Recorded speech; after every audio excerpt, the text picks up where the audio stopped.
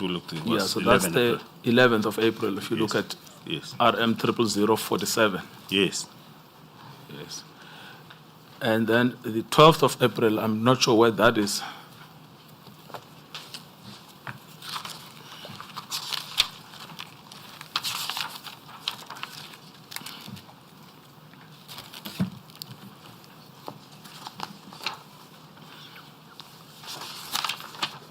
And so when you look at Annex A, it is utterly confusing about which of those three affidavits Mr. Hale read. Yes.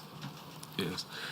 Now, this is where the problem then becomes, is that when you see Advocate Batoyi, who is the person that must make a rational decision to charge you, saying, I've relied on Mr. Hale's affidavit. And then, on Mr. Hale's opinion, when you look at the opinion, it talks about Annex A, it doesn't attach Annex A. You try and find out from the record, you find 3 different documents, and you can't work out what are they talking about. Yes. Regrettably, Advocate Batoyi left this chamber before we could cross-examine her on this point. Yes. Yes. All right. I needed to clarify that when we are talking about Mr. Rulufse, that we are actually talking 3 different statements, and we can't work out which statement was read and relied upon by, well, we know for sure that there is no statement read by Advocate Batoyi, but we can't work out which statement was read by Mr. Hale. Yes. Yes. Unfortunately, she can't testify. He's an advocate. He can't testify here, so we would just never know. Yeah, we can just assume which one statement and take it from there. Well, we can't make assumptions. Yeah. This is your career at stake. There has to be proof. Now, you've dealt with the supplementary, and there is also Mtunzi, Omche, and Tembeni Mtuzi. Omche.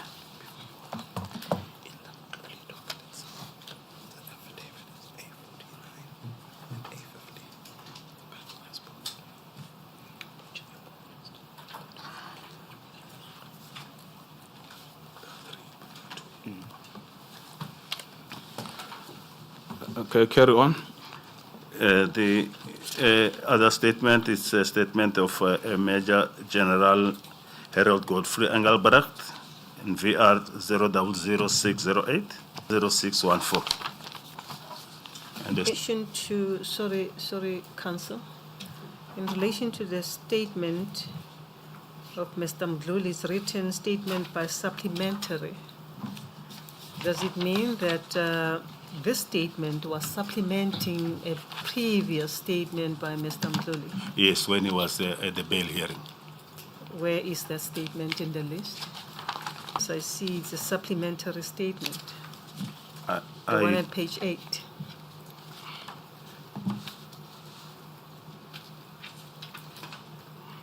Yeah, the statement, I'm not so sure on record what is it, but it's marked A53 in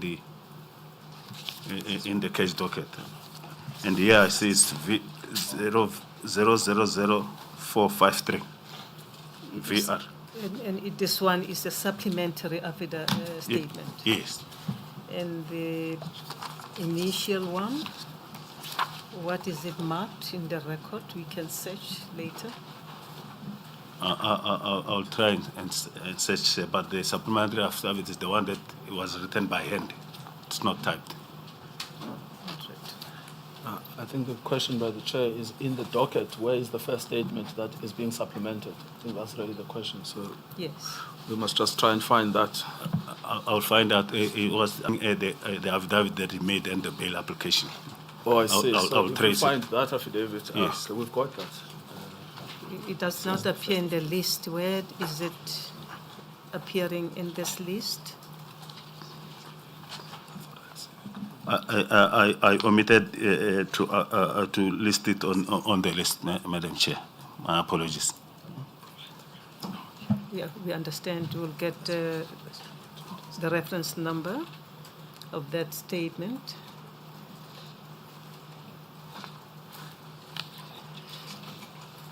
Yes. Perhaps Mr. Ramakhali can locate Yes, I have no doubt. the place in the record where we can find the main statement. Yes. Thank you, Madam Chair. We shall make sure. Mr. Chauke, you are saying that was a handwritten supplementary to the application in the bail proceeding. All right. Well, that should be easy to locate. All right. Carry on then. Following page, page 9. A statement by Deputy Provincial Commissioner Benning Tanderson Clemeza at VR 000831 to VR 000846. And statement by Lieutenant Colonel Peter Jansen Viljoen at VR 00932 to VR 000934. And representations by Mdluli at RM 00338 to RM 00355. The prosecution memorandum regarding representations by Advocate Van Sale and the two others, Galega and Advocate Barnard, the RM 00881. I just did not take the last page there. I omitted to record how many pages are there. Inquest report, which is at RM 00889. And the inquest findings by magistrate at RM 02 to RM 01044. Yes. Now, what seems to have become, look, there's quite a lot of documents in this docket. Yes. Quite a lot of things that you read, Yes. and you came to your conclusions. Now, what it seems, and I'm speculating here because we were denied a chance to cross-examine the complainant by her walkout, is that if you look at the item referenced as, we can go through that, is RM 00881. Let us do that rather than this RM 00881.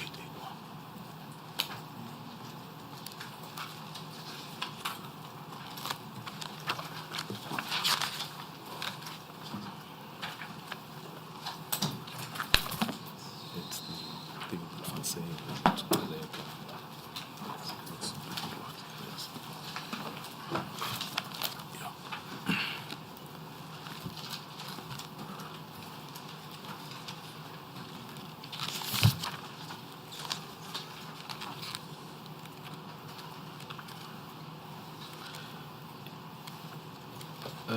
Let us know when you have it.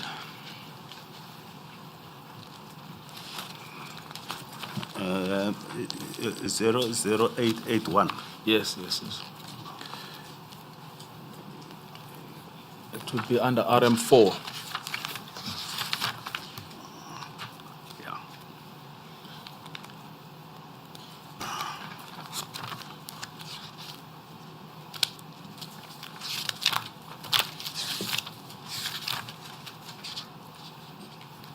It ends at RM 00884.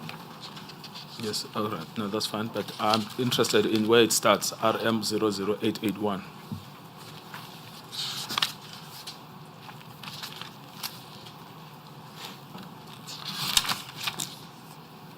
Yes, I'm there.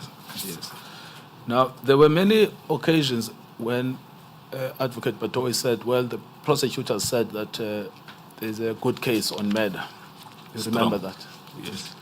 Now, the only time I can find in this record is that reference is this document, this 4-page document, RM 00881. And that is a response to the representations that were made by Lieutenant General Mdluli.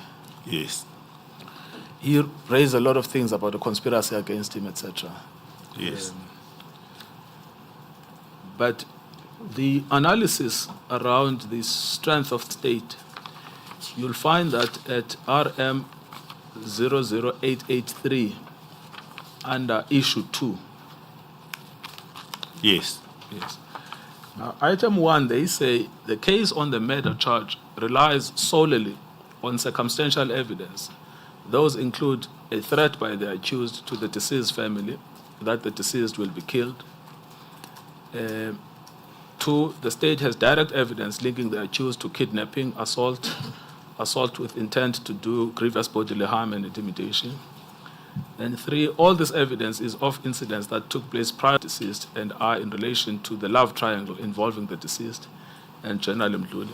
We have consulted with all of these witnesses extensively and hold the view that their evidence constitutes prima facie proof of these crimes.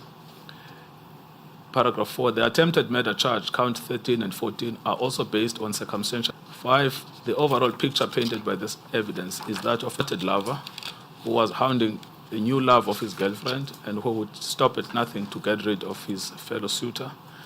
And 6, the charge of defeating the fact that 2 dockets implicating him in this matter were discovered in his safe. Yes. Now, there is nothing else that I could say from this memorandum that analyzes the underlying evidence in detail. I looked at the prosecution memorandum that people like Advocate Mayema did for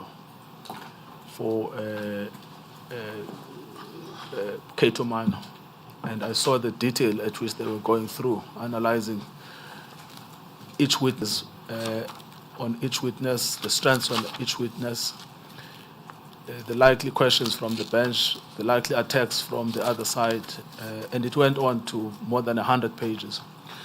But here I found only 6 paragraphs, and no more than that. Did you find anything else other than these cryptic paragraphs? You meant from the Yes. prosecution memorandum? Yes. No, that's what was there in the prosecution memorandum.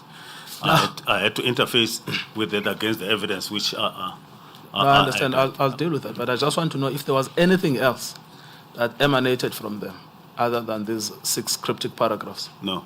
Yes.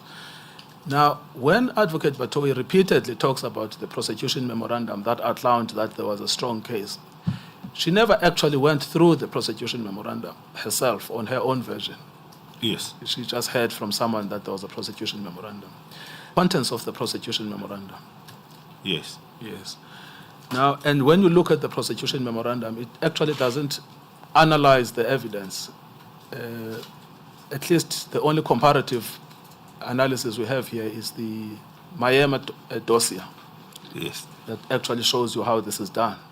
Now, so then you have these 6 cryptic paragraphs that basically say, look, we admit that the case is circumstantial, but we think it's strong. Yes. Yes. What then did you do after you received this? But only in relation to the murder. To the murder, yes. And attempted murder. Yes, yes. Murder and attempted murder, yes. But the other, they say it's direct. Yes, that's correct, Madam Chair. After that, Chair, I called for the case docket. Yes. To be placed before me so that I can read the case docket as against their submission and the representations which came from General Mdluli. And why do you call for the case docket? You see, because we've got a strange thing here where the NDPP takes a decision of monumental proportions. She's never read a single docket.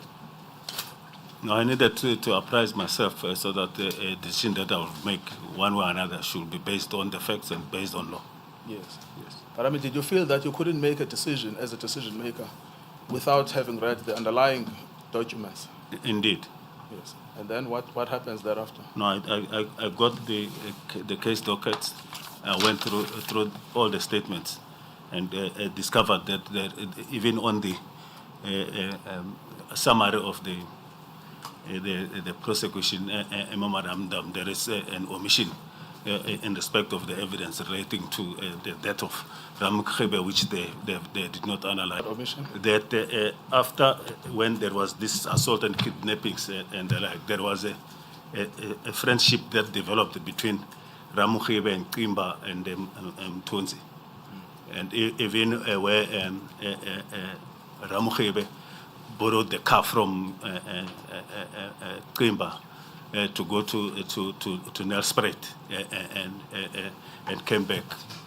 And then even on the attempt that happened to him, firstly was he was driving that car of Kimba. Yes. And the notion that he was now always fighting, having problems with Kimba and Mdluli and them, to me that indicated that there's something more to that. And I understood why maybe the prosecutors would have omitted that, because that negates the theory that a jilted lover was now busy pursuing him, because these guys were also were working with Mdluli at the police station at Fort Solaras. And even that attempted murder, it was reported to them, and this Dlomo was the investigating officer, and Mtunzi was also the one who took Abu Ramkheba to the police station to open the case of attempted murder. Yes. And those omissions, why were they important for you? The theory that we had developed to say he was killed by Mdluli because of his the love affair, that he was angry about it, and it's negated by the fact there was now a relationship that developed between him and. I see. Yes. After the. Yes. After the kidnappings, and then it was almost about 2 or 3 months thereafter. Yes. Yes. Now you had, I suppose, how many choices did you have? 2 or 3 choices. You could simply go ahead with the prosecutors. Yes. Or you could overturn them. Yes. And if you overturn them, you could have just withdrawn the charges, full stop.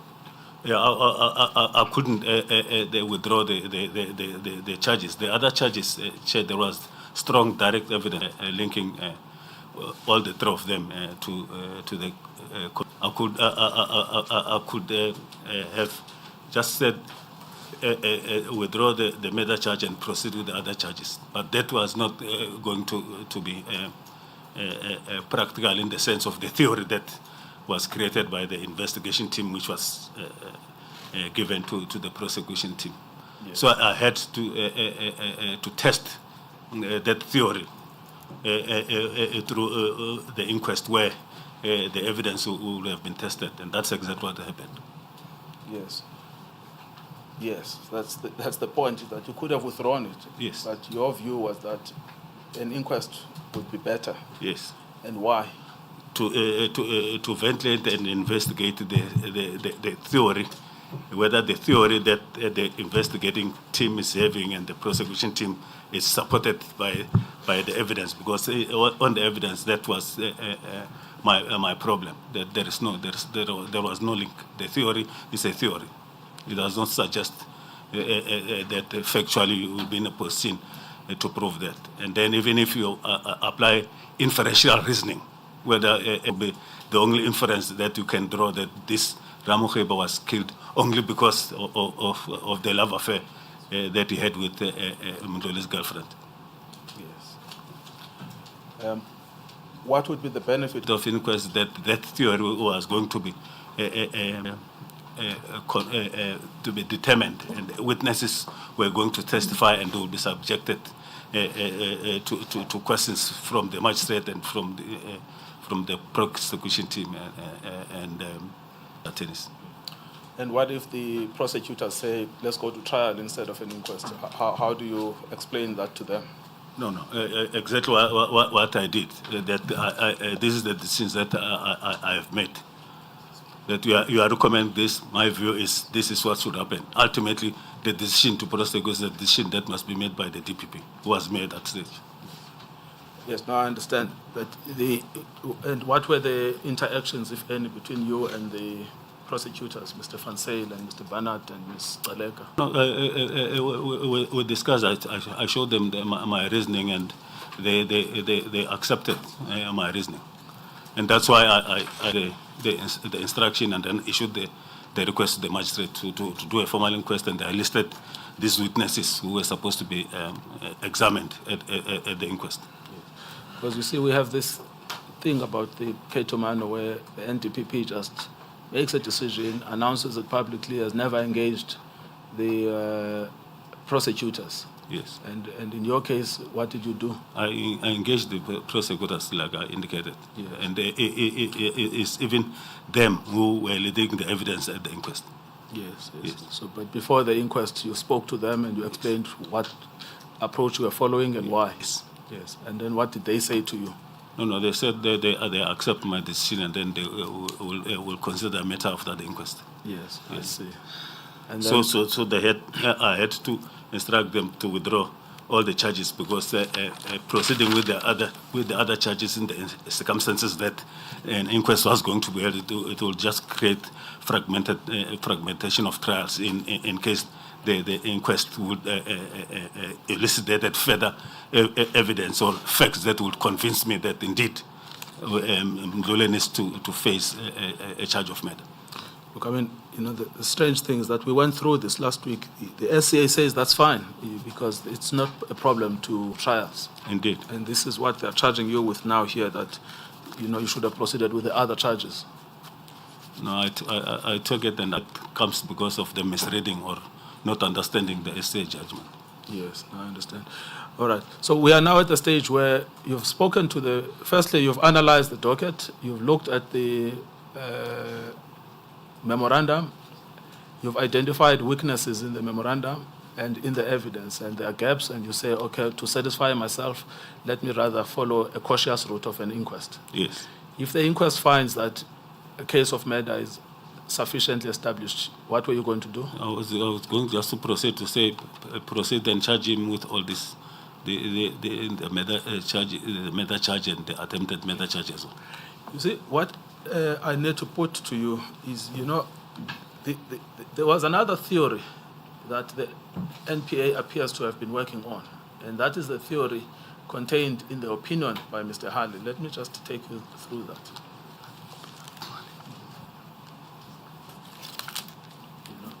And they seem to have thought that it's some kind of a double agenda, you know.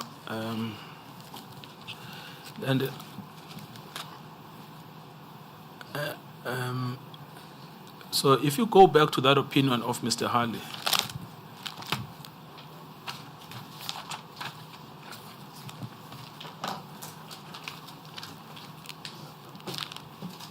If you can help me with the page.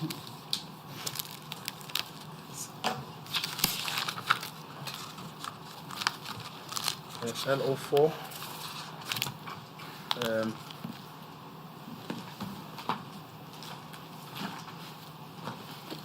So I want to look specifically at LO 001056. 056. Yes.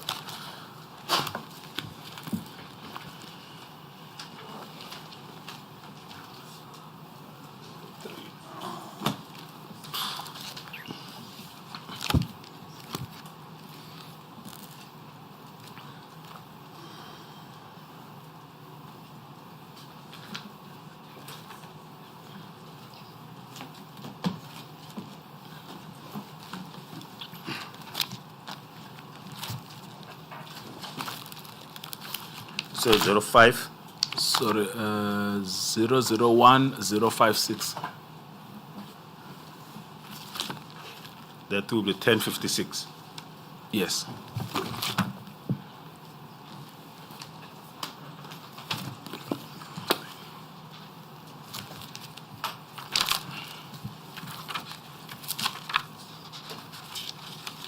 Yes, I'm there, Chair.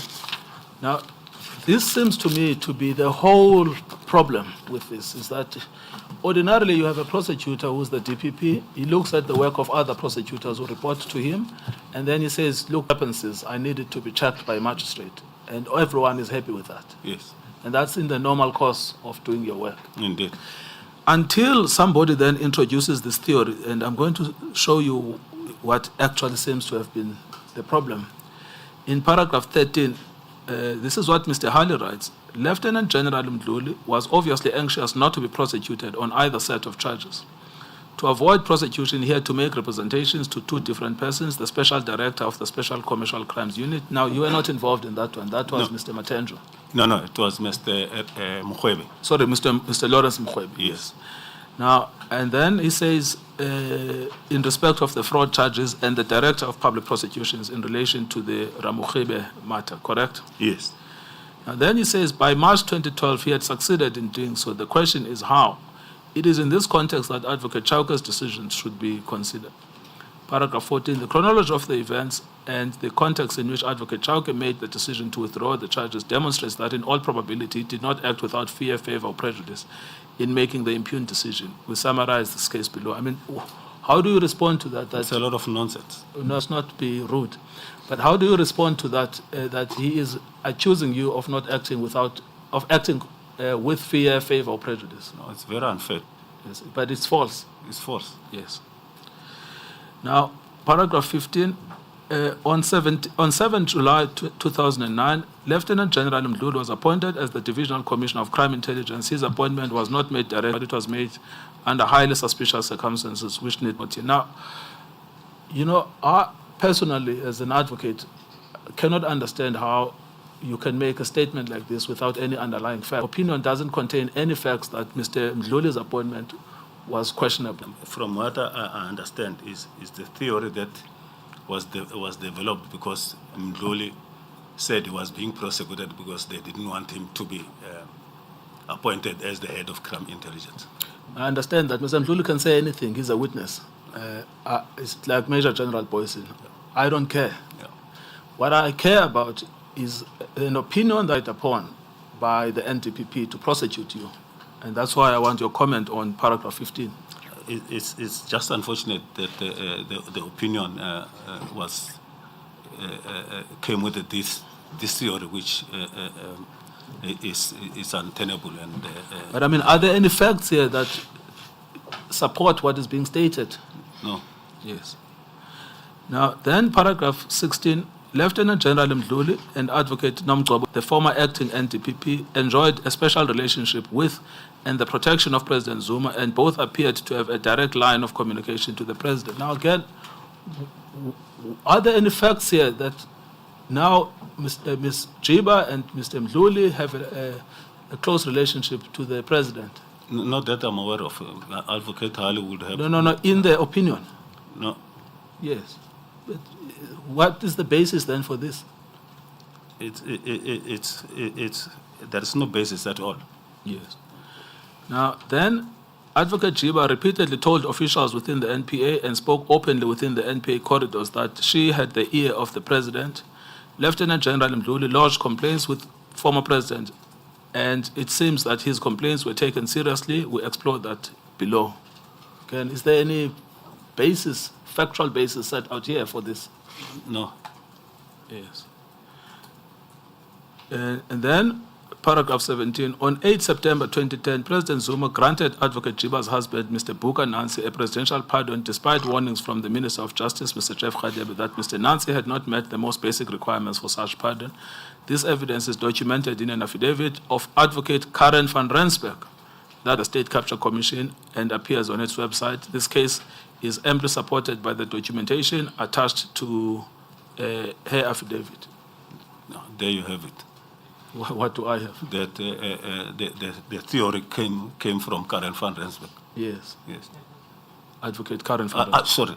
Advocate Karen van Rensburg. Yes. But it's not tested anyway. There's no trial. There's no cross-examination. Nothing. It's just people's own thumb-sucking. Yes. Yes.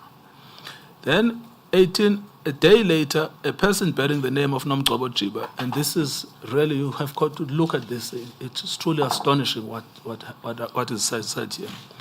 A day later, on 9 September 2010, a person bearing the name of Jiba, who apparently had a different identification number, and Lieutenant General Mdluli traveled together on a flight to Durban. Advocate Jiba was confronted with this evidence in the Mohoro Commission of Inquiry. She denied that the person in question was her. Given the surrounding circumstances, it seems with respect far too coincidental that it was not her. Now, what do you make of this? I mean, in terms of the evidentiary quality that you would expect from a senior counsel advising the NPA, that you just rely on your own speculation. That's why I'm saying that he looked at the gossip and the innuendos from people in the NPA, like Advocate Karen van Rensburg. You would remember Advocate Karen van Rensburg is the one who filed the affidavit in the where the NPA was alleging that it was not represented in this inquiry, when the contrary is correct. So I'm not surprised at all. Yes. Then, on 11 November 2010, Lieutenant General Mdluli addressed it. Before you continue,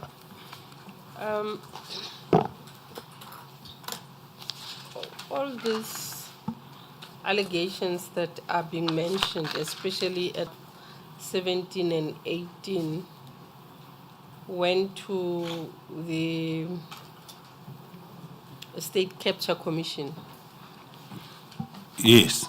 Do we know whether there was any pronouncement on any of this, or what was the outcome?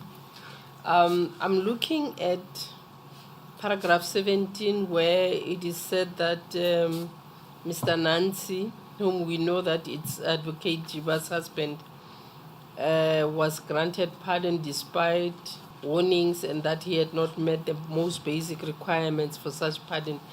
Did the State Capture Commission make a pronouncement on this, or was there an effort to review this decision? Because if it was taken arbitrarily, it is an administrative decision that can be reviewed. Was there any pronouncement, or was it reviewed? And maybe let me just lump it with what is contained in paragraph 18, where Advocate Jiba says, the person that you're talking about is not me. Was there anything further done to try and prove that it was Advocate Jiba for us to be dealing with it now, entertaining it now here? Chair, not that I'm aware of. As indicated when Advocate idea, she said regrettably the Zondo Commission did not make any findings. Now, what has happened here, because I also filed an affidavit at the Zondo Commission, when it was supposed to be our turn to respond to the allegations from Karen van Rensburg et al. The Zondo Commission said this was not within their terms of reference, and then the NPA to be dealt. That's why when she was Advocate Shamila Bato, when she was here, she said, regrettably, Zondo Commission did not make any findings.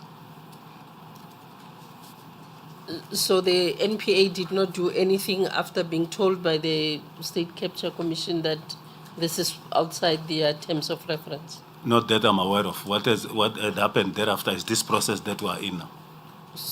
So we can simply disregard this because it does not take us anywhere. I mean, we do not have to advocate. Jiba is not before us.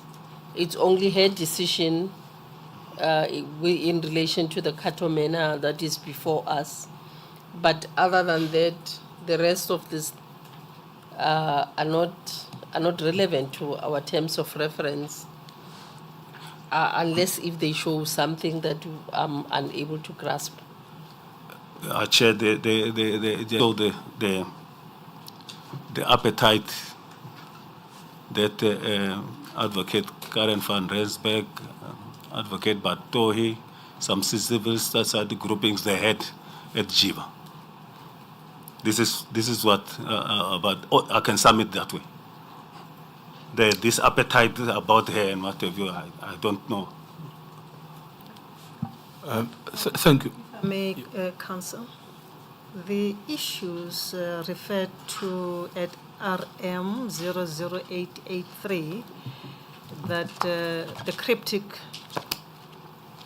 issues, you remember? The 6th paragraph that Advocate Nkcukaitobi referred to earlier. 883? 883, RM 00883 is volume 4 of Mdluli. It's a prosecution memorandum.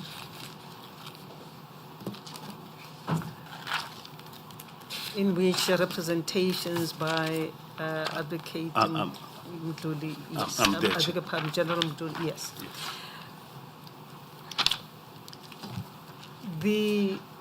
The first issue regarding the murder charge and the attempted murder charges,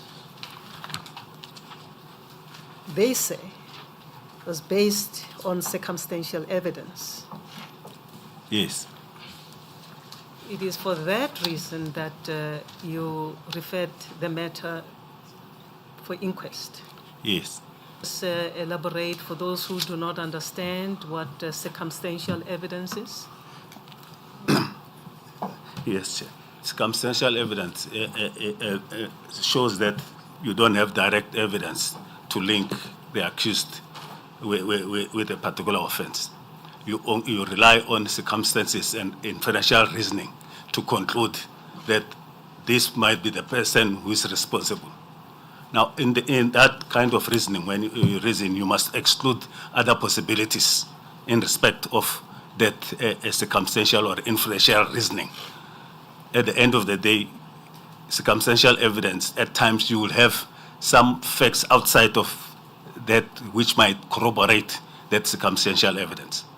And in this instance, my reasoning was that there are no other facts other than that there is this love triangle, which is supposedly the main cause for his death.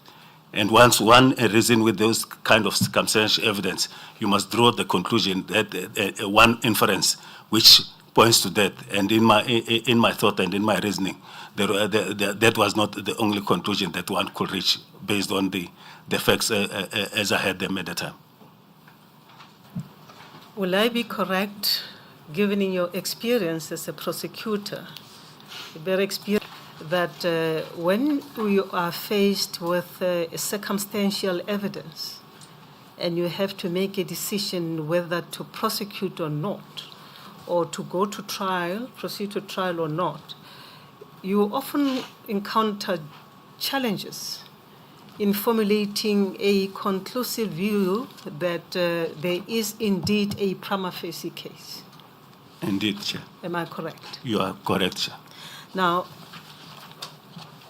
with this background, looking at the opinion of Advocate Halley, where they tabulate all these things that they are mentioning, which seems to me to constitute gossip. Indeed, at the highest level.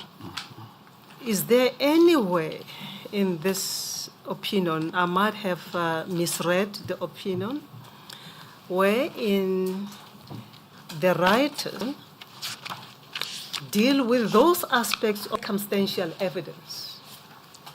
Not that I'm aware. Not that I'm aware, Chair. I tried to also go through it from time to time when I knew that I was going to come here, and I couldn't see where they actually discussed the actual effects and the actual evidence.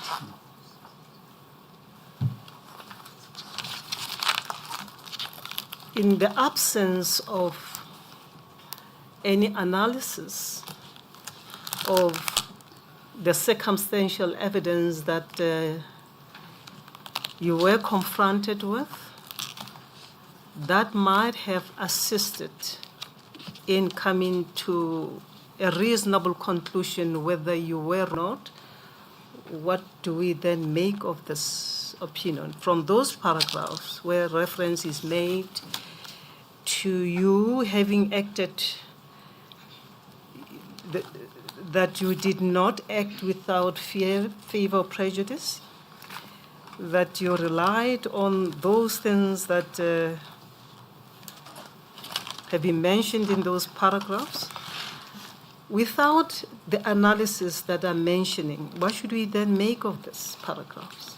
I respectfully submit that they must be ignored and not be taken into account, because it's untenable, not based on evidence, what is contained on those paragraphs. Now, the suggestion at paragraph 14 of the opinion that in all probability you did not act without fear, favor, or prejudice. You know that is a serious allegation. I know, Chair. And it is serious because of your constitutional and legal obligation as a prosecutor. Correct? Correct, Chair. Now, the averments that you did not act without fear, is it based on those paragraphs? For instance, paragraph 15 and 16 regarding the mentioning of the appointment of Mr. Mdluli by President Zuma, and that General Mdluli had a relationship, a special relationship with Advocate Jiba, that Advocate Jiba's partner was given presidential pardon. I'm just mentioning in summary those aspects. And I'm just trying to, what relevance are these aspects to the allegation that you were fearful? I was not fearful for that simple reason that if I was acting with prejudice and the like, and I was to confirm to this theory, then it means I would simply have withdrawn the charges against Mdluli in their entirety. But because I was acting without fear or favor or prejudice, I had to look at the facts and satisfy myself that there is justification for the charges, one way or another, in summary, without fear or favor or prejudice. Because this reasoning, which is here in this paragraph, is prejudicial in themselves.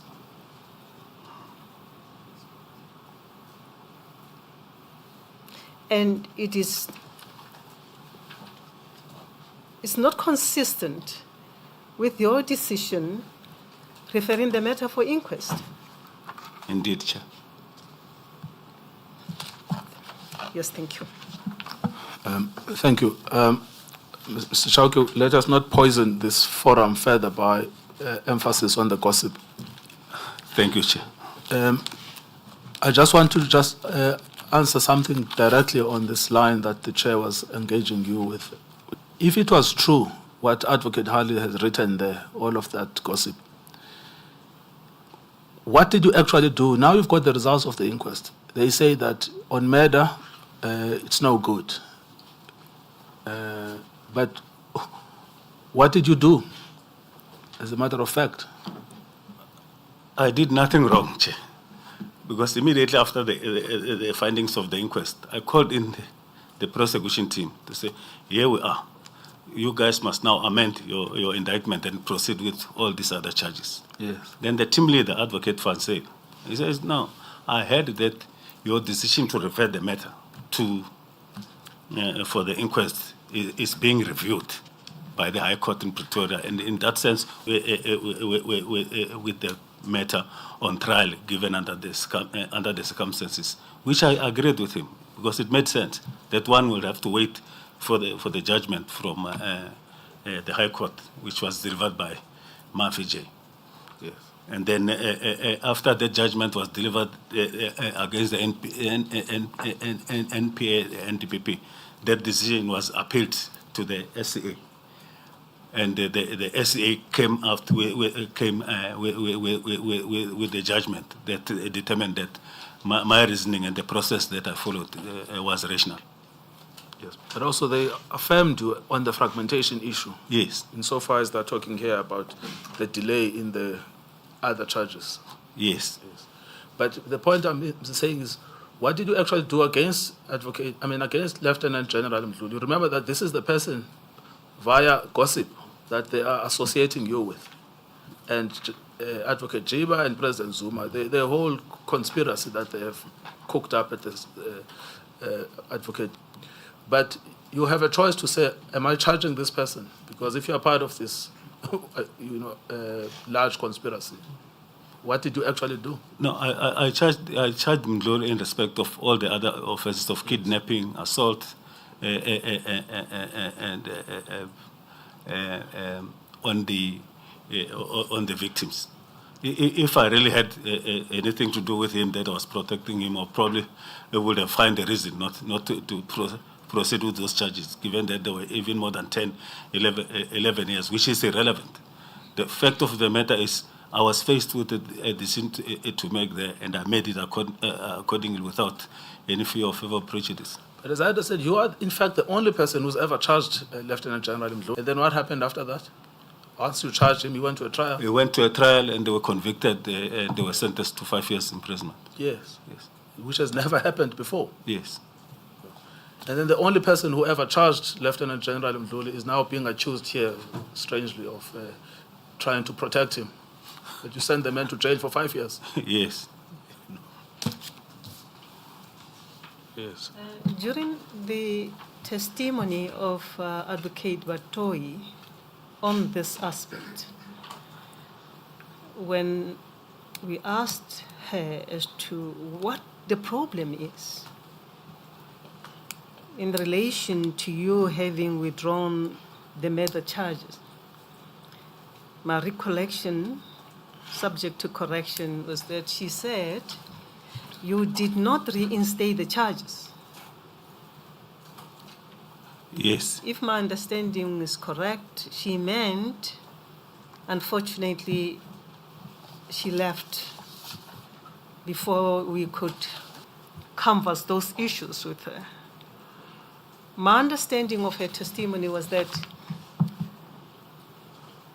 your failure to reinstate those charges after the decision of the Supreme Court of Appeal is what really gave the problem and led to her doing what she did. Because she seemed to have understood that withdrawal per se does not put an end to a case, a criminal case. It can, at a later stage, be reinstituted. Is my recollection of events correct? What has happened indicated there is a misreading or misunderstanding of the judgment.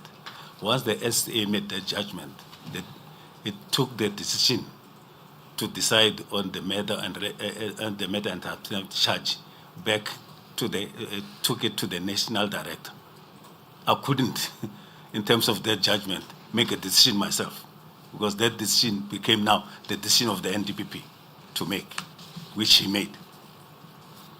So how Advocate Batoi and those around there could consider even the opinion concluded that I failed to reinstate the charges once they were withdrawn, it's beyond comprehension.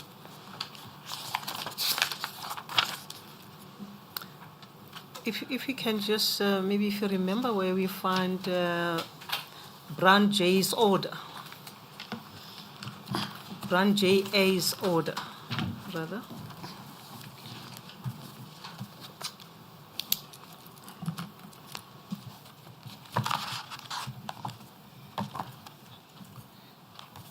It is CL.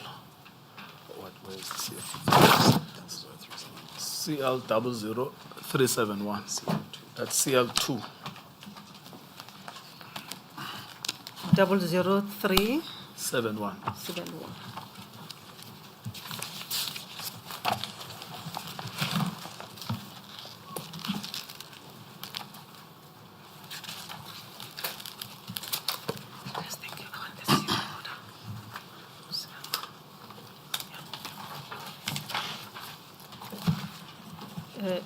Thank you, Counsel.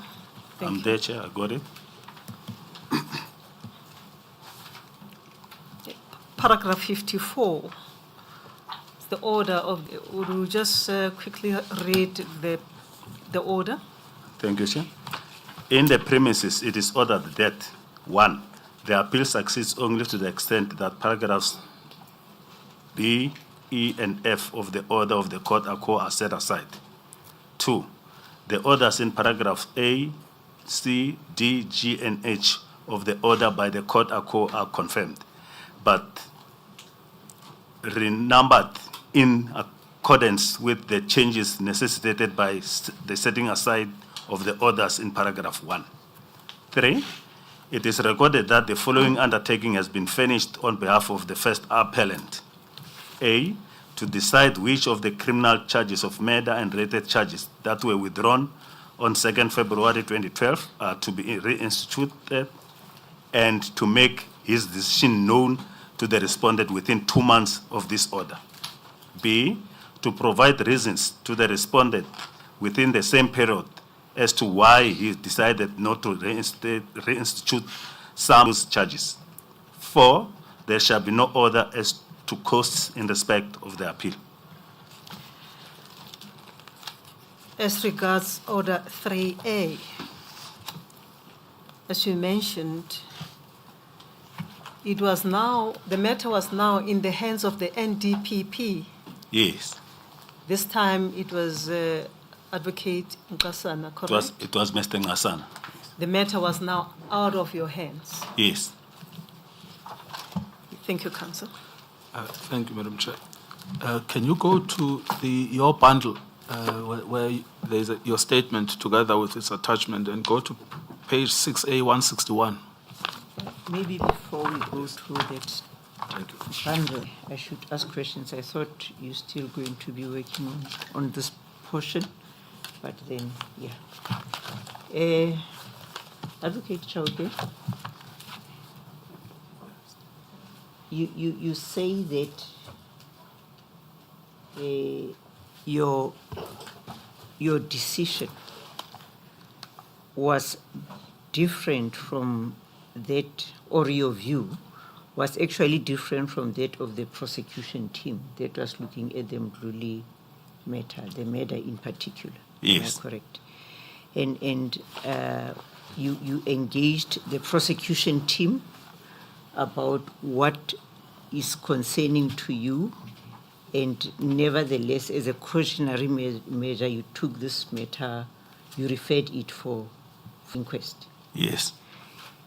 And you say that the members of the prosecution team, the very prosecution team that had decided that the matter should be proceeded with on prosecution, are the ones that led witnesses' evidence at inquest. Yes. At the inquest, yes. Yes. And once the inquest was concluded, the magistrate gave its ruling, its decision. Yes. Now, do you know as to, upon receipt of the decision of the magistrate, what was the view of the members of the prosecution team, the very ones that were actually active at the inquest? Were they satisfied, according to your observation or even what they said, about the decision of the magistrate, or was there any issues from them? According to me, they were satisfied. They understood the reasoning of the magistrate, and I did not take it any further from there. Okay, yes. So they too now were satisfied with your thinking and agreed, based on the reasoning of the magistrate, that you were actually correct. Yes. Now, after the receipt of the inquest outcome, you then directed the prosecution team, Fanzale and them, to then proceed with the other matters. Yes. And how can we describe this? Can we say that you gave a directive that the other matters be proceeded with without delay, or did you delay in some way or the other? I did not delay it at all. I think it was 2 or 3 days thereafter, once I received the record of the findings from the magistrate, and having studied that, I called the prosecution team, and I explained to say, given what has happened, a reasoning of the magistrate, I'm satisfied that the decision that I've made is correct. You can proceed with the other charges. So this actually suggests that the question whether to proceed with these other matters depended on what the outcome would be, but in respect of those matters, you were resolute on proceeding with the prosecution. The only thing that you were trying to avoid was staggering the matters. Is that a correct conclusion? That is correct. Yeah. And say that the NDPP actually ought to have become aware of the fact. Let me rephrase it. I don't think I'm asking that. Right. Now, but for the advice from the prosecution team that the decision of the magistrate was under review, these other matters would then have been proceeded with. Yes. Now, reference to, I see Advocate Hali's opinion has spent a lot of time dealing with issues that concern Advocate Jiba. And I look at that memorandum, that opinion. It was written in 2023. Is it correct that that was long after Advocate Jiba had left the NPA? Yes. Thank you. And Ngcukaitobi and the others were by then, I think they were in prison, serving the 5 years. Right. Yes. Thank you. That's a bonus answer. Thank you. In relation to which? To kidnapping, assault, and defeating the end of justice charges. Yes. And you may? No, I'm happy to yield. Yes, thank you. And I thought that the point that I asked you about Order 3A of the Supreme Court of Appeal, just to take it to its logical conclusion, the charges were subsequently reinstated. Yes. That is the murder charge. No. What happened to those charges? Mr. Ngasana made the decision that there is no enough evidence to proceed on the murder and attempted murder charge, and he informed the freedom under law accordingly through Cliff Decker attorneys. What decision then did he make? Nolle prosecute? He made a nolle prosecute in respect of murder and attempted murder charges, and indicated that the trial is going to proceed in respect of the other charges as directed by me. Yes. Was there any challenge to that decision by anybody? Not that I'm aware of. Thank you. Thank you, Madam Chair. I think we were actually on the same point. I was going to ask the witness to look at 6A/161 of the attachments to your statement.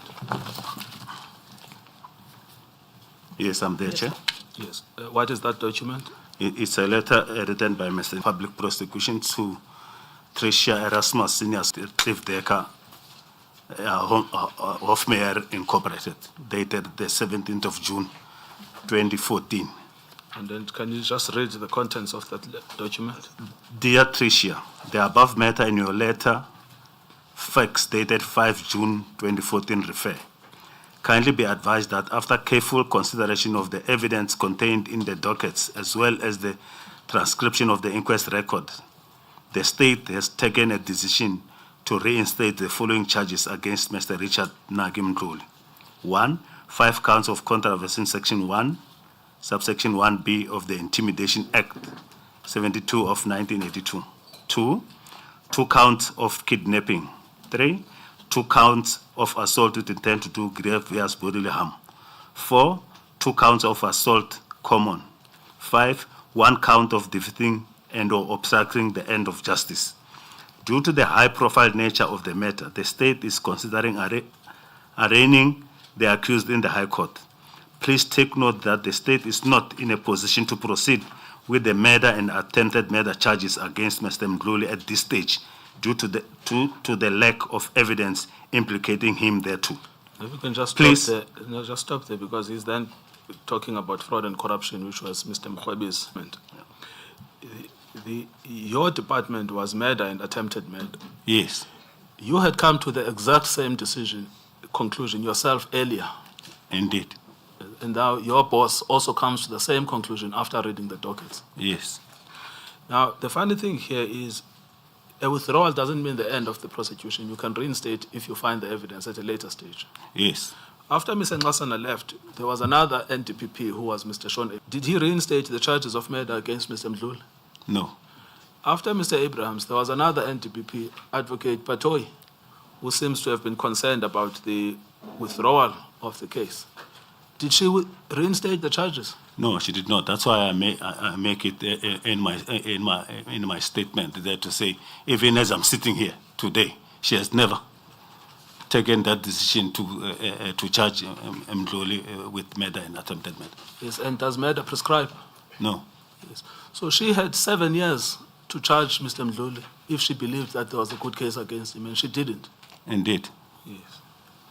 Sorry, you wanted... Sorry. Just to follow up on that one.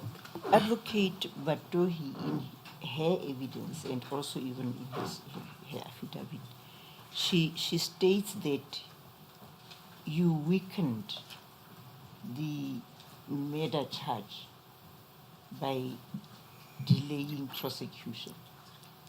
Are you able to help us understand what that means in the context of your work as a prosecutor? No, to the contrary. One was able to determine whether that theory or the circumstantial evidence would stand scrutiny in court, which it was not. So she's saying directly the opposite, because the opposite will also be true, that at the inquest, it could be the evidence there will come and show that indeed this circumstantial evidence is strong, and then it's the only inference that can be drawn that Mdluli who killed Ramokhibe at the exclusion of any other person. Can you enlighten us about what could weakening a case mean, especially in the context of your exercise of your obligations as a prosecutor? Instances where we can really point out that indeed these are factors which can contribute to the weakening of the case at the hand of the prosecutor. You will find the rare instances of that happening, because in a case where a witness is subjected to double cross-examination, that is cross-examined at the inquest and then being cross-examined in the actual trial, there is a potential that you think that the witness may contradict themselves in the subsequent trial and the like. That's the only reasoning that I think maybe she was thinking about it. Yeah, Anything more than that, it will be a figment of an imagination that will happen. Okay, thank you, sir. Thank you. Ngcukaitobi, I'm reminded that it is tea time. Yes. But before we pause, let me just clarify with the witness. Following the letter by Advocate Nkasana, or decision, let me not refer to it as a decision, 6A-161, where he said, please take note that the state is not in a position to proceed with the murder and attempted murder charges against Mr. Mdluli at this stage due to the lack of evidence You said that this is a nolle prosequi decision. You understand it to be that? Yeah, I understand it to be there at that stage. Now, what avenues were or options were open to Advocate Batoi if she was of the view that the murder and attempted murder charges against proceeded with? If she had evidence which would have come to light between then, this decision, and her coming into office, she will be entitled to reinstate the charges, to make a decision to say the murder and the attempted murder charges should proceed. That's where my problem is. I don't understand this sentence to mean withdrawal. Yes. I understand this sentence, and correct me if I'm wrong. The decision I is taking here is not a withdrawal. No. It's a nolle prosequi decision. Yes. Now I'm asking you, in the face of that kind of a decision, in your understanding of criminal proceedings, what options was then open to Advocate Batoi if she was of the view that the prosecution should have been proceeded with? It was to go back to the court and ask for the court to review the decision and consider factors that she would have had in a position to indicate that that decision was unlawful or was irregular. In the same vein that Freedom Under Law went to court to challenge the decision not to prosecute, she could have done exactly the same way to indicate that she wants that decision reviewed, and then that the court will consider and make a decision. But the Freedom Under Law one was different because yours was a withdrawal. Yes. Not a decision not to prosecute. Standing correct? Correct, Chair. Here, it is a final decision, if I may call it that, not to proceed with the prosecution. Yes. And in that instance, anyone who was of the view that prosecution should have been proceeded with would have taken certain steps. And you say, we should have gone to court to review this decision of Advocate Nkasa. Yes. Or Freedom, then when the decision was made and they were not satisfied, they would have approached the court for them to challenge that decision of Mr. Nkasa. Yes, Freedom Under Law is not before us. There's no complaint by them. The complaint is by Advocate Batoi. Indeed, Chair. Yes. We have now crossed that first hurdle regarding the withdrawal by you. The AA has pronounced on that. The matter has now gone to an NDPP, in whose hands the matter was, and he decided, I am not proceeding. That should then have brought the matter to an end. Which is what has happened. The matter was concluded. Thank you.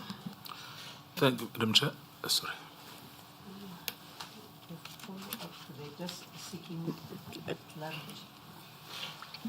Yes, the matter was then brought to a halt by the nolle prosequi, as my sister has stated, that, there is a clear difference between a withdrawal and you can powers in respect of a withdrawal. Is it also not so that maybe the only option open for a person, not just focusing on Advocate Batoi, because then we'll talk about her office later if necessary. Once a certificate of nolle prosequi has been issued, is it correct that those who have an interest in the matter would then have a right to institute private prosecution proceedings. Yes. But looking at the office held by Advocate Batohi, would that, even that, be open to her? Because people go for private prosecution or they believe that the prosecutor has failed to exercise its decision properly. It comes from the NPA, becomes the decision of the NPA. Yes, she's functus officio. She's functus officio. It would also not be open to her. Yes. Thank you.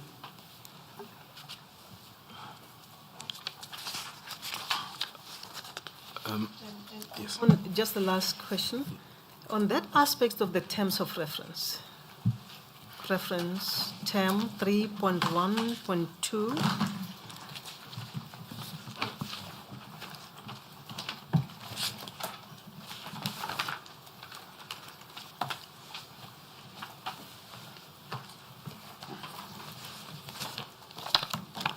I'm the chair. if I may quickly just read it, the failure to continue with charges against Lieutenant General Richard Mdluli for his involvement in the murder of Mr. Tefo Abel Ramogibe, in that he, Advocate Chauke, caused the charge of murder relating to the killing of Mr. Tefo Abel Ramogibe and related charges to be withdrawn. Yes. We have crossed that hurdle. Yes. Notwithstanding that there was strong evidence justifying the institution of a prosecution in the matter. We also dealt with what seemed to have been relied upon by Advocate Hali and others in the opinion that gave rise to this issue. Is there any other evidence, in your view, apparent from the affidavit of Batohi, other than what we have read in the opinion of Advocate Hali, suggestive of a strong evidence?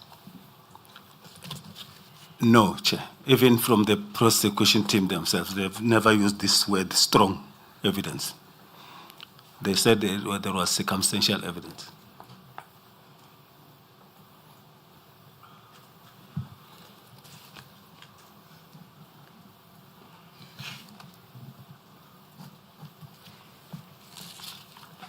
Well, we will probably have the benefit of hearing from Advocate Batohi if she decides to come back and take that stand, or any other witness who may assist us in establishing whether indeed there was such strong evidence referred to. Indeed, Chair. It would be nice to hear the legal mind of Advocate Shamira Batohi in that respect. Yes, thank you. Council, I don't know whether you want to close this chapter or you want to deal with other aspects. If you want to close with few questions, maybe we should do that so that you can lap into the last few aspects of your case, if necessary. Yes, Madam Chair. No, it's just to go back to the prosecution memorandum, which is the source of this. It's actually at RM 00883. The witness points to the fact that the charge talks about strong evidence, and it is disconnected from the prosecution memorandum, which is the basis on which they are relying. Now, if you look at item 1 under issue 2, strength of the state's case, it says the case on the murder charge relies solely on circumstantial evidence. Those include a threat by the accused to the deceased family that the deceased will be killed. Now, then, if you look at item 4, which is actually, I think that actually the attempted murder charge is irrelevant charge. The only issue to be concerned with is the murder charge. I take it when they say and related charges, when you read the terms of reference, that's how. No, but where do they say related charges? where they say a charge of murder relating to the killing of Mr. Tefo Aberamkhibe and related charges to be withdrawn. So you would read related charge to be murder and attempted murder? Yeah. Okay, well, we can take that generous view. But then in paragraph 4, we are still back to where we started, paragraph 4 of the prosecution memo. It says the attempted murder charges, count 13 and 14, are also based on circumstantial evidence. Yes. So this is where the disconnect is. And then you look at the charges. The charge then invents a phrase, strong evidence. Yes. But that was not the opinion of the prosecution team. Yes. Yes. Madam Chair, I'm just going to do literally the last 3.2, which are the conclusions, and then I would know that we can have enough time for the cross-examiners. So if I could just do that quickly in 5 minutes before we adjourn.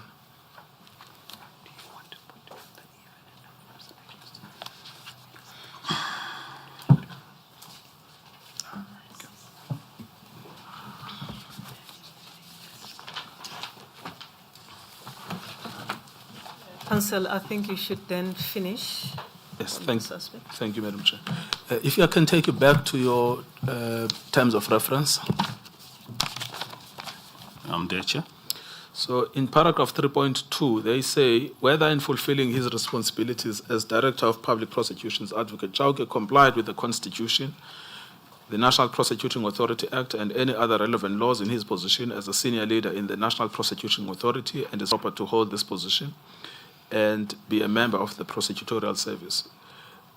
What is your answer to that? Did you comply with the Constitution? Did you comply with the NPA Act? Are you fit and proper? Fully. I complied fully, and I'm fully fit and proper. Yes. 3.2.2, whether Advocate Chauke properly exercised his discretion in relation to instituting and conducting criminal proceedings on behalf of the state, carrying out any necessary functions incidental to the criminal proceedings, and discontinuing criminal proceedings. Did you properly exercise your discretion in relation to those three aspects? Yes, Chair, I did. Yes. And then whether you duly respected court processes and proceedings before the courts as required by the applicable prescripts, and as a senior member of the National Prosecuting Authority, did you respect courts? I respect courts directly opposite to those who came before the inquiry, because they don't respect the courts. Yeah, well, they're asking you to revisit court findings, so that says a lot. Yes. And then whether you exercise your powers or performed your duties and functions in accordance with the prosecution policy and policy directives as determined under Section 21 of the National Prosecution Authority. Did you respect prosecution policy and prosecution policy directives? Yes, I did, Chair. Whether you acted at all times without fear, favor, or prejudice. Did you act without? Indeed, Chair. Yes. Whether he displayed the required competence and capacity required to fulfill his duties by, among others, objectively engaging the facts presented to him impartially, in good faith, and without fear, favor, or prejudice, subject to the Constitution of the Republic of South Africa and the law, in order to discharge his duties as a Director of Public Prosecutions. Did you fulfill your functions in accordance with the required level of competence and capacity? That's my view, that I fully complied with that. Yes. And then whether he acted in a manner which brought the National Prosecution Authority into disrepute by any of his actions or omissions. Did you bring that all? Yes. Now, I understand that you've obviously not been happy that you've been suspended and you've been subjected to an inquiry and you feel there's a lot of unfairness. Yes. But the fact of the matter is that if you are not found guilty, you have to go back to the NPA. Yes. And you have to work with some people that you would feel have been unfair to you.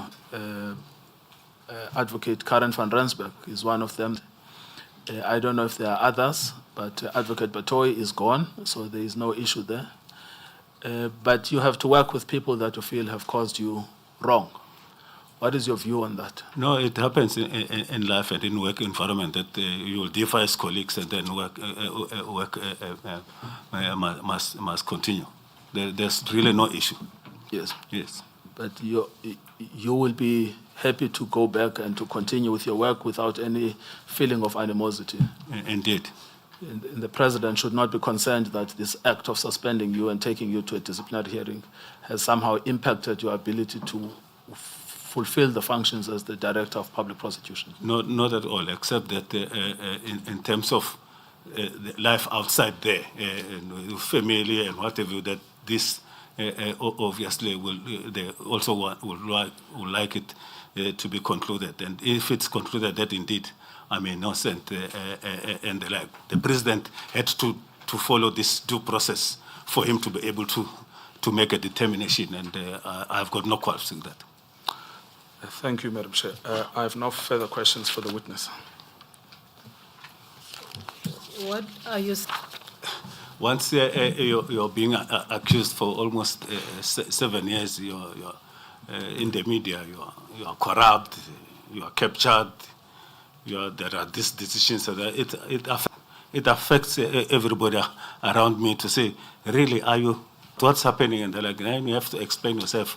At times, you sit with them and then you look through their eyes, you can see that they are so much worried about this conduct and the like. But now that this inquiry, since the start of the year, that there is nothing about me being corrupt and all sort of things. There's just is that burden and all sort of things. And to me as a person as well. Must be happy that the president agreed to institute this, to establish this inquiry. Indeed. Everybody around me, they said that this is the best that could have happened, because if this did not happen, I just maybe decided to resign, to leave, and what have you. The truth that South Africa knows now, they would not be in a position to know. Well, this panel has been thus far. Yes.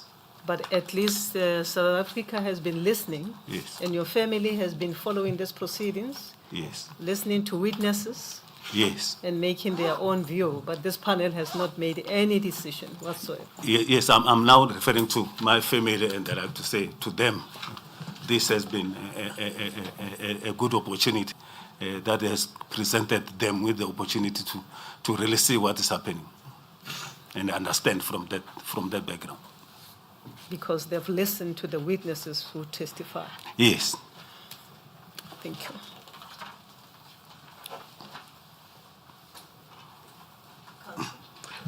Thank you, Madam Chair. I've got no further questions to the witness. You are closing your case? Well, I mean, after he's insofar as this witness is so far as concerned. this witness is concerned, yes. I'm going to close my case very soon, Madam Chair. I know that I should. Yes, the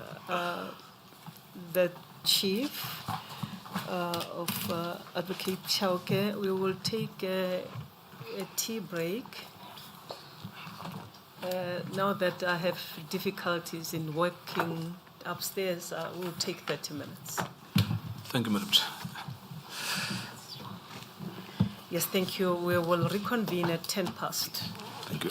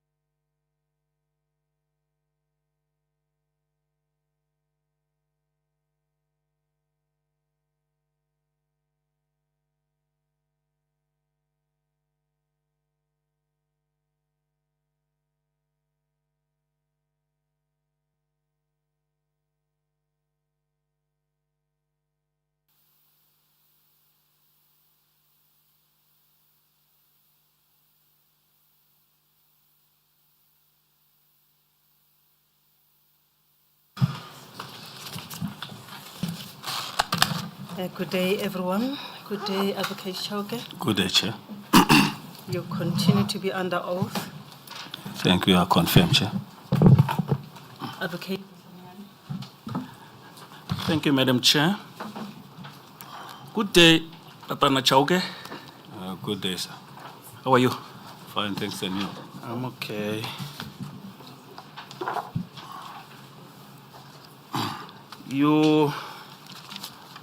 You read documents. As you indicate in your document that you presented before this tribunal, you read quite a number of documents. We don't have to go back to them. Yes. Now, in your role as a coordinator, did you have to read so many documents and dockets as well? Yes. The reason being? When I had to assist Advocate Jiba in the review application, which was brought by Poison.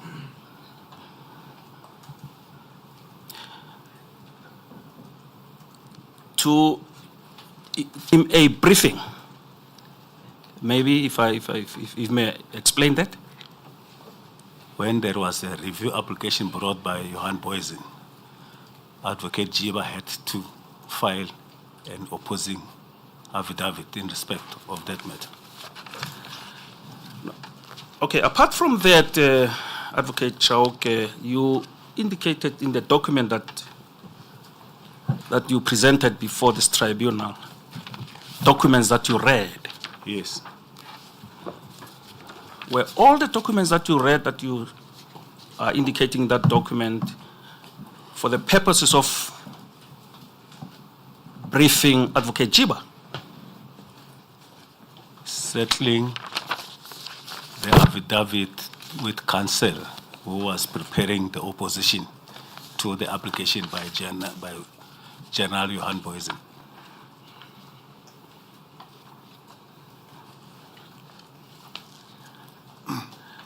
Okay, let's go to page 3 of the document.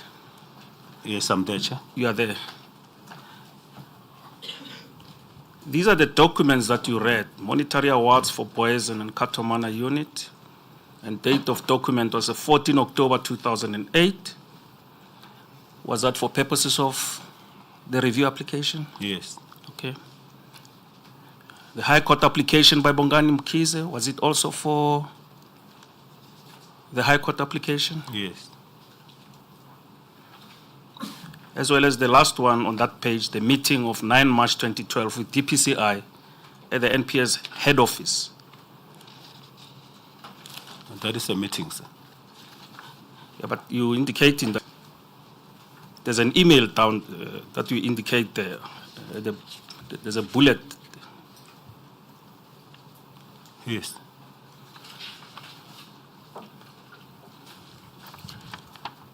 Now let's go to the next page. I'm not going to refer to each and every document. You have done so. All these documents that appear on this page, page 4, were for that purpose as well. Yes. To brief Advocate Jiba in the review application of General Poison. Yes. Okay.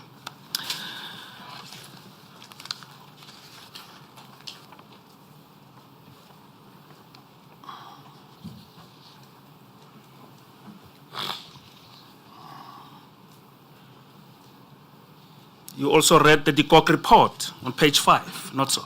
Yes. That's also for that purpose. No, sir. Okay. Let's proceed. Now, in your evidence in chief, Advocate Chauke,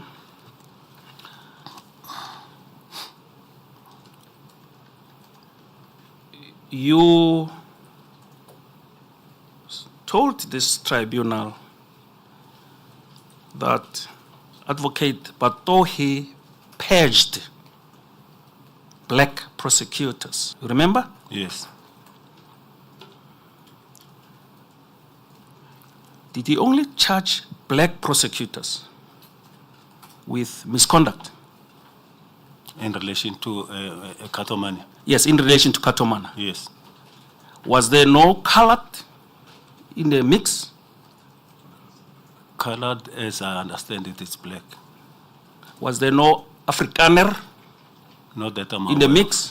of. Not that I'm aware of. Okay.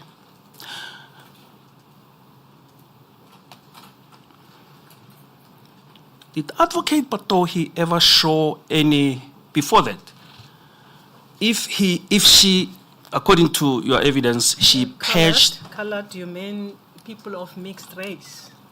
That's what I mean, Madam Chair. Thank you. If you say she purged black prosecutors, are you suggesting, correct me if I'm wrong, that Advocate Patohi is racist?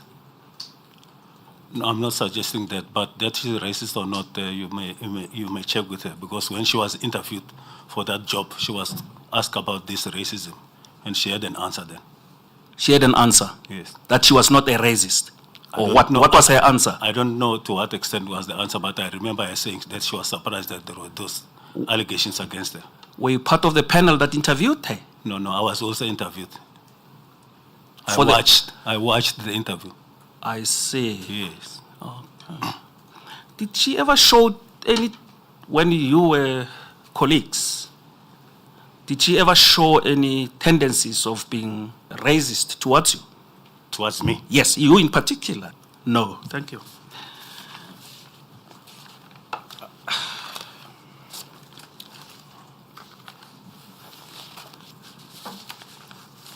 I'll proceed to other issues. From your short resume, Advocate Chauke, one can decipher that you possess a wealth of skill and experience as a prosecutor, not so? What is the meaning of deceiver? I could make out Okay. from your short resume. Okay. Do you agree with me? Yes. You possess a wealth of skill and experience, which is commendable. Thank you. Now, let us take this general scenario. As a prosecutor, in particular as a DPP,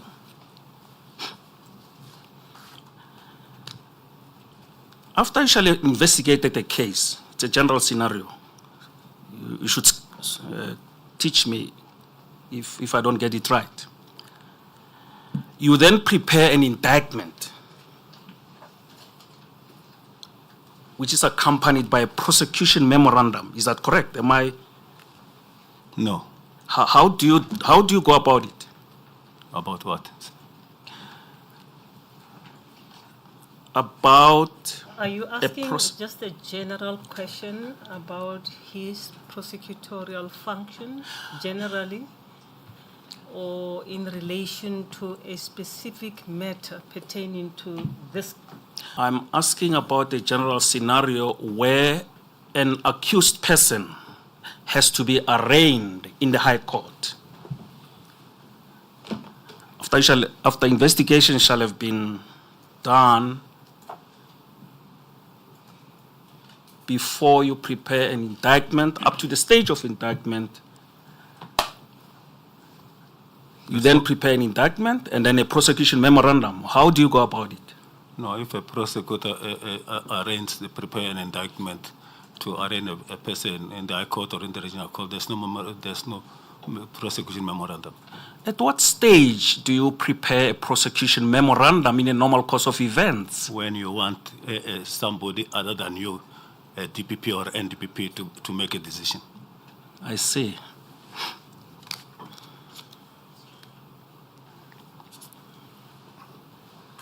Advocate Chauke, to paragraph 117 of your statement.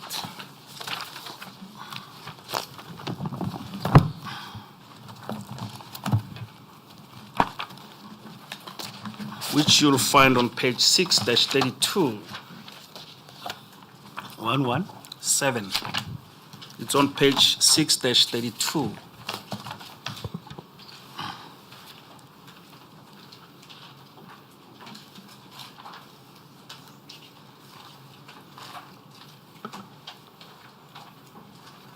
Yes, I'm there. For the sake of the record, I will read it yet again because it was already read. You say there, on or about 11 June 2012, I met with Mr. Bierkman of IPIT and Advocate Matenjwa of the investigation.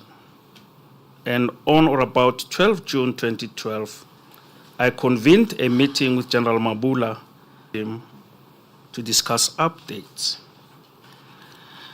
On the same day, I received the draft indictment and sub-prepared by the prosecution team, unquote. You see that? Yes. Now, from whom did you receive the draft indictment? From the prosecution team. In particular, from whom in the prosecution team? I don't remember, but the head of the prosecution team was Advocate Mayema. In the same sentence, in the same paragraph, you refer to supporting summaries. I'm lost here as to what supporting summaries mean. If you can explain to this, our supporting summaries. The prosecution memorandum.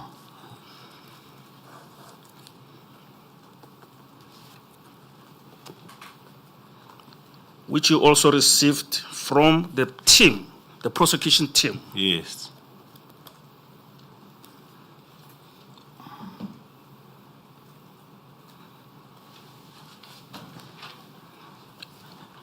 The sentence as it reads and as it is understood mean that you received the prosecution memorandum and the draft indictment on the 12th of June 2012. Not so. Yes. Go to the next paragraph of your statement, that is paragraph 118 at page 6-33. I propose to read it into the record. It says, on this day, my personal assistant, Mamiki Suping, emailed the draft cover letter to acting KZN DPP Advocate Mlochwa. He had been acting in this position since December 2010, unquote. Sorry, Councillor, which paragraph is that? 118, Madam Chair. Next page, 6-33, just at the top. Oh, thank you. If you say on this day, we should understand it to mean the 12th of June, 2012. Not so. Yes.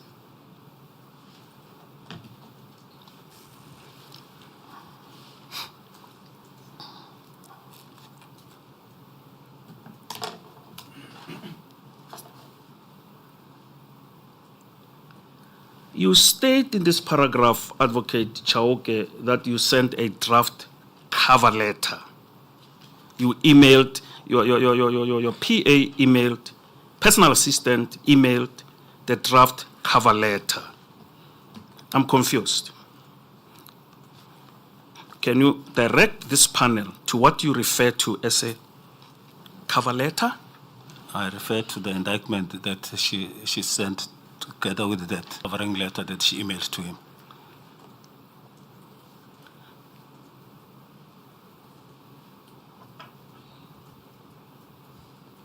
By a covering letter, you referred to the email that your PA, Mrs. Suping, sent to Advocate Mlochwa. Yes. You call that a covering letter. Yes. Let's go to it. Let's go to the covering letter and see what covering letter you are referring us to.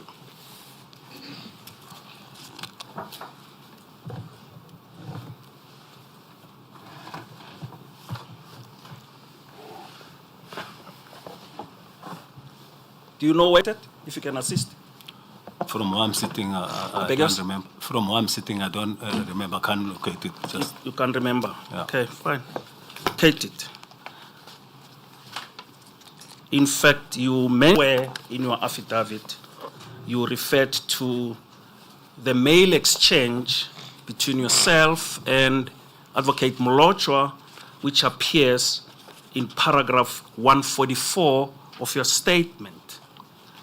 yes. If you can go to Even the following paragraph. You read 118. You read 119. That's the follow up to that. Yeah, we're trying to locate the email exchange, where the email of your assistant appears. You mentioned the page there in paragraph 144 as B00574. Now, if we go to B00574, which is in bundle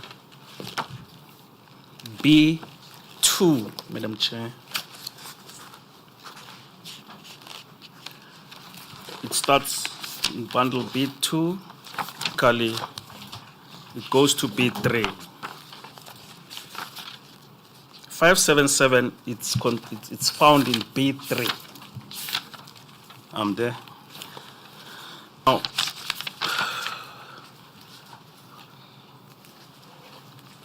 go to the previous page.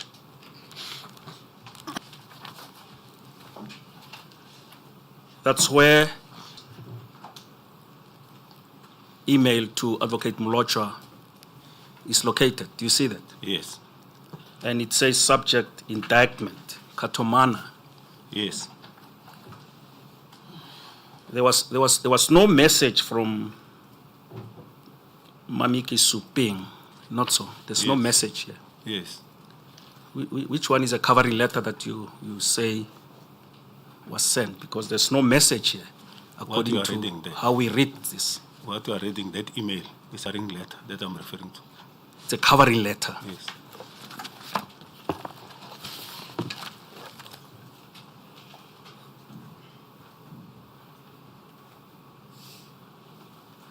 Now, if you go to paragraph 119, remain on the same page.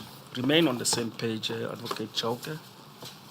If you go to 119, you're saying there a disagreement subsequently arose regarding the sufficiency of the documentation, with Advocate Molochwa refusing to sign the cover letter in the absence of the prosecution memorandum or the original case dockets. Yes.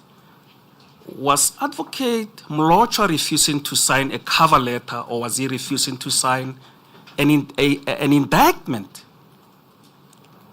The indictment.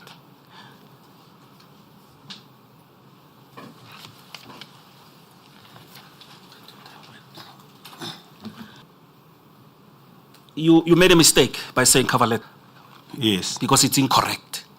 Yes. I don't want to say you are lying. No, I will not say so. It's a mistake. No, it's okay. I can accept if you say I'm lying. I'm not going to say that because I respect your office. And now, let us try the best of our ability to find whether the indictment that you sent, that you say you found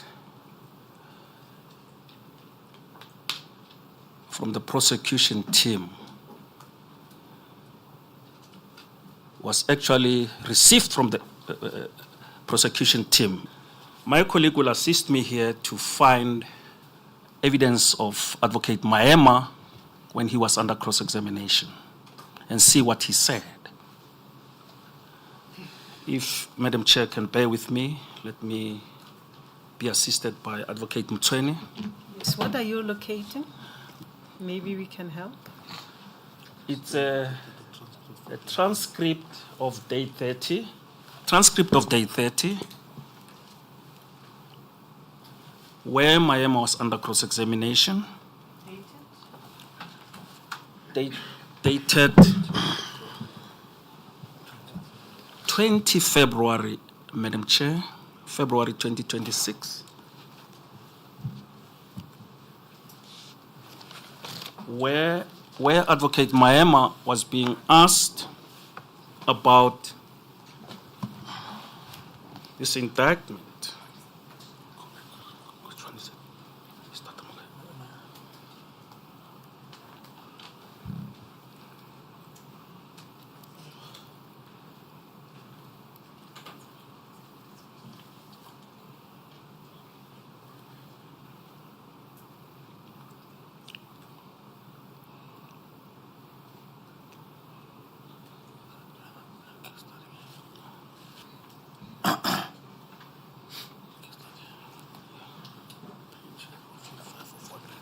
On page 45 of 194, if you can go there.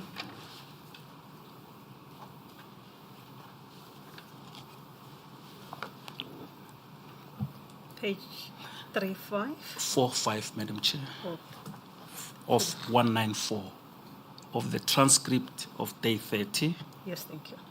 Advocate Mtsweni was asking questions, and he started as follows.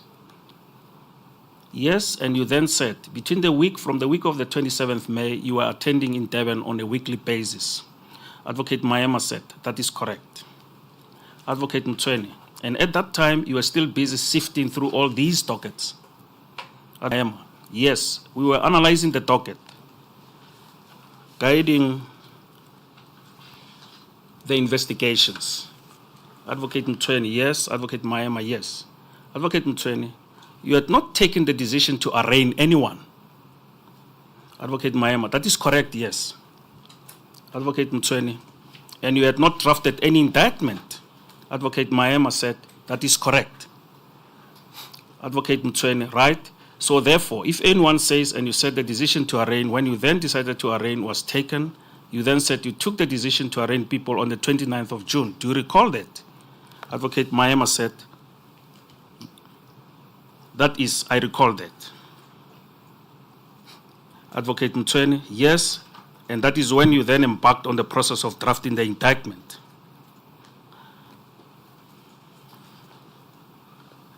That is correct, yes. That's Advocate Mtsweni, and his Advocate Mtsweni says, and therefore, if anyone says that prior thereto you had drafted an indictment, that would not be correct. Well, as the prosecution team, Advocate Maema, the prosecution team, remember, the indictment is progressive. So we concluded drafting it, yes, towards the end of Advocate Mtsweni, yes. Advocate Maema, 2012. Advocate Mtsweni, but before the end of June, there was no indictment that was ready to be signed. The answer from Advocate Maema was yes, yes.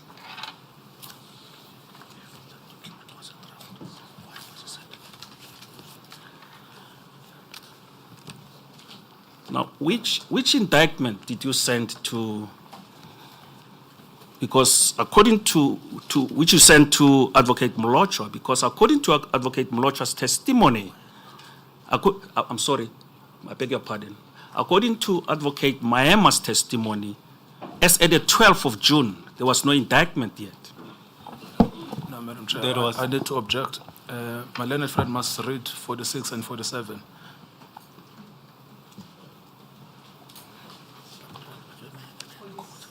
67 of The transcript, Madam Chair, that he stopped reading. If he's going to suggest to the witness that as of the 12th of June, there was no draft indictment, he must read 47 and 46 and 47 and 48 of that cross-examination.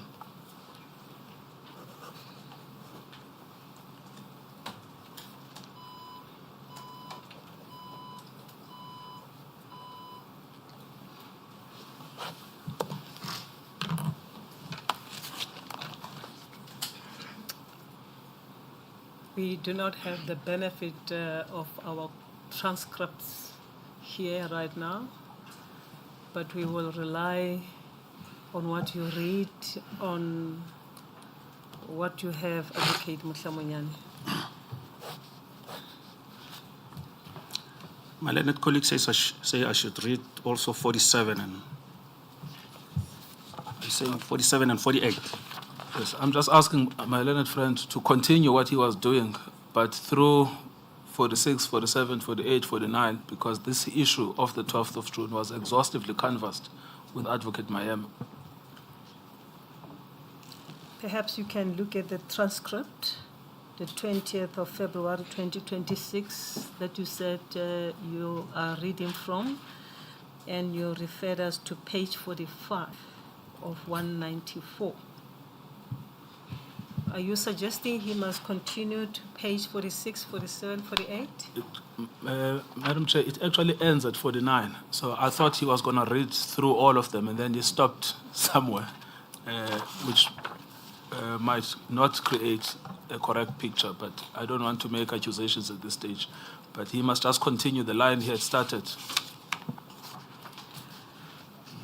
Would you like to pause a bit, Advocate Mtlamonyane, and read pages 46, 47, 48, 49? If you consider that to be helpful, you can, so that we can also follow. I'm comfortable to do that, Madam Chair. I ended at page, must be 47, where Advocate Mayema said, yes, yes. I'm continuing. Advocate Mtsweni says, now I'm asking this because if we turn back to Advocate Chauke's affidavit, he said, quote, on the 12th June 2012, I received a draft indictment with summaries of the matters from the prosecution team. I forwarded same to Mlotshwa through my PA, unquote. And the question was, do you see that? Advocate Mayema, where? Advocate Mtsweni, paragraph 75. Advocate Mayema, oh, 75. Yes, it meant. Advocate Mtsweni, yes. But you just told us that you had finalized the indictment at that point in time. Advocate Mayema, it was, well, if there would be an indictment, it would be unfinalized and it would be a draft indictment. Advocate Mtsweni, but then let us go and see and hear what Advocate Chauke says. Advocate Mayema, okay. Advocate Mtsweni, he says, on the 14th June 2012, I attended the meeting at VGM NPA office with NDPP. In that meeting, arrangements were made that Mayema will sign the indictment, unquote. Advocate Mayema, I see that, Chairperson. Advocate Mtsweni, yes. Now, meaning that the indictment, in his view, was ready to be signed. Advocate Mayema, no, it does not mean that. Advocate Mtsweni, yes, but then let us go on. Are you aware that he sent the same indictment to Advocate Mlotshwa, asking Advocate Mlotshwa to sign the indictment? Advocate Mayema, I became aware here in the inquiry. Advocate Mtsweni, yes. Advocate Mayema, and I also heard the exchange during that was referred to in the state capture. Advocate Mtsweni, and that was despite you, the prosecution team, not having finalized that indictment. And the chief interceded then said, sorry, before you answer, let me understand. Are you pegging that question on paragraph 76? Advocate Mtsweni, yes. It follows that to say, well, he says he received the indictment on the 12th, and then on the 14th, he was making arrangements for that, for Advocate Mayema to sign the indictment with Advocate Jiba. Now, I'm saying to Advocate Mayema that on his version, they had not yet finalized the indictment, and yet Advocate Chauke is already making arrangements for the indictment to be signed. Chairperson, do you not have regard to paragraph 75, where he says, that is Advocate Chauke. He received the draft indictment? Advocate Mtsweni, yes. Chairperson, yes. Advocate Mtsweni now intervenes. Chairperson, on 12 June. Advocate Mtsweni, that is correct, Madam Chair. Chairperson, yes. So what is the point that you are making? I just want to understand clearly what our point is. Advocate Mtsweni, that document being a draft, and according to Advocate Mayema, it not being a final document, Advocate Chauke was already making arrangements for it to be signed. It appears to be ending there. This must be page 49.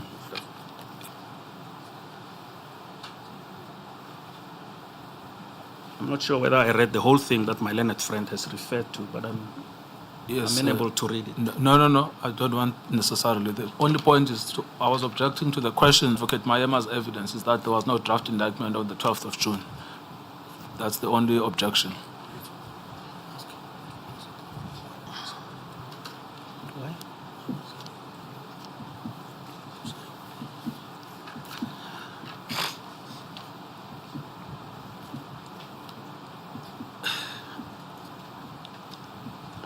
So, Advocate Chauke, that Let's deal with the objection. You hear what the objection is. Do you wish to respond to what Advocate Ngcukaitobi is saying after reading those pages? Because we have to make a ruling on the objection. Can I respond, Madam Chair? Yes, sir. If there was a draft indictment, I would concede, I would accept that. Are you suggesting there was none? I'm not. So as at the time when Advocate Mayema testified, there was a draft indictment, according to you? If what we read here, that an indictment being a progressive process, I will then accept that there was a draft. Meaning what you were putting to the witness was incorrect? Not necessarily, Madam Chair. Not necessarily incorrect. Because he says he sent an indictment. I'll accept it is a draft, and then I'll proceed with my questions, further questions. Well, the email B00578 simply says indictment, which was sent by Ms. Shuping, I suppose at the instance of Mr. Chauke, to Advocate Molochwa. Yes. Yes. Yes. And Advocate Chauke speaks of the events of the 14th of June, 2 days later. Is my reading correct? Yes, Madam Chair.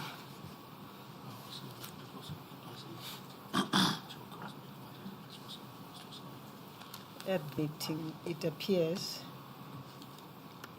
an intimation or an arrangement was made that Mr. Mayema will sign the indictment. On the 14th, At according the to meeting, of the yes. 14th This June is what was made, said at the meeting of the 14th of June, 2012. 2012.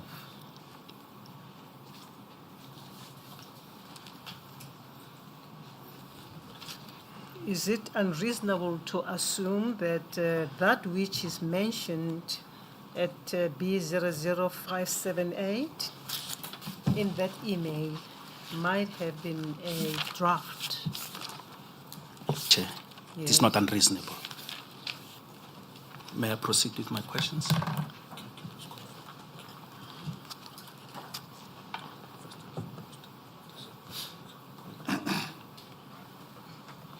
See, we are dealing with the objection, so I think Advocate Mchweni, if you can maybe give him a chance to listen first so that we deal with this issue. We cannot leave the objection hanging, and when we are done with it, then you can confer with him. Yes, thank you.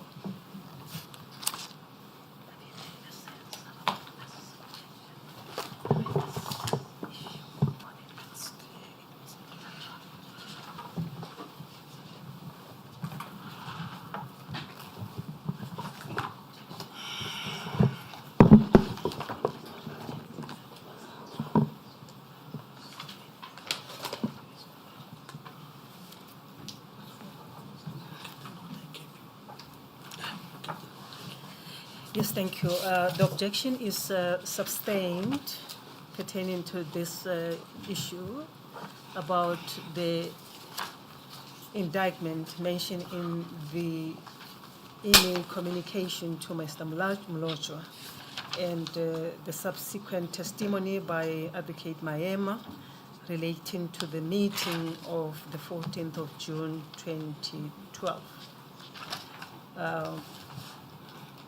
Meaning that that which was mentioned at the meeting of the 14th of June 2012 related to an indictment that had to be signed, Maema, according to the arrangement.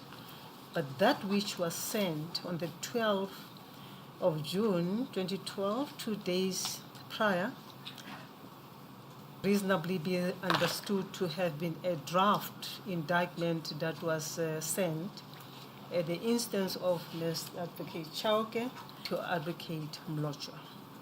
Accordingly, as I mentioned, the objection is sustained. Thank you, Madam Chair, as it pleases. Thank you, the Chair.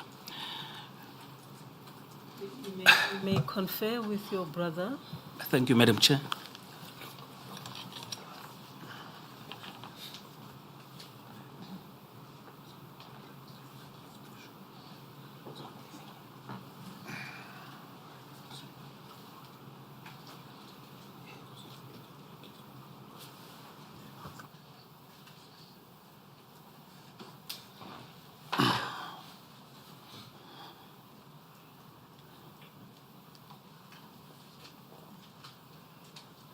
Thank you, Madam Chair.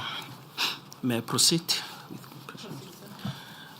So, Advocate Chauke, we may accept that the document that you sent to Advocate on the 12th June 2012 through your personal assistant was a draft indictment, not so? Yes. Do you sign draft indictments? Why must Mlochwa sign a draft indictment, which was not final, not so? It was not final. Yes.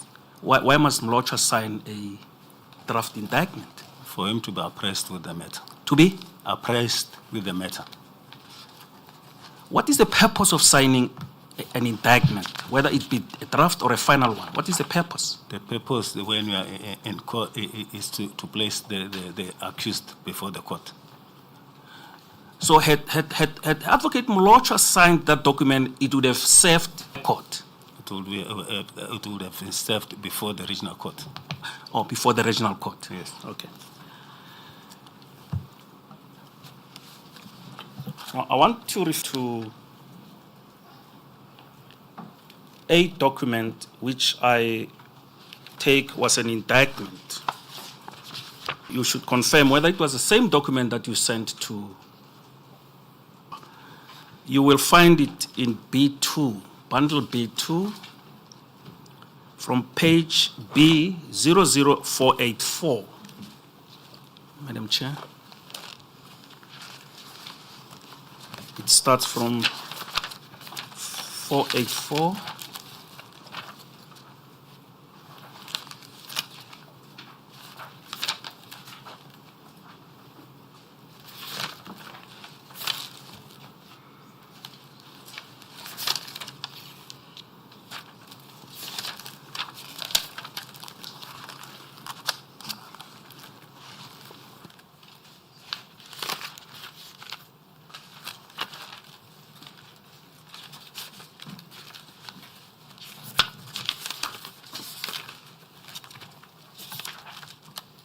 Advocate Nkabinde, I don't mean to take you back, but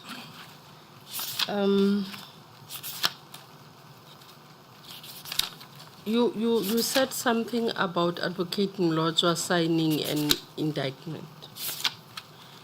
And that from the reading of paragraph 118, 6-33, Advocate Chauke says his PA emailed the draft cover letter to acting KZN DPP, Advocate Mlochwa, and we now know that the draft cover letter refers to the indictment. That's what he admitted to. Yeah. I don't see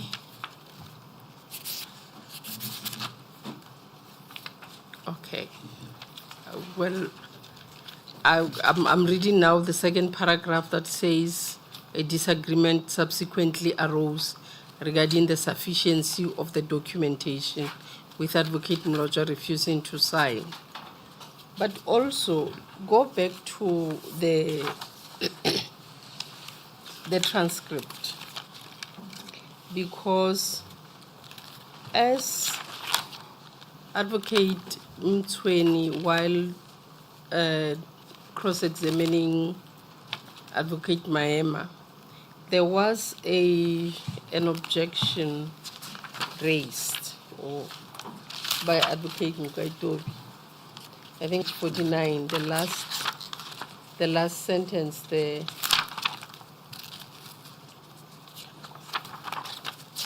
And it had something to do with the question whether Advocate Chauke instructed Mr. Mloja to sign the indictment.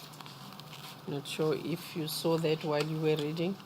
That would be, it's the last sentence at page 49 and goes to the first 2 lines on page 50.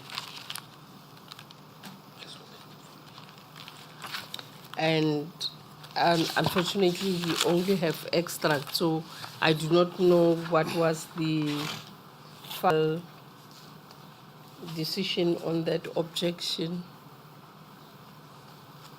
And I wouldn't want us to deal with an issue where an objection was raised and there was a pronouncement and we repeat the issue.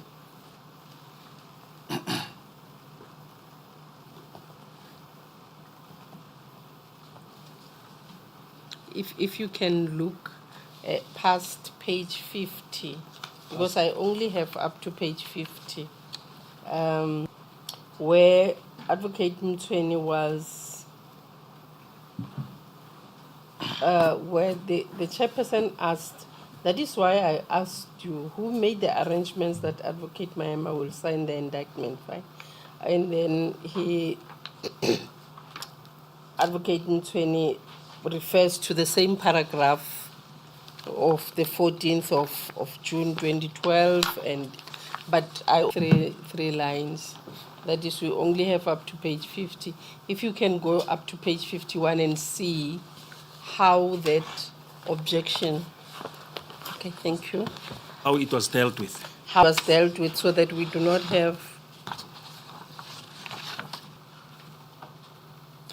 have something that was objected to repeated into the record. Thank you. Yeah, on page 50, starting from page 49, Advocate Ngcukaitobi SC said, Madam Chair, could I just ask my learned friend to point us to the page where Mr. Chauke instructs Mr. Mloja to sign the indictment? And then says Chairperson, yes, I'm on that point because I'm lost. That is why I'm asking counsel to assist me. From when you read from paragraph 75, that is why I took counsel there. Advocate Chauke says, on 12 June 2012, I received the draft indictment with summaries. I forwarded same to Mloja through my PA. And then it's written 76. On 14 June, Advocate Chauke at a meeting at VGM head office.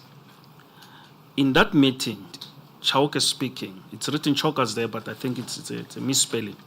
Advocate Chauke speaking, arrangements were made that Maema will sign an indictment. That is why I asked you, who made the arrangements that Advocate Maema will sign the indictment? Advocate Mtweni, Madam Chair, he tells us in his affidavit that he attended. If one reads, I just want to get to the document again. He says at paragraph 76, quote, on 14 June 2012, I attended a meeting at VGM NPA head office with NDPP. In that meeting, arrangements were made that Maema will sign the indictment, unquote. So, meaning that the arrangement was being made between him and the NDPP.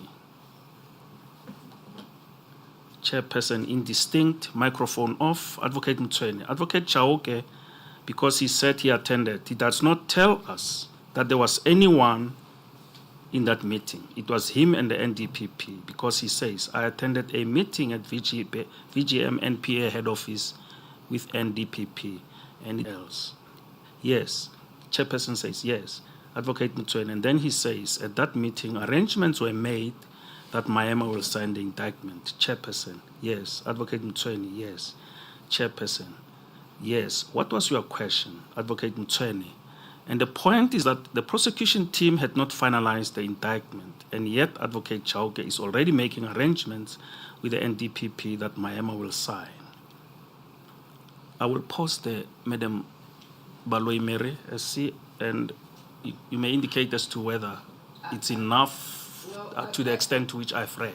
I'd like to go further because at page 52, Advocate Mtsweni then went on and said, because the objection was not dealt with, Advocate Nkcukaitobi still persisted with the objection, and Advocate Mtsweni then retracted the question. Oh, sorry. Sorry, I'll repeat. My microphone was not on. I'm saying if you proceed to read the text that you were reading, when you go to page 52, because the objection was not ruled on, Advocate Ngcukaitobi stayed with his objection. And then Advocate Mtsweni's response was, no, Madam Chair, I retract the question. It was a mistake. I should not have said that. And then he went on and said, I retract that question and that statement. I did not mean to put it that way. I just wanted to say he forwarded the indictment to Advocate Mlojwa. The issue here was that it seemed like Advocate Mtsweni wanted to pursue a line that Advocate Chauke sent the indictment and said to Mlojwa, sign the indictment. But when he retracted, he left his statement at, I just wanted to say the indictment was forwarded to Advocate Mlojwa, and he left there.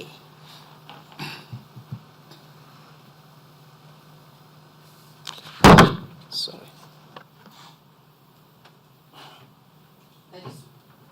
That is why when I started, I said I do not want us to deal with an issue where an objection was raised and an objection was ruled on. In this instance, it was not ruled on, but Advocate Mtsweni retracted his statement and rephrased his statement so that we do not go back and forth on the same statement that was then reformulated. Thank you. Thank you, Chair. Thank you, Madam Chair. Yes, maybe, perhaps, when you look at the retraction by Advocate Mtsweni, then, as my sister has just mentioned, we have gone back to point. It will probably help you if you go to the emails. Indeed. That's where I wanted to go. Thank you, Madam Chair. I have to go there with you. Please do so. And refer you to keep record of what is read to us. The records that we were given is up to page 50 only. And fortunately, my dear sister does have a further record of that day. It will help if Advocate Monyani were just to tell us as to up to which page and paragraph did he read or line. At least we'll have that on record and proceed as you are doing, Chair. Please. Thank you, Madam Ramahaha. My colleague will help me here. I'm not even sure. What page is it? Page and line. Up to which page and line of the transcript?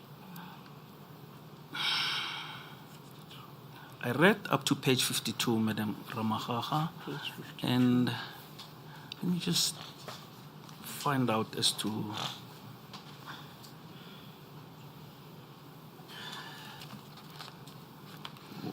where no, in fact, it was 51. Can you help me out? I think it was 51. I made a mistake. Yes. I went to page 50. Yeah, if you can assist. I don't see lines here.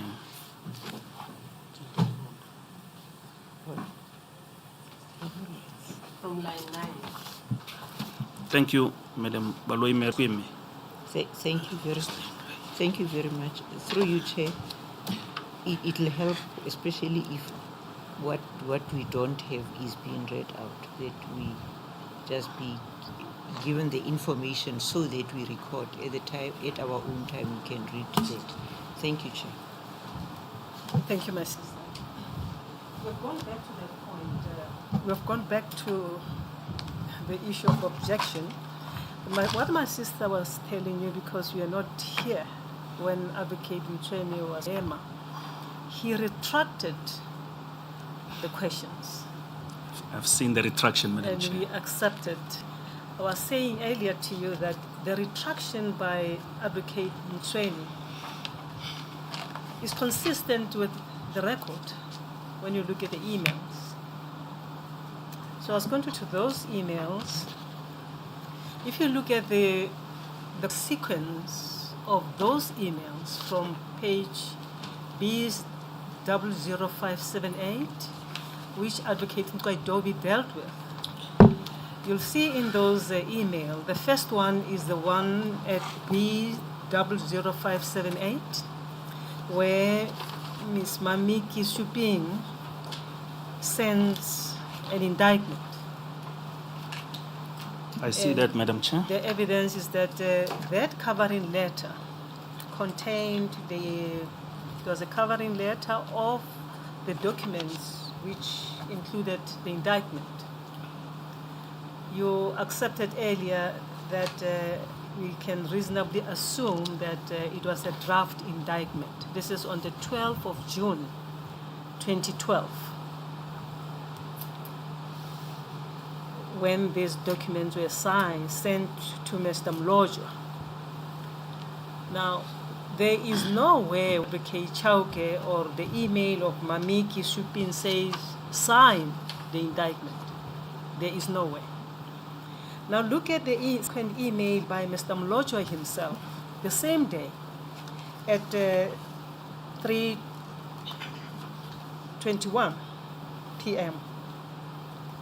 The one on page B00577. Yes. The bottom of that document I'm there, Madam Chair. up to the next page. You want to read it? I think it's already on record, Madam Chair. It's not necessary to read it. But I if just you wanted to close this close it, yeah. line of questioning, because then we have to close it. We all ruled over it, but it is clear that that which was discussed at VGM on the 14th, where arrangements were made on the 14th of June that Mr. Mayema will sign the indictment, was subsequent to this exchange. Yes, Madam Chair. You see now the third email on the same day by Mr. Mlojo. Yes, I see. The one at the bottom, the one written in... No. The first one was the first one on B00578. You see that first email? From Mamiki Suping? Yes. I see it. That, on the Madam 12th Chair. of June. Look at the time there. It's 1:29. The response from Mr. Mlojo was at same day at 3:21. On the same day, Mr. Chauke writes to Mr. Mlojo. You see the third one? I see it, Madam You see Chair. the third one? Yes, I see it.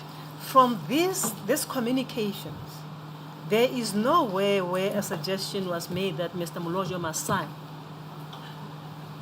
Will you allow me to respond after you shall have? I'm asking you, anywhere in this communication where Mr. Mlojo was told to sign? May I take Madam Chair and the panel to the third communication by Advocate Chauke and refer you to the last but one paragraph. Yes. If you permit me, I can read it into the record. It says, and I quote, it came at 5:14. He was responding to the one that from Advocate Molocha that came in at 3:21 p.m. And Advocate Chauke at 5:14 p.m. says, among others, the following, and I quote, another issue of concern to me is the delay in you issuing the instruction of the reopening of the inquest in view of the fact that you have been requested to sign the document, which must be preceded by a decision to reopen the inquiry. I'll leave it at that, unquote. It would appear from what Advocate Chauke is saying here, Advocate Molocha was required to sign the document, the indictment. Do you read that from the first email by Mamiki? Because that's when documents were signed, sent to him for the first time. And Advocate Molocha then responds and says, give me a memo or report. You see that? Yes, I see that, Madam Chair. The third email must be read in text of the second email. You can't read that in isolation. You see the second email at the bottom of B00577. There was an exchange there. Mr. Molocha responds to Mr. Chauke, where he says, kindly furnish me with the prosecutor's memo or report so that I can have a wraparound views of the matter. The report must also have the police stations and case numbers so that we can open up the DPP's file. Then it is that long email by Mr. Maema. I see the point that you are addressing. After this third email, you had just asked the witness about the arrangements made on the 14th June at VGM, where Mr. Maema arrangement was made that Mr. Maema was asked to sign the indictment. That's where you ended before the interruption by my solicitor.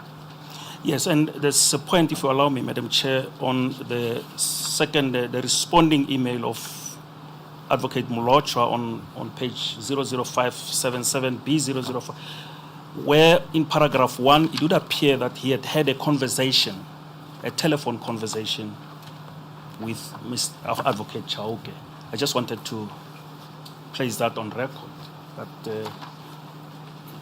he has responded through before he wrote this email. But be that as it may I proceed with my next question? Madam Chair, I really hate objecting when counsel is cross-examining. But it has to be clear what point is being made here. The original point made by Mr. Mtweni was that Advocate Chauke instructed Advocate Molocha to sign the indictment. The same point that is being made by my learned friend now, and if so, I would ask that he shows us where the instruction from Mr. Chauke to Mr. Molocha to sign the indictment appears. Are you persisting with the point, Counsel? Madam Chair, I'm not persisting with the point that there was an instruction to sign, because it was retracted. The point I'm persisting with is the one that appears in the paragraph that I have read, that you were requested to sign. Yes. That is the point, which is a version of Advocate Chauke. Yes. Advocate Chauke may address that point in your letter of the 12th June at 5:14. The third email of that day. It is 3 Voices of 11 at page B00577.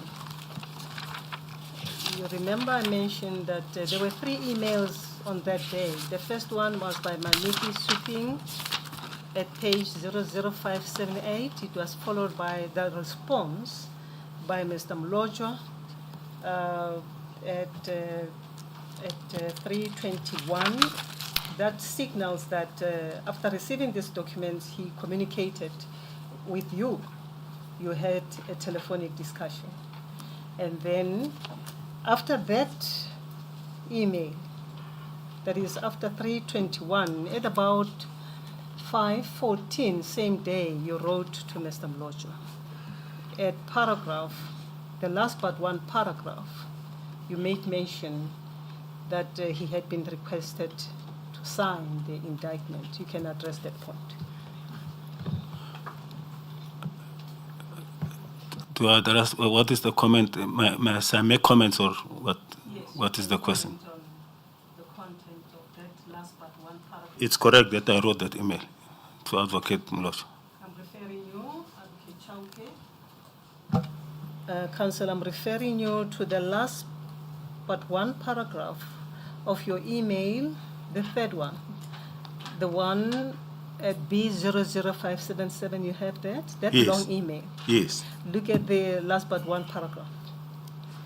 Yes, I see that I said I requested, he has been requested to sign the indictment. Yes, he's dealing with that aspect that Mr. Mlojwa was asked to sign that draft indictment, correct, Mr. Mlojwa? Correct, Madam Chair. So I'm asking you to deal with this aspect.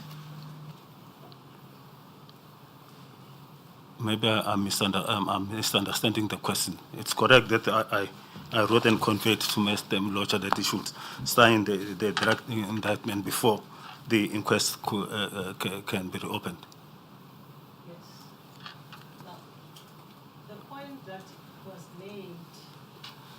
point that was made earlier was that how could Mlojwa be expected to sign a draft indictment? You remember the indictment that was sent to him of the 12th of June, which was sent by Ms. Shuping, Yes. was a draft. And a point was made that how could he be expected to sign an indictment which was a draft? And you answered that he had to familiarize himself with what was contained in the indictment. Yes. It emerges now that in your email to him, after your communication, your telephonic conversation, you then wrote what you wrote at that last but one paragraph. Yes. Meaning, if I understand your answer, you expected him to sign a draft indictment. Yes.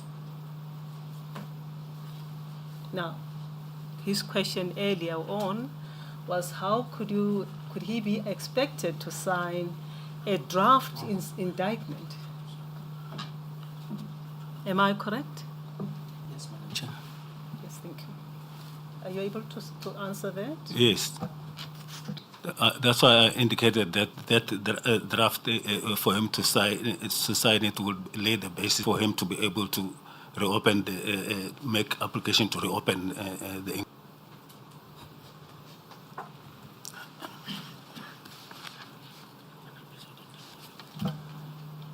May I proceed, Madam? Earlier on, I said, I want to refer you to a document which apparently is that draft indictment, but you will confirm whether it is the one that you sent to Advocate Mlojwa. Let me direct your attention to the index to folder B, poison, to the index number 32, which shows draft indictment at B00484. It says undated draft indictment, and then the page it gives us B00484 up to and including B00529. Are you referring to the index of Boyson's 3? Because there's It's- voices 1, 2, 3, up to B2, Madam Chair. B2. Yeah, Is that what you want him to do? that's where I wanted him to start. Now, you see that, Advocate Chauke? You see that, you are there on page 3. Yes. Fine. Now, I want you to go to the page itself, 484. Yes. Are you there? Yes. Fine.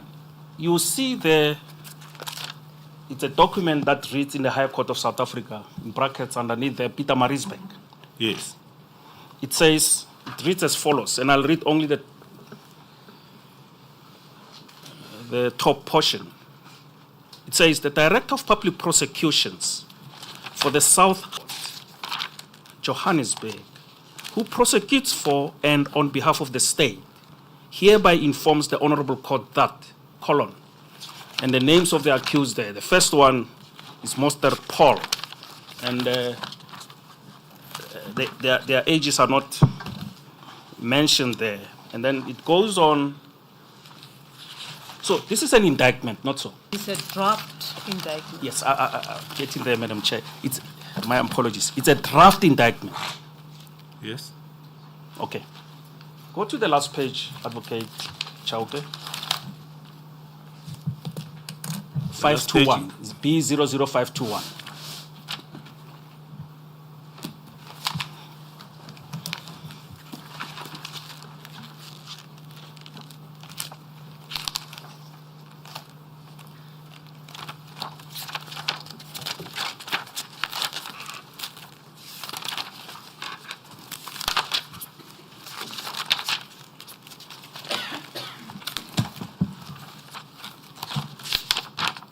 Yes. That document there, it's in your name. Yes. Can you explain that? The reason why it is in your name as the DPP South Gauteng? It was drafted by the prosecution team, Advocate Maema. Not yourself. No, sir. Is this the draft indictment that was, which you requested Advocate Mlocha to sign? No. Is this one? No. Oh, it's not this one. No. It's another one. Yes. Similar to this one. Yes. Okay. That will be in the name of Advocate Mlocho, not in the name of Chauke. Which one? The one that would have been sent to Mlocho. I see. But maybe I'm confused. Just help me out here. You are the DPP in Gauteng, in South Gauteng. Yes. A matter is supposed to be prosecuted in KZN, Yes. but a draft is done in the name of South Gauteng. Yes. B. Advocate Maema was here before the panel. He explained that he was doing the draft cut and paste. He explained, was he? Yeah, maybe he might have explained, but Yes. I ask you to explain to me. I can't explain to you something that I did not draft. You see, the difficulty with this Advocate Motlamonyane is that you were not here when Advocate Maema testified and when he was cross-examined by Mr. Mchweni. If you go back to the transcript, I hope you had an open transcript. This aspect was dealt with by Mr. Maema, and he explained all that as to why Mr. Chauke, first of all, his office was used, and then they drafted document, and he signed some of the documents to send them to the NDPP. So probably you'd have to ask your colleague to take you to the transcript and familiarize yourself with what Advocate Maema's evidence was, and then rehash what he said.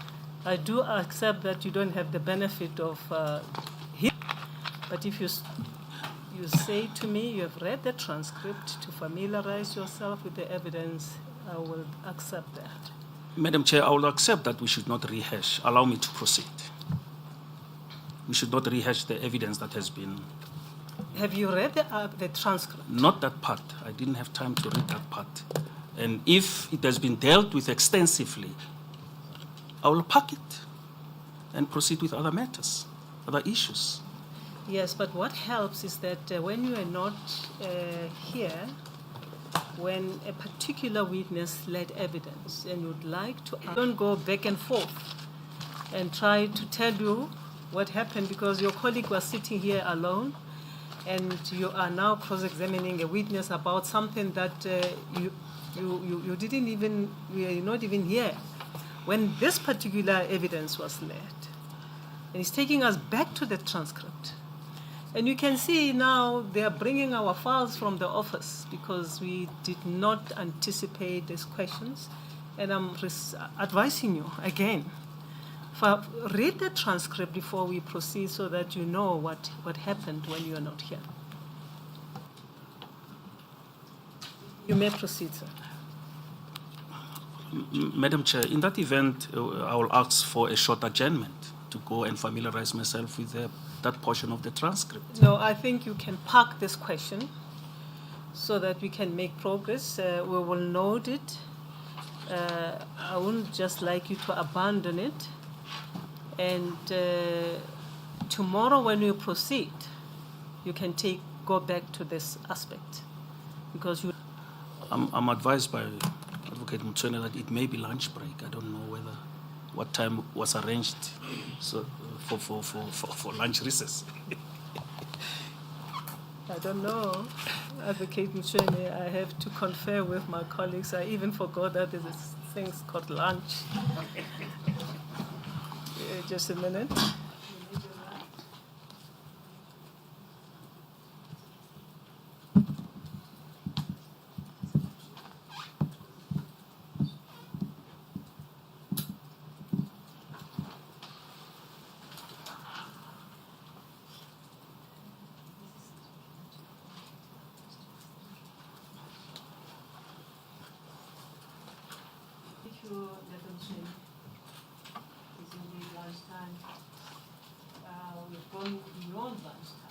We have gone beyond lunchtime. We will adjourn now, Advocate Chauke. We'll pause from now. It's about 1:45. We'll take a 45 minutes lunch break. Thank you, Chair. We will adjourn 2:30.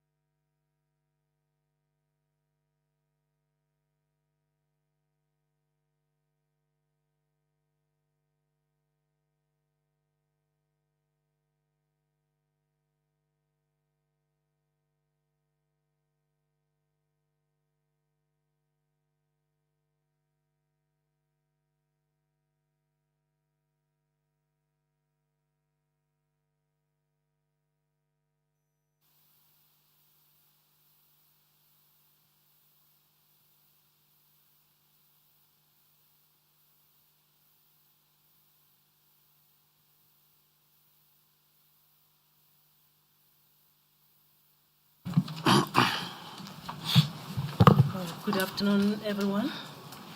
Good afternoon, Advocate Chauke. Good afternoon, Chair. Advocate Mutlamuyane, you may proceed. Thank you, Madam Chair. I acknowledge, sir, that, Chair, that I'm still under oath.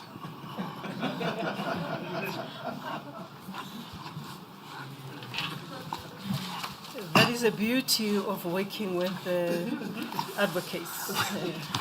Thank you, Chair. Council. Thank you, Council. Thank you, Chair. Thank you. You may proceed, Ndate Mutlamuyane. Thank you, Madam Chair. Advocate Chauke, we are still on page B00577.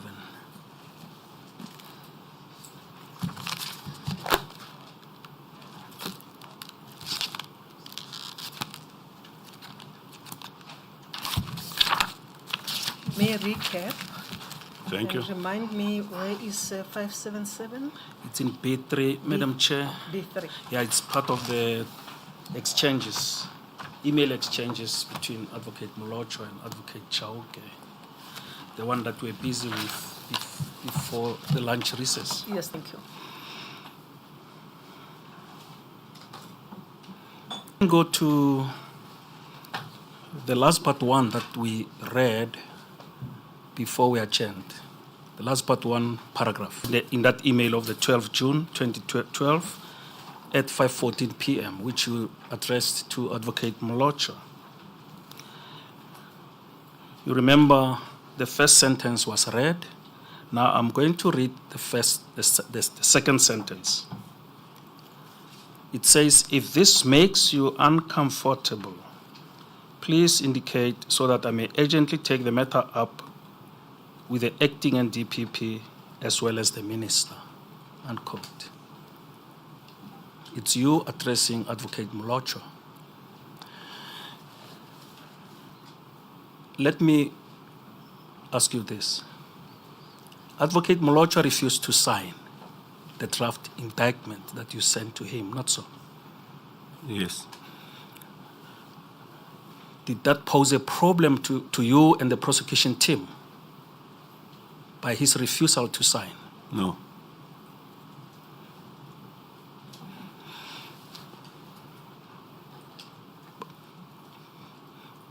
But you threatened to report him to the NDPP, to take the matter up with the NDPP and the minister.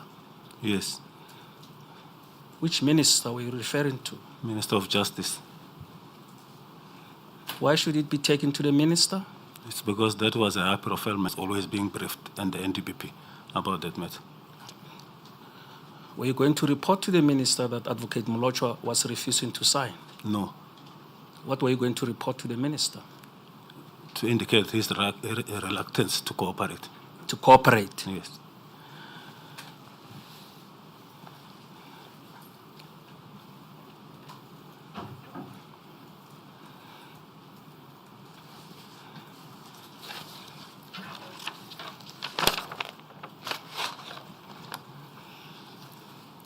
If you go back to B00578. Just to make a follow-up on that point so that we can have the context. And correct me if I'm wrong, Advocate Chauke. From the record, it appears that the reason why Advocate Jiba got involved in this arrangement is after the newspaper publications and the minister had communicated with the former acting NDPP, raising a concern that these matters are urgent and that they needed to be enrolled or prosecuted, something to that effect.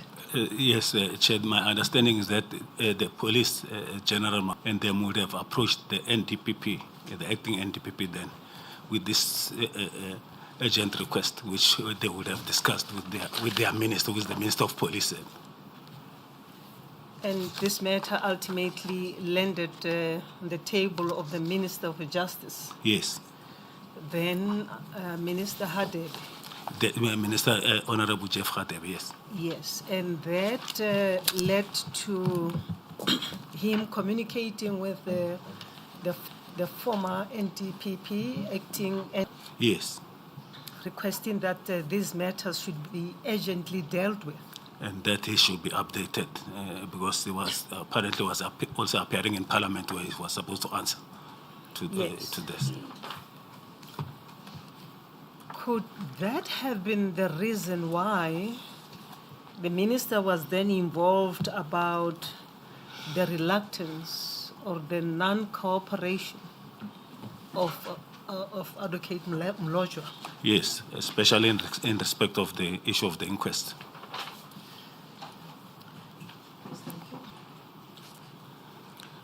Go to page B00578, the previous page, Advocate Chauke. Madam Chair has already referred us to that communication from Advocate Mlojwa. If you go back to it to refresh ourselves, to refresh our paragraph 2 thereof reads, that was when Advocate Mlojwa was responding to the draft indictment that you had sent. Kindly furnish me with the prosecutor's memo or report so that I can have a wraparound view of the matter. The report must also have the police station or stations and cast numbers so that we can open up the DPP's file. Thanking you in advance. Best regards, Simpiwe. You would surely agree, Advocate Chauke, that what this advocate is saying in this paragraph does not reflect a person who does not cooperate or who is recalcitrant or who refuses. He merely says, please, send me the memo. Yes. Now, why do you say he was uncooperative? The context of the email I'm requesting, I'm referring to the inquest, the reopening of the inquest. Was he uncooperative as far as the opening of the inquest are concerned, or was he uncooperative as far as the signing of the draft indictment was concerned? The reopening, You requested him to reopen inquests. yes.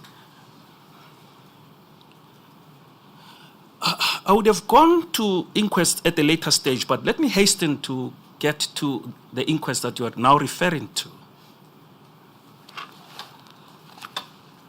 so that you can enlighten us as to exactly what was happening. What is it that Mlojwa was refusing to do? Go to page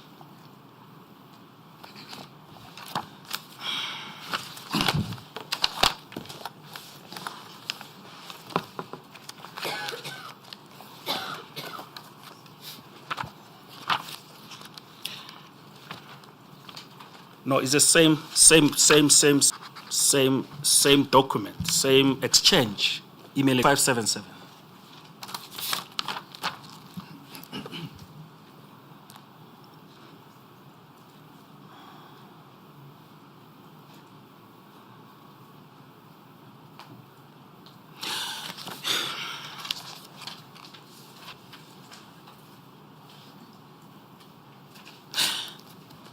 You respond to his email of 3:21 p.m. at 5:14 p.m. and you're saying to him, Dear Advocate Mlojwa, who is the prosecutor that you are referring to? I forwarded to you the indictment, which has all the detailed summary by which you ought to be in an office file. I also forwarded to you details of the inquests with police cast numbers, etc., to which you referred to Advocate Togoma Jokweni, for reasons that I do not follow and understand. The indictment with respect gives you the whole view of the matter, unquote. Now, which inquests are these? Can you explain to this panel what inquests you were referring to so that we can know what you're talking about. Cartomania,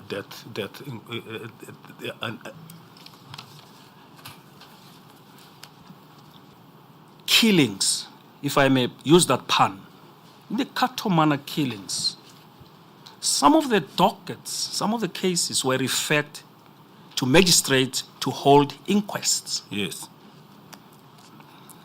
The magistrates finalized those inquests. yes. And what in the majority of the cases, what were the findings of those magistrates? That nobody is responsible for the killings of the deceased. Those decisions that exonerated the police who fired shots or who killed those victims, those decisions, are they judicial decisions? Yes,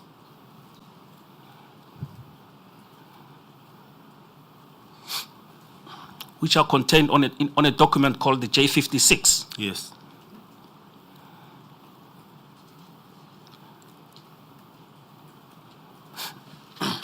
Now, procedurally and legally, if you open such a judicial finding, how do you normally go about it? You prepare a report, you submit it to the NDPP, who must submit it to the minister and the JP.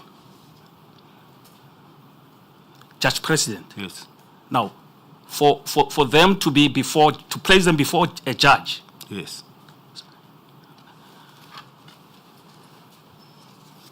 If I may, so that I don't forget this point, Advocate Mutlamunye, to disrupt your line of questioning. The inquest in relation to the Katomena matters. I'm just remembering from the reading of the transcript, and correct me if I may be wrong. You remember there were statements that we read earlier to the effect that the police or investigating officers, and correct me, I'm not sure who really did that, but it appears that the referral for inquests were made by the police themselves.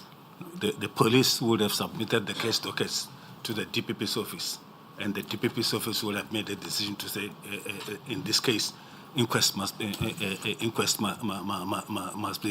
had and submitted to the magistrate. In that case, the police will go back and then take out the statement from the case docket and then prepare an inquest docket which will be submitted to the magistrate. The inquest dockets would have been prepared by the police themselves. Yes, and submit them to the Seguta. Will go through them and then submit them to the magistrate for the latter to hold the inquest. I just want to know if you remember, in relation to which cases. If you don't, I'll request counsel to probably just list those cases so that we can determine the contents of those dockets, in relation to which decisions were then made that there should not be any prosecution, something to that effect. Yes, indeed. I cannot remember them list from the top of my head, but remember when Ms. Shamila Williams was testifying, she alluded to some of them, those where the inquests were held, and some of those where the inquests were not held, the investigations were just not pursued. Yes, Advocate, you familiarized yourself with that piece of evidence so that we to these matters, because it is important to ask these questions. Yeah, I will. To look at that, that may necessitate further questioning. Yeah, Madam Chair. Following your question. At the moment, I can't remember them from the cover, from my top of my head, as my learned colleague is saying. I did read them some time ago. I may revisit them and list them and find out which ones were they. But I remember there were inquests that were held. What is important for me is to ascertain what was contained in the investigative dockets for referral for inquest, because that is important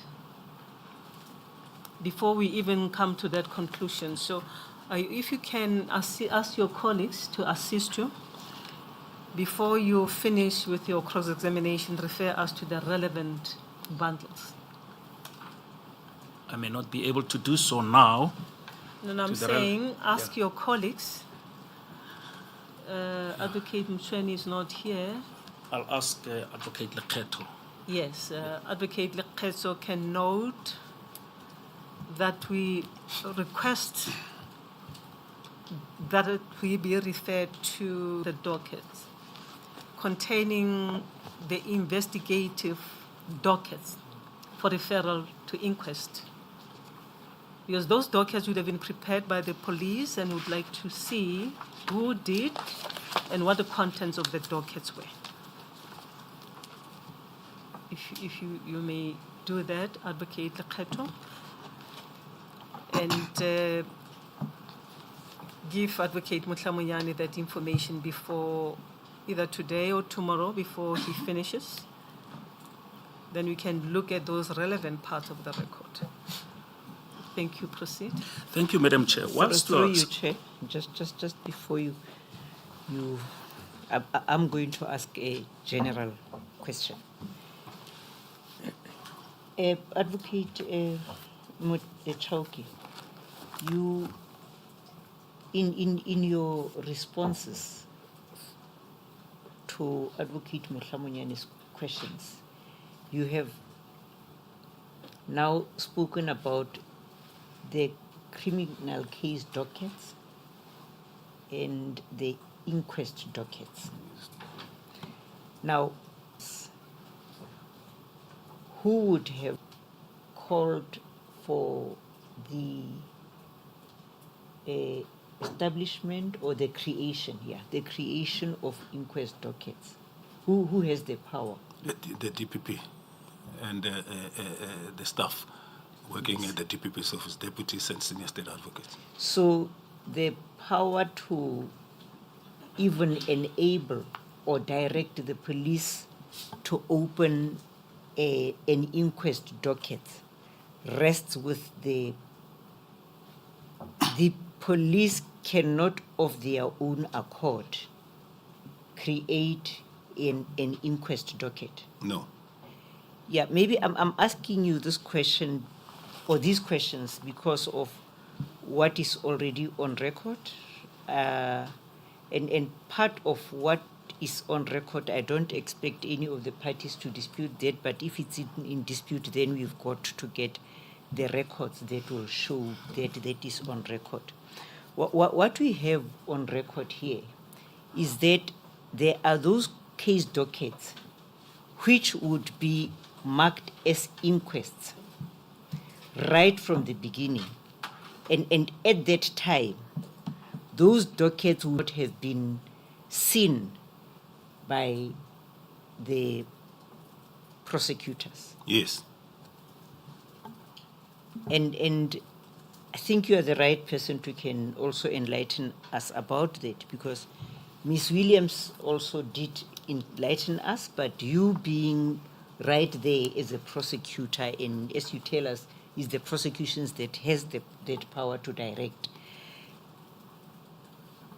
What do you say about the fact that the dockets that were spoken about, especially by Advocate Williams, was that right at the scene, as the matter is being reported, that docket that would be opened, it would already be marked inquest?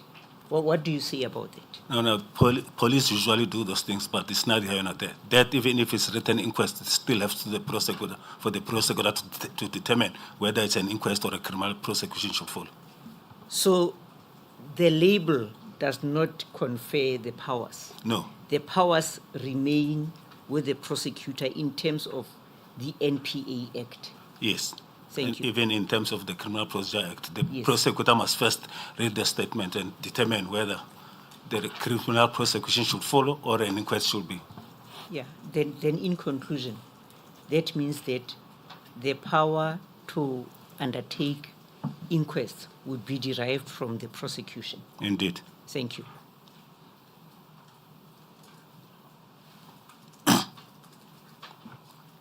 You may proceed, Mr. Matlamanyana. Thank you, Madam Chair. Maybe to take it to some conclusion, go to page 5B00573. It's B2, I believe. Yeah, must be B2. Bundle B2.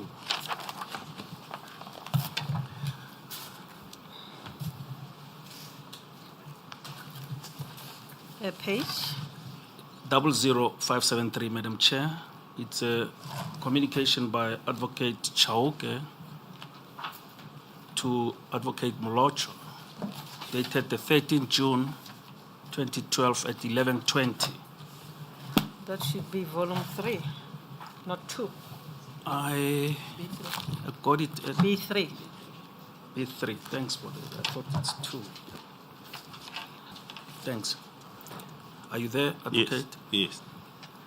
You then write to Advocate Molocho the following day. 00573, B00573. It's an email addressed to Advocate Molocho. You write to him the following day. Remember, the previous day you had said to him, you are taking exception, maybe. I'm just saying it in broad outline, not necessarily that you said those words, but that you were not satisfied. You were not happy that he was not reopening the inquest. Remember? Yes. Now, the following day, on the 13th June 2012, you write to him, you say, kindly take note that I hereby withdraw the request for you to consider reopening of the inquests which have been listed on the memo. There will be no necessity for them to be reopened at this stage. I would, however, request copies thereof to be made. The investigating team will approach your office or the offices of the magistrates for such assistance. I will let you know if we are unable to get assistance in this regard, unquote. You know about this? Yes. So you were no longer requiring him to reopen them? Yes. But did you follow up with the magistrate offices? The prosecution team and the investigating team would have done that. Would have done that? Yes, not me. Not you. But Yes. then, prosecutions followed matters, not so? Yes. Reopened? No.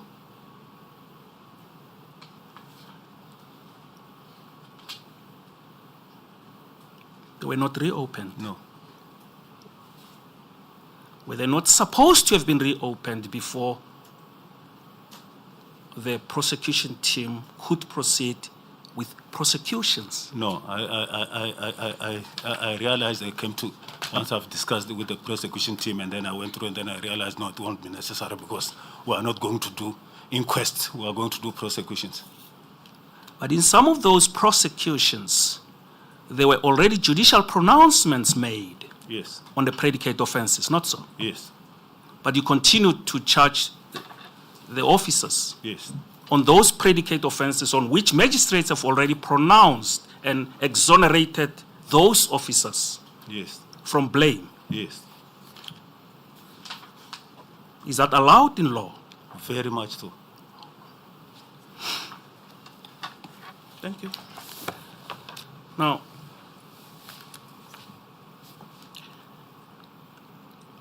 I'll park this issue of the inquest for now.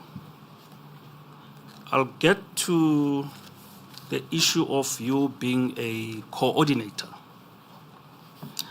And I direct your attention to your statement in the Zondo Commission, which you can find at LO1 bundle LO 00296. That's where it starts. In fact, it starts at LO 00243.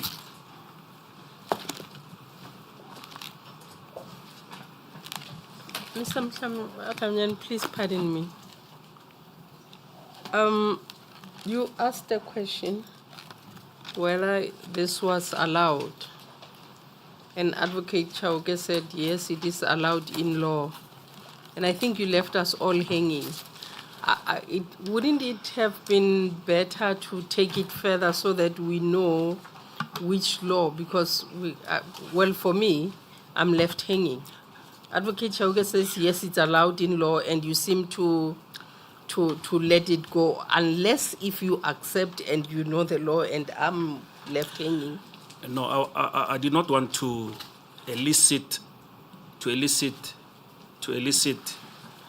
argument with a witness. I intend to leave this for argument. Yes. Because if I say the law says this, he's going to say no, the law says this. I wanted to avoid arguing with a witness, Madam Mary.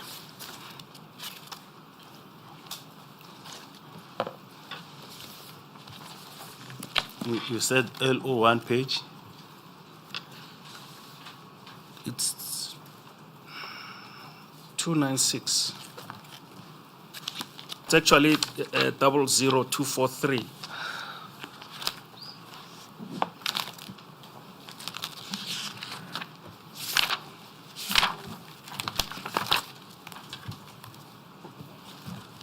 Yes, Chair, I'm there.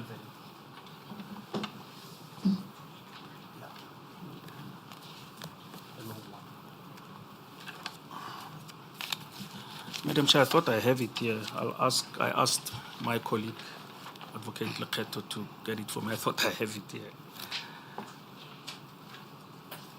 I don't have it, and she will locate it for me electronically. I thought I have a hard copy. I have it somewhere, but I'm missing it now. I'm trying to restrain myself, Counsel. You have had a weekend. I would have expected the evidence leading team to have used the weekend to prepare bundles or at least a document for the purpose of cross-examination. And you can see how difficult it is. We now get documents far away from our researchers as you are cross-examining. Was it not possible for you over the weekend to prepare for this cross-examination?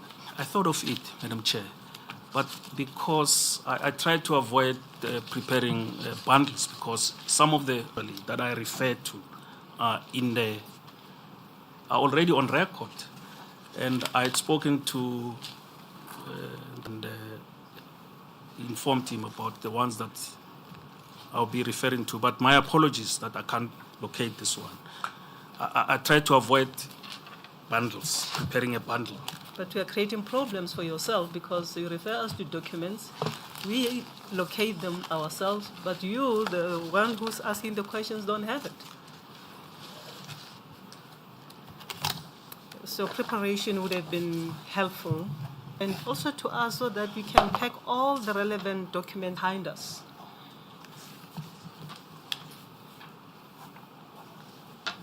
Through you, Chair. If that may assist you, do you have a free document that you can give to Advocate Mushamonyane, if it is possible? It is LO1.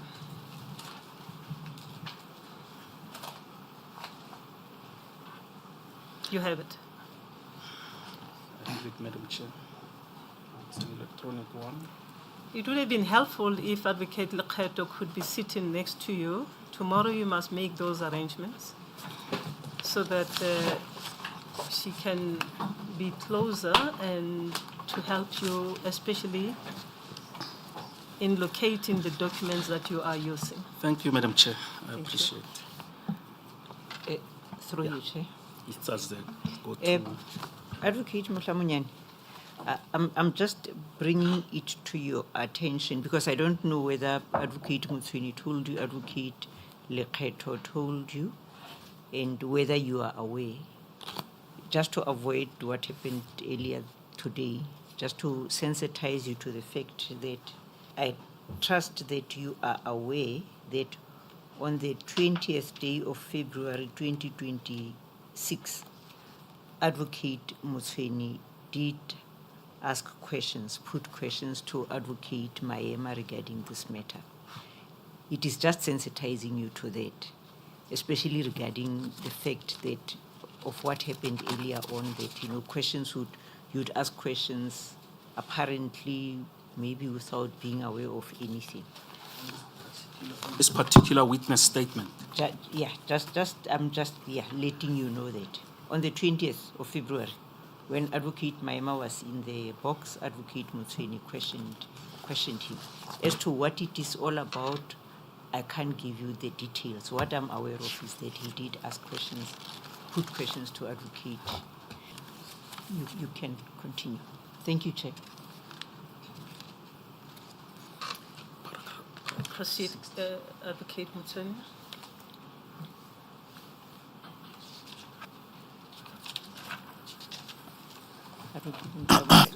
Oh, Advocate Mutlamunyane. Thank you, Madam Chair. I'm sorry to refer you to as Advocate Motsweni, following my sister's cautioning.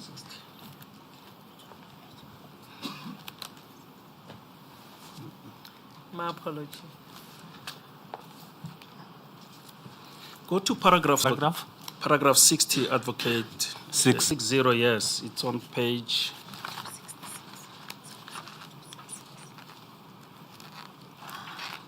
266.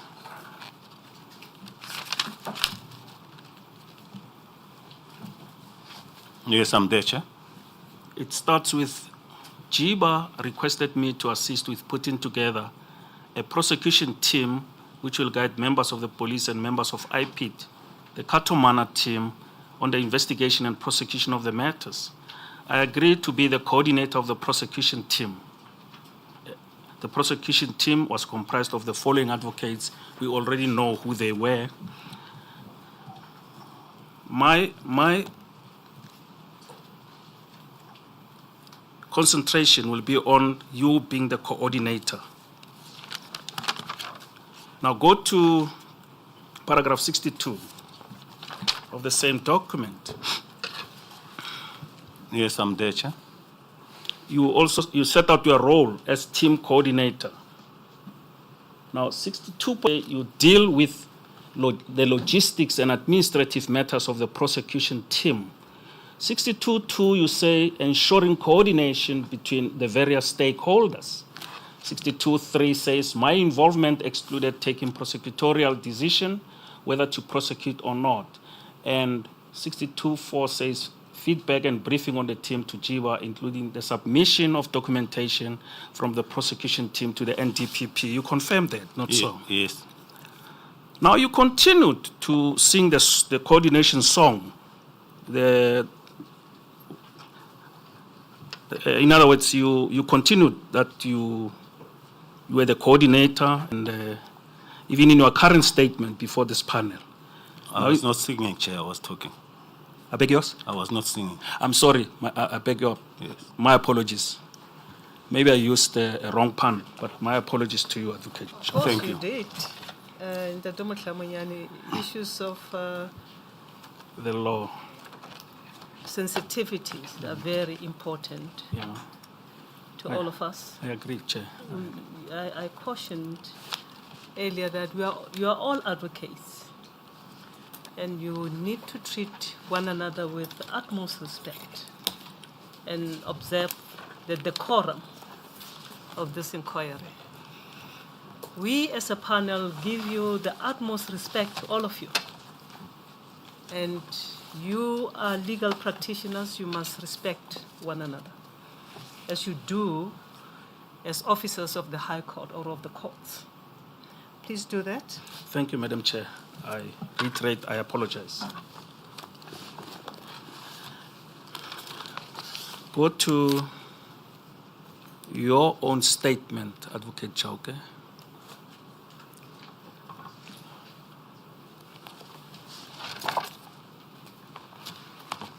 Go to page 6-26.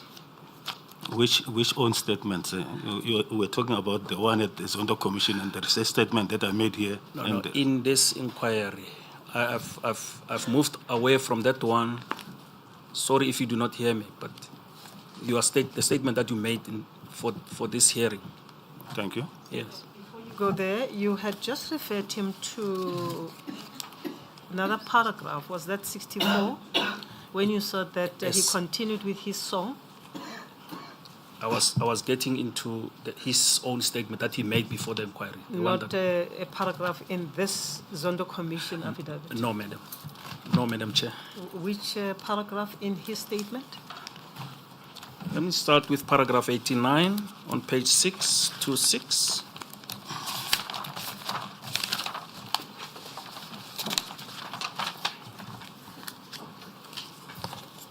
The last sentence reads as follows.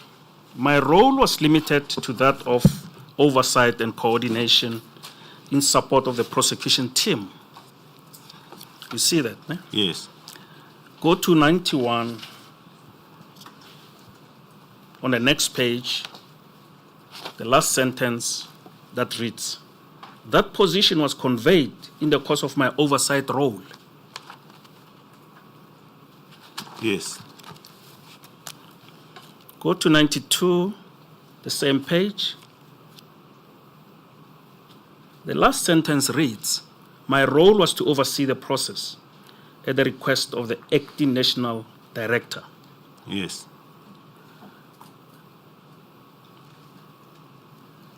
Now, my question is, coordination and overseeing, are they synonymous? Yes. It's one and the same thing. Yes.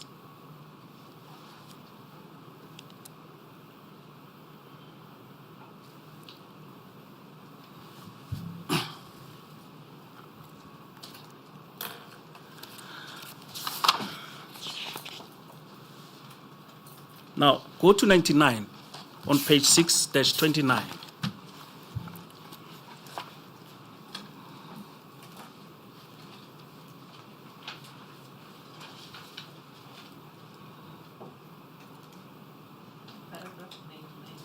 That's correct, Madam Ramachaka. You say in that paragraph, my role in the matter arose following a request by the acting national director, coordinative, supervisory, overseeing. Do they mean the same thing? Yes. They mean what you have listed in paragraph 60, 60.62, 62.1, 62.3, 62.4 of your affidavit in the Zondo Commission. Yes.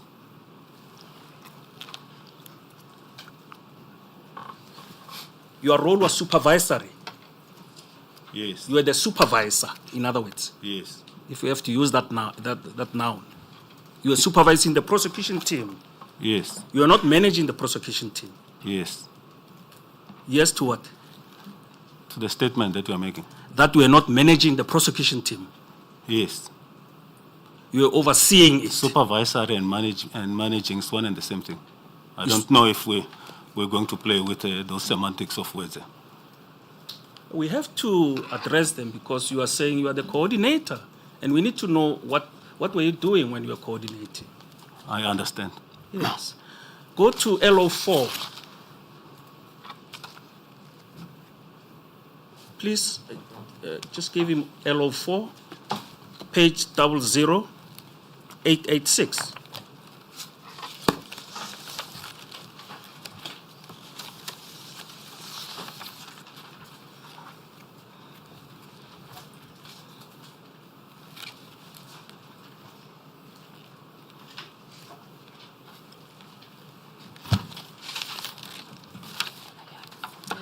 Ye- 886. Yes, I'm there, Chair.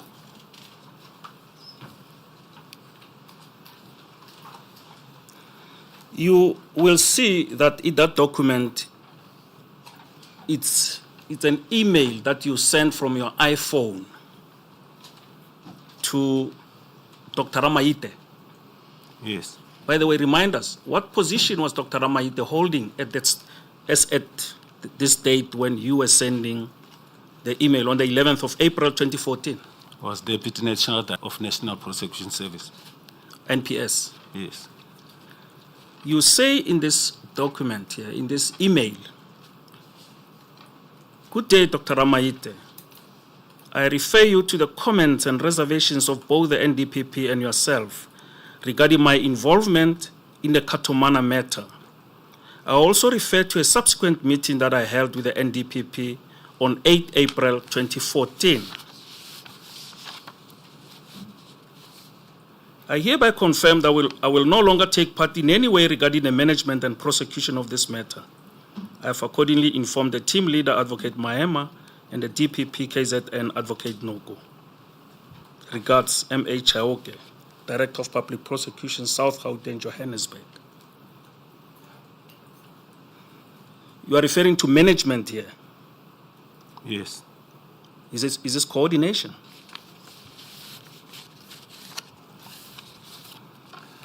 Yes. Does this management and prosecution mean coordination? Yes. Why did we have to read dockets if we were coordinating? Why did we have to get into the trouble of reading all these dockets, so many dockets? I did not read all the dockets. I listed the dockets that I've read in respect of the review application, which the NPA through the NDPP was opposing.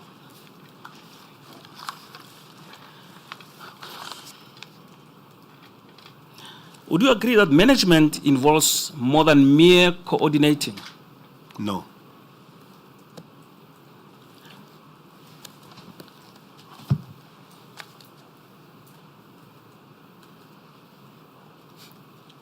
Do you also agree that your involvement went beyond mere coordination? You were managing? No. I have no further questions, Madam Chair. Thank you, sir. If I may just follow on the last question, and if you don't intend to do so, feel free to say that. I would imagine that the editors could probably have evidence to the contrary to suggest that Advocate Chauke actually played a role more than that of a coordinator, but rather of a prosecutor taking a prosecutorial decision, because that is the key issue here. And we really seek to make a determination to that effect, and if you can assist us, if there is probably any evidence to that effect that you can take us to demonstrate that in actual fact you were not simply a coordinator, but rather a prosecutor who took prosecutorial decision. First, in relation to the Katomana matter, and second, in relation to the Mdluli matter. But as regards the latter, there is no issue, because he has just testified this morning that as far as the Mdluli matter is concerned, he's the one who took a prosecutorial decision. To the Katomana matter. Madam Chair, we would have pursued the issue of the prosecutors that we allege Advocate Chauke has taken. But we could read when Madam Chair said we have not, rather the issue of prosecutorial decision does not form part of the TOR. And we decided not to pursue that aspect because it's not there. Because we would have pursued it in this fashion. All what he was saying, he did. We would have argued that it constitutes prosecutorial decisions. But since it has been indicated to us that it has not been alleged, we decided to abandon it, that aspect. Not to proceed to argue along those lines.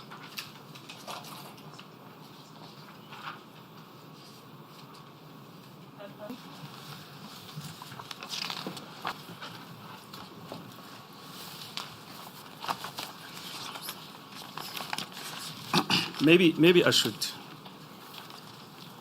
do it in this Perhaps fashion. you must go to the terms of reference. I'm not too sure what you are saying, and I really need to understand the point that you're making. That I'm making, yes, Madam Chair. Because the terms of reference tells you exactly what is it that is alleged against Advocate Chauke. If you look, for instance, at paragraph 3.1.1.1, he supported a decision to prosecute the accused, notwithstanding that there was no evidence justifying the decision. And he sought to improperly have the acting director of public prosecution, KZN, sign the case dockets and all prosecution memorandum detailing the alleged evidence implicating the accused on which the decision to indict had to be made. Madam Chair, I stand to be corrected. I just want to refer, Madam Chair, to, I think he was still being led by my learned colleague, Advocate Ngcukaitobi, SC, when Madam Chair indicated that in any event, the issue of prosecutorial decisions that he would have taken are not part of the TOR. If it was not yesterday, it must have been last week, but it's somewhere on record. I don't remember that. Do you have a transcript that reflects that? Transcript, let me just check when it was done, because I made some notes. Because I'm trying to ascertain with you, Advocate Maema, as the evidence leaders, and I really seek you to assist us here. If you are aware of any evidence that points to Advocate Chauke having prosecutorial decision insofar as the racketeering case of the Katomene is concerned, please bring that to our attention because it will assist us. And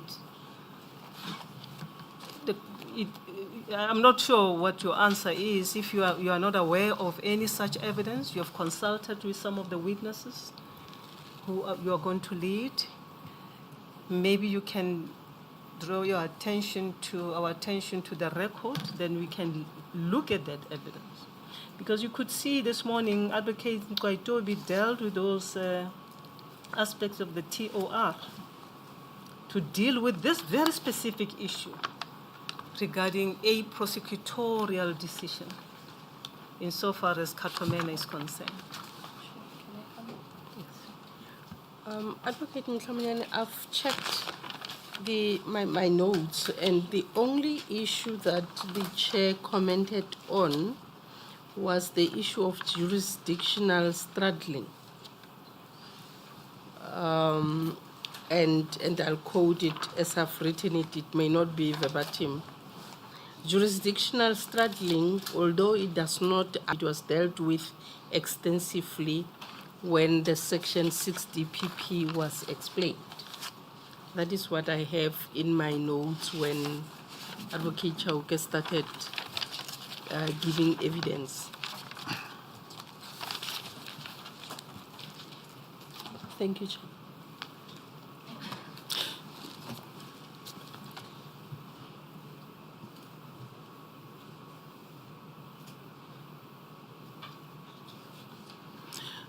Do you remember that, Council? Yes, I do remember that, and you correct me if I'm wrong. I remember that Sorry, Madam Chair, if I can intervene. I know it's not my turn, but my learned friend's turn. But I think that it's incumbent upon us to just remember where we are. The question by the Chair is, if there is evidence that Advocate Chauke performed prosecutorial functions, that must be put to him. Thank you, Madam Chair.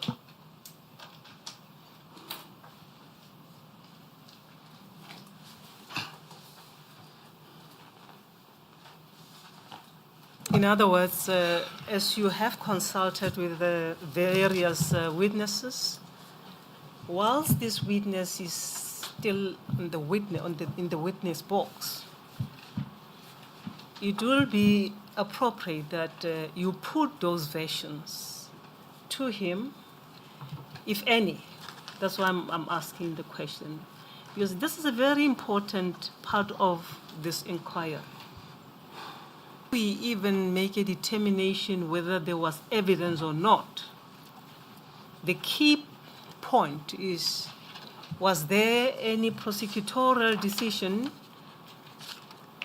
made by him or taken by him in relation to the Katomena matter? And if there is such evidence, put it to the witness and direct the witness to that evidence so that we can hear his version in relation to that aspect.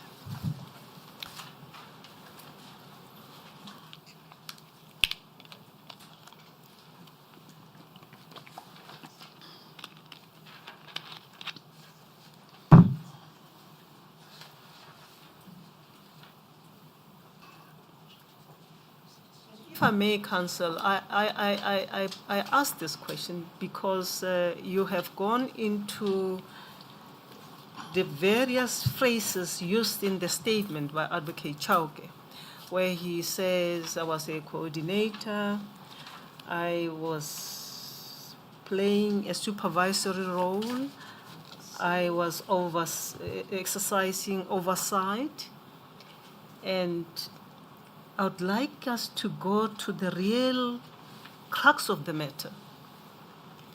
Did he make any prosecutorial decision insofar as the Katomena is concerned, which pertains to racketeering?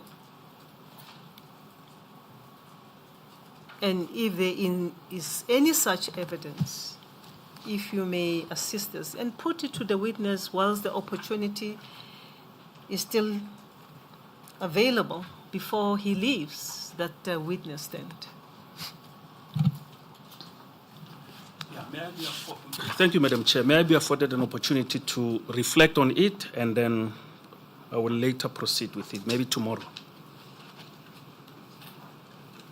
Well, the point is that are you going to proceed with your cross-examination, or would like us to adjourn? Maybe because adjourn. That would have been an appropriate moment for re-examination.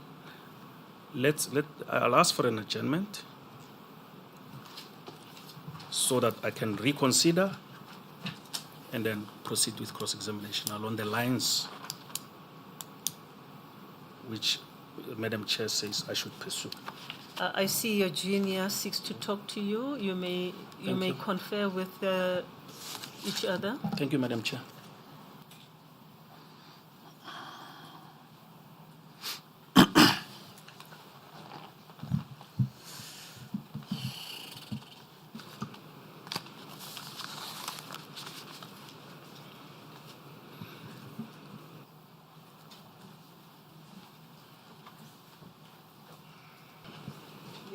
Counsel. Thank you, Madam Chair. Advocate Lekgeto apprised me of the fact that perhaps I should let you know that it's Advocate Nicole Mayet who should deal with the Mdluli matter. Maybe she can start to deal with the Mdluli matter and then I can come back later, if that is appropriate. You seek leave to revisit the cross-examination in relation to the Katomena matter. Indeed, Madam Chair.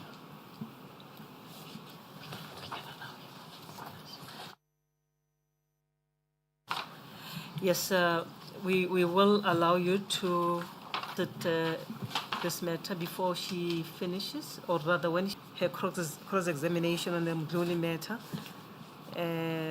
you can then come back to these aspects. Thank you, Madam Chair, for the opportunity.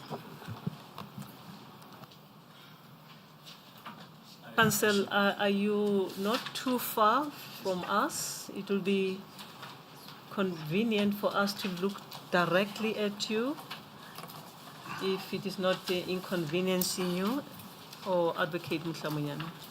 No, I will make way for her, Madam Chair.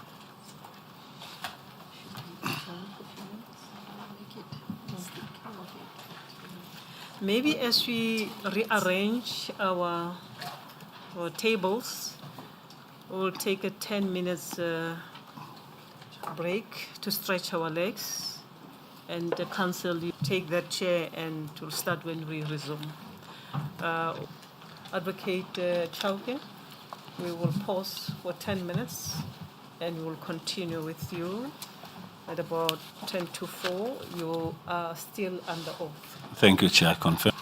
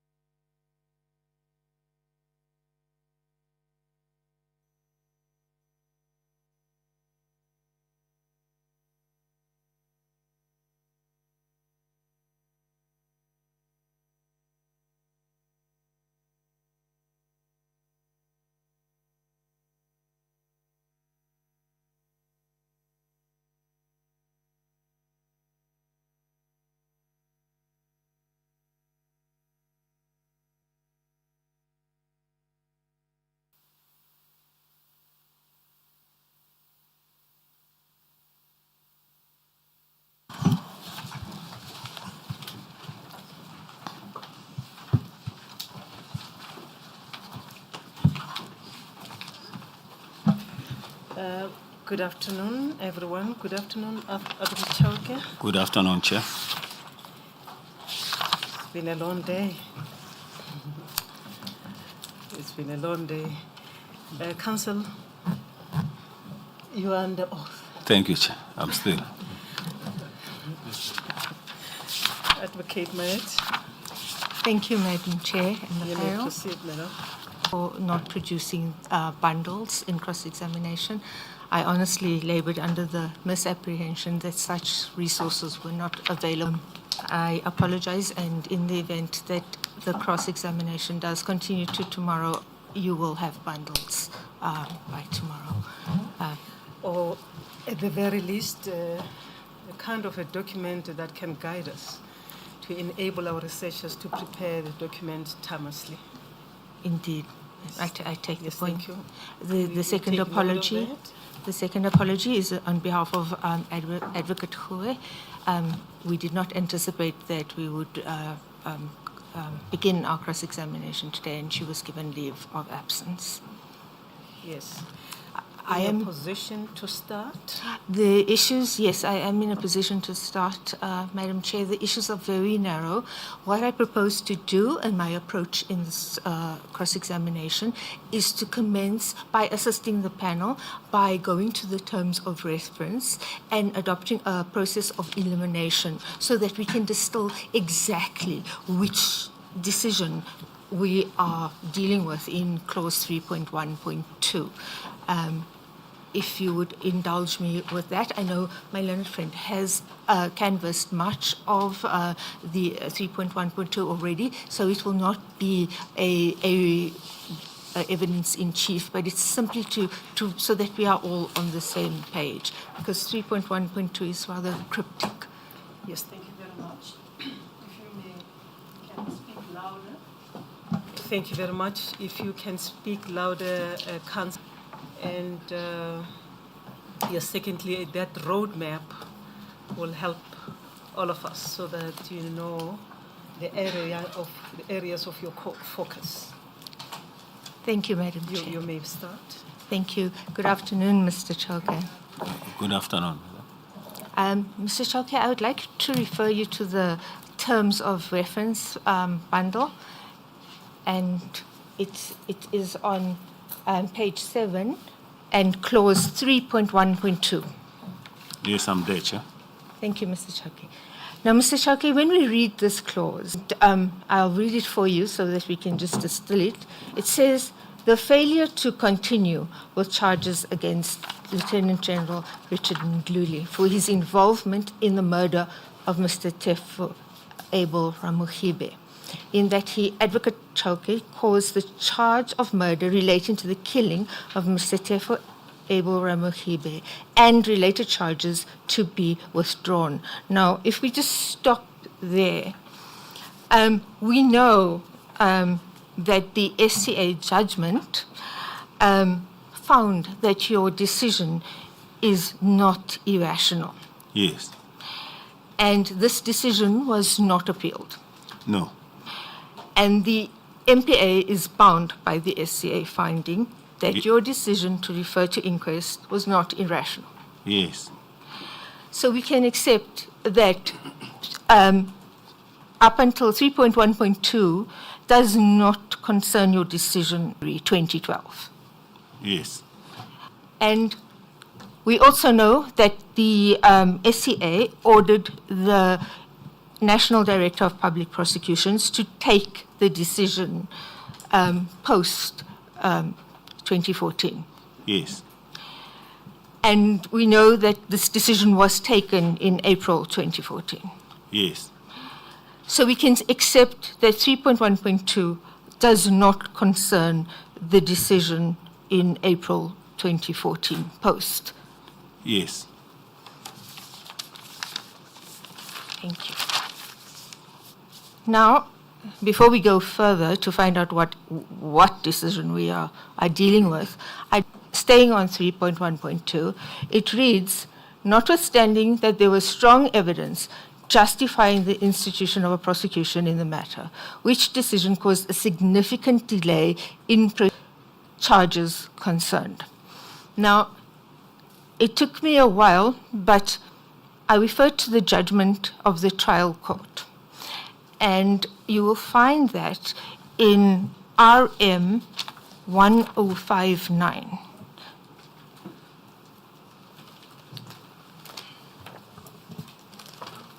Please repeat that. It is RM RM 1059.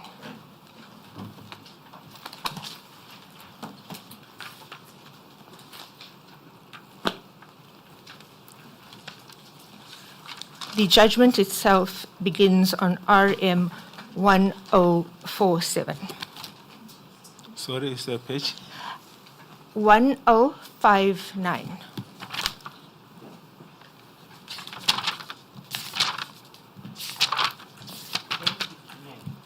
Um, 59, yes. 1059. Yes, I'm there, Chair.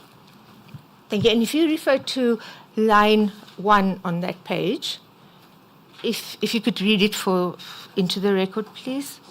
So the delay, if any, started running from the 31st of March 2011 and 1 April 2011, respectively, when the two accused before the court were arrested respectively. Only then did the delay commence. Let us then examine... You can stop there. Thank you, Mr. Then refer you to page 1063.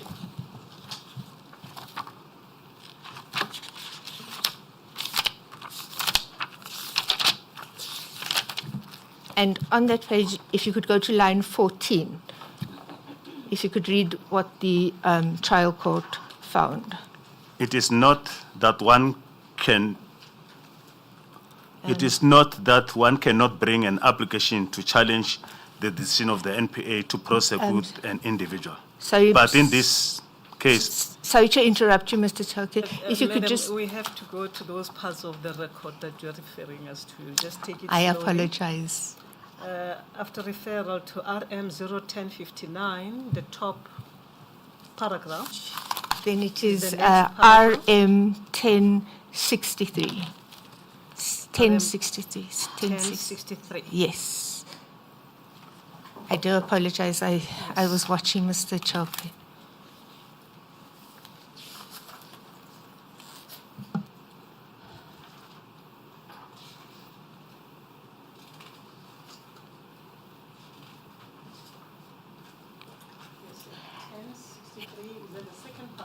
Yeah, I am referring to line 14. It's the third paragraph. It begins with consequently. See that?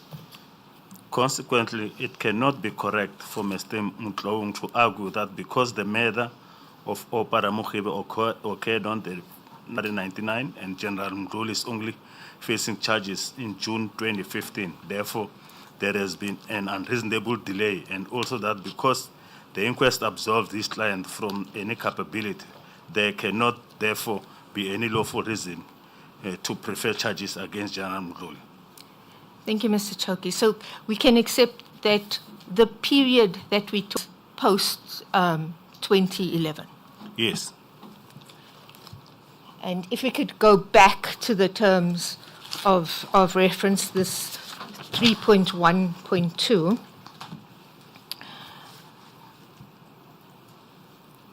When I read this clause, excluding the your 2nd of February decision, excluding the later decision in April 2014, the only period that it could possibly refer to, given that the trial court found that there was no unreasonable delay for the longer period, would be after the inquest judgment on the 2nd of November.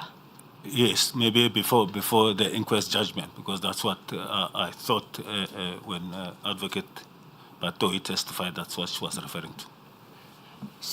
So you would agree that the period that clause 3.1.2 is concerned with is the period October 2011 to 2014. I'm not so sure about that. But it certainly commences from October 2011. It will commence from November 2011 when I receive from attorneys of General Mdluli. You will recall that the representations from General Mdluli came on the 26th of October. Yes. Yes, I believe so. I thought it was in November, but yes.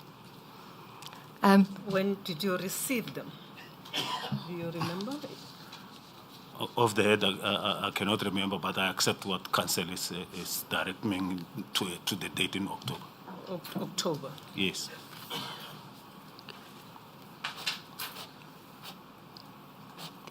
Do you want to refer I us can- to I- that part of the record? I know can- it is simply the- representation the- are I do- there in the record. Did you check that? I do have it in the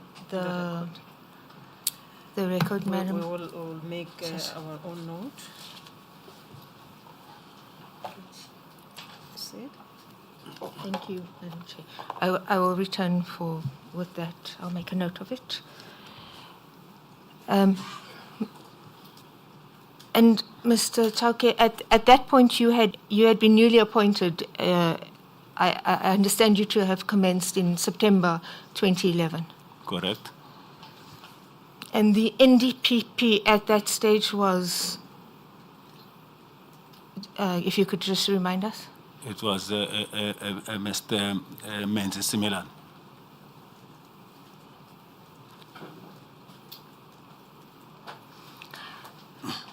And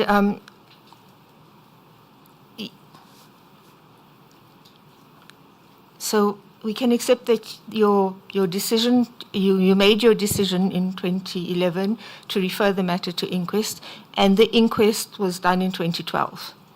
Yes. And you received the results of the inquest on the 2nd of November. Now, if I could refer you to the SCA judgment, and I'm told, and Madam Chair and the panel, I do apologize for my fumbling with the record. I have tried my best to make myself familiar, but it is in the court case bundle.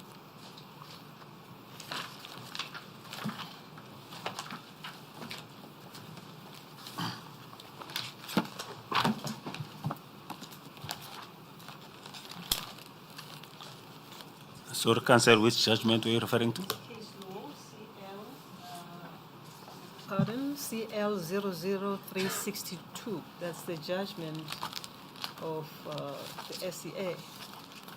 National Director of Public Prosecutions versus Freedom Under Law. Thank you, Madam Chair. I'm indebted to you.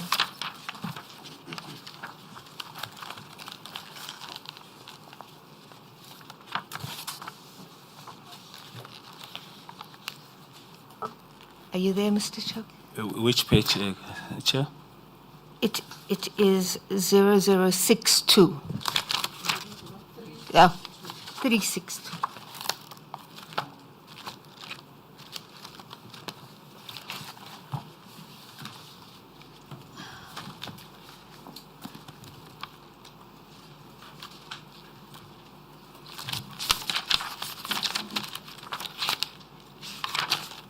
Yes, I'm at 00626. And if we could turn to paragraph 44 of the judgment. The paragraph? 44. 44. Yes, Chair, I'm there. Thank you, Mr. Chauke.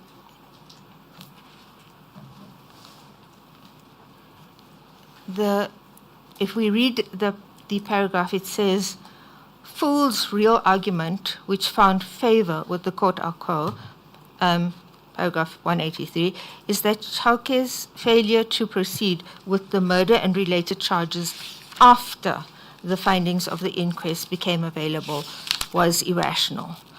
But that decision, or really his failure to apply his mind afresh to the matter after the conclusion of the inquest, was not the subject of the review application. Yes. So we can accept that as at the 2nd of November, you have the inquest report before you, and this is, by a process of elimination, presumably what 3.1.2 concerns, your actions and decisions in this period going forward. I accept if that was you're telling me. Thank you. I don't have any other interpretation. Yes. And we can accept that the judgment, if you also refer to paragraph 54,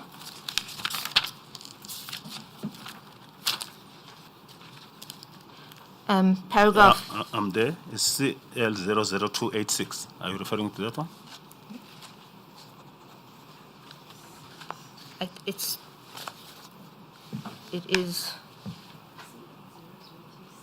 371. It is 00371. Yes, I'm there. 54.3a says refers to your 2nd of February 2012 decision. Do you agree? Yes. So, as at the 2nd of November 2012, we are not dealing with the SCA judgment. Yes. Thank you. Now, Mr. Chauke, because this is a commission of inquiry and we want to understand your thinking. So, and it's my duty to put what was before you on the 2nd of November, so that the panel can understand what was before you. So, if you could just work with me, and I understand that you would have the inquest report in front of you. Yes. And you would have also had the heads of argument which your prosecutors submitted during the inquest. Yes. And you would also have had the docket in front of you. Yes.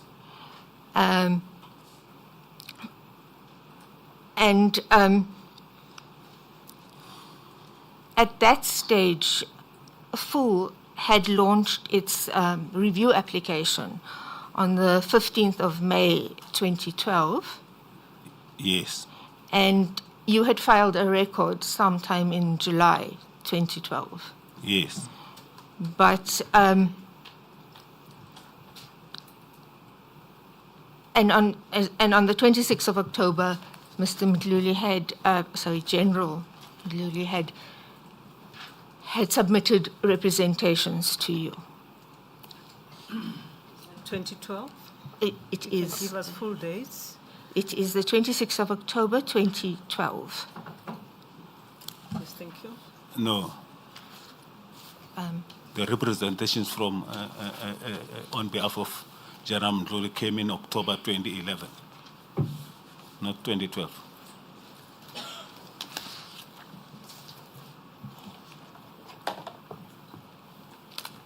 I will accept your better knowledge of this, but if I could just... I think the document was referred to earlier. Yes.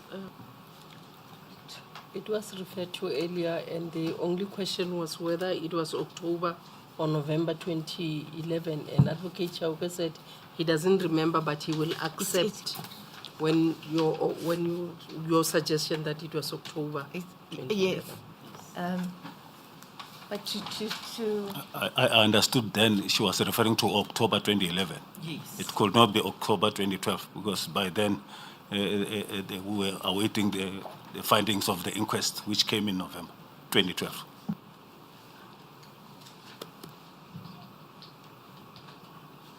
I will accept your better knowledge of the it is 2012. Yeah, I just want to, basing the acceptance on the better knowledge of the witness. It is my understanding that this inquiry is constituted mainly, or reliance is made heavily, of the documents that are available. And I want to believe that we all have similar information. I'm just trying to avoid a situation where again you will hear that, no, but you had said this. So you rely on what you have. You ask questions because you know answers to the questions. Do apologize, honorable panel member, and on RM 00338. And Mr. Chauke is quite correct that it is 26 October 2011. RM 00338. Is it the representations by Mr. Mdluli? Indeed. Is it not RM 00881?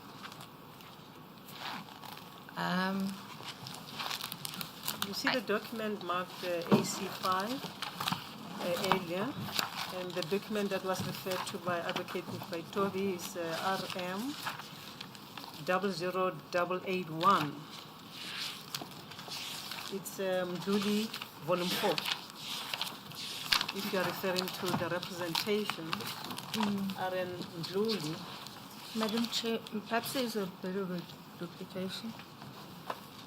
Chair, I have it.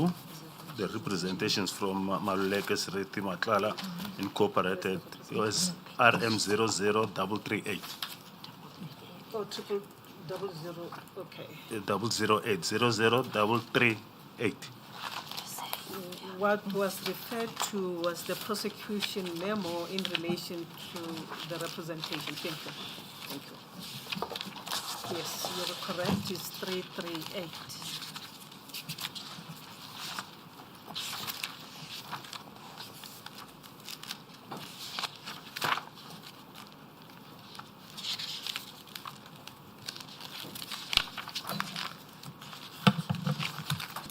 Madam Chair.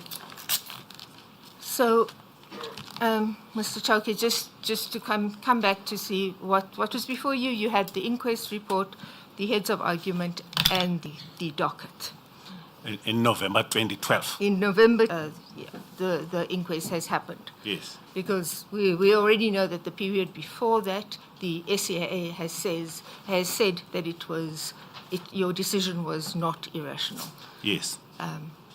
So we can only, by a process of elimination, and purely to assist the panel when they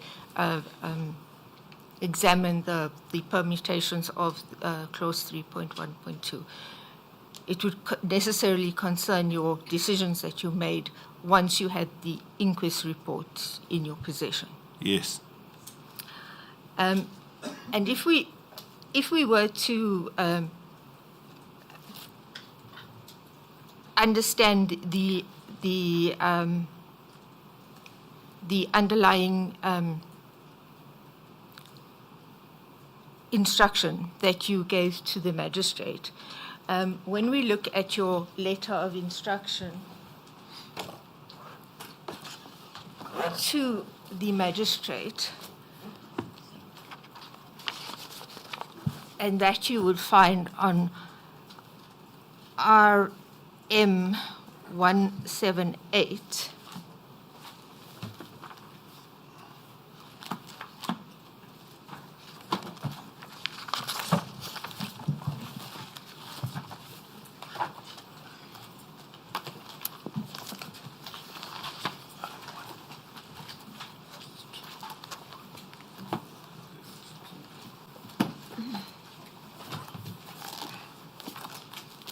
You said page?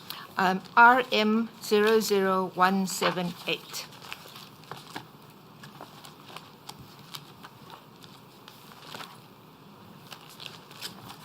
Yes, Chair, I'm there. And the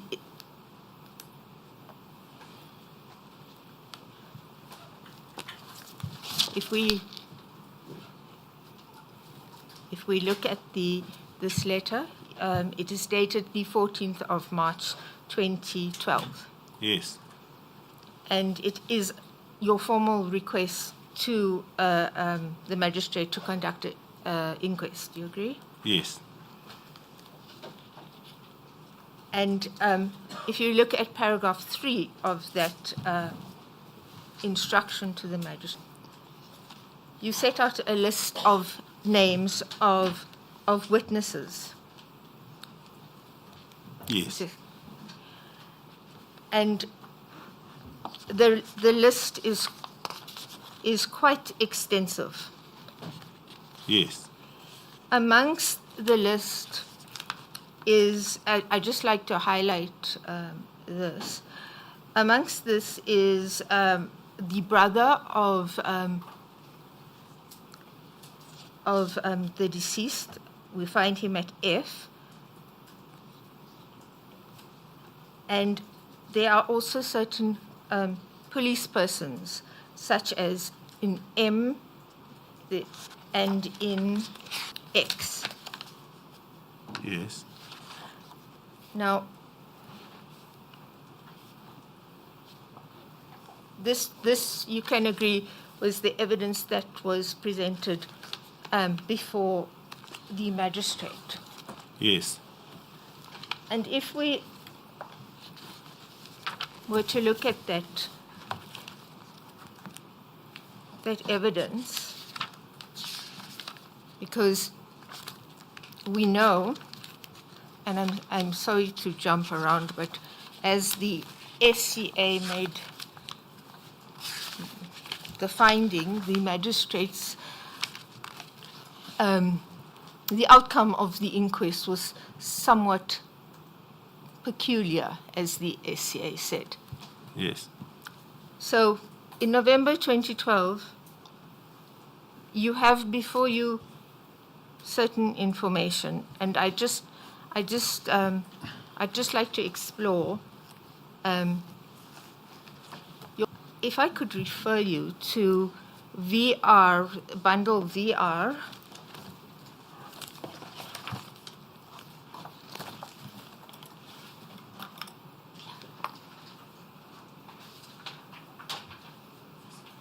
It is the Phosphorus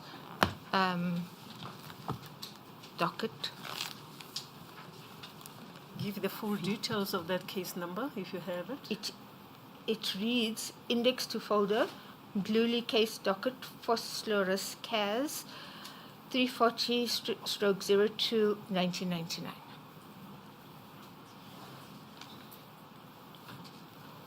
I will get. It's a VR. It is a VR. Where do we find it? Honorable panel member, I'm similarly very confused with the record, and I am reliant on my.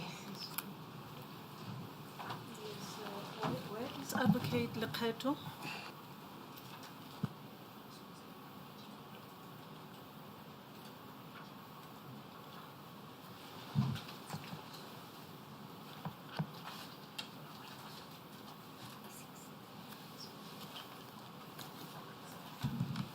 I am told that because I discussed it with the researchers earlier, that they know exactly where I am going and they will produce it.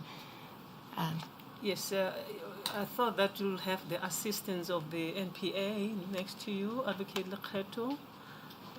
Is she assisting Advocate Mutlamuyane? Where is she? She is assisting Advocate. Advocate Mutlamuyane. Okay. If you need assistance, us will come closer to you and locate the documents that you need to use.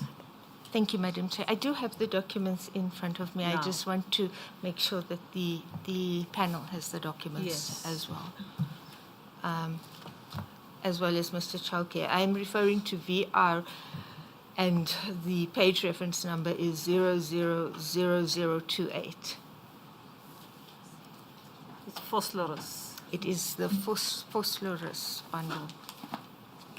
2 zeros, 3 zeros, It is 4 zeros. 4 zeros. Madam. 2-8. Thank you.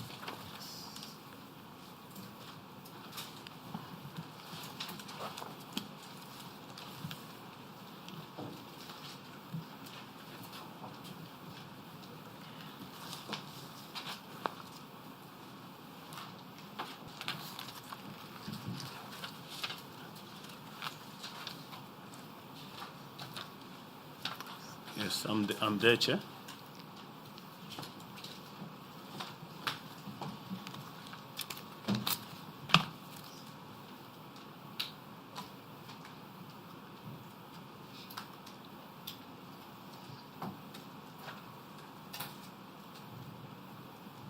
May I proceed? Proceed, Madam. Thank you. Mr. Chauke, this is the affidavit of Mr. Tefo Abel Ramohibe. Yes. And it is his complaint with regards to the attempted murder. Yes. And if we read the second paragraph, if you could please assist me and read it for us. I think your voice is better than mine. On 1998-12 to, I think it's about 22 hours 30 and 23 hours, I talked with Killer, one of the persons who is known to me, and the policeman at Fort Loras police station about the car, because I had a journey to Nelspruit, and he told me that he does not know the person who can borrow me the car, and I will. There is something missed there. He said he will give me his car and wanted an amount of 500 rand, which was paid to him. I was accompanied by Alfred and Patience. Patience stays at Nyashiho Street, second house to the right. Contact number is 804-6122. Alfred's we traveled to Killer's place and dropped him there. We were on our way. And if you could continue to the next paragraph, please. When we approached the stop sign, extension 9, I heard several shots towards us and saw a next to a fence shooting at us. I did not stop and drove away towards street and decided to go back and dropped the two, and I went straight to deliver Alfred at extension 3 and later Patience at her place, and I decided to sleep at her place, where the following day I went to the owner of the car to report the matter, and they accompanied me to the scene of crime where 2 empty carriages were found, and then I decided to open the case at Fort Loras police station as case 475 of 12/1998, attempted murder. Now, Mr. Chauke, earlier you testified that when you read the doc, that all these people were friends. But reading this statement, there is no mention of, there seems to be quite a distant relationship. Do you agree? Yes. Now, on the same bundle,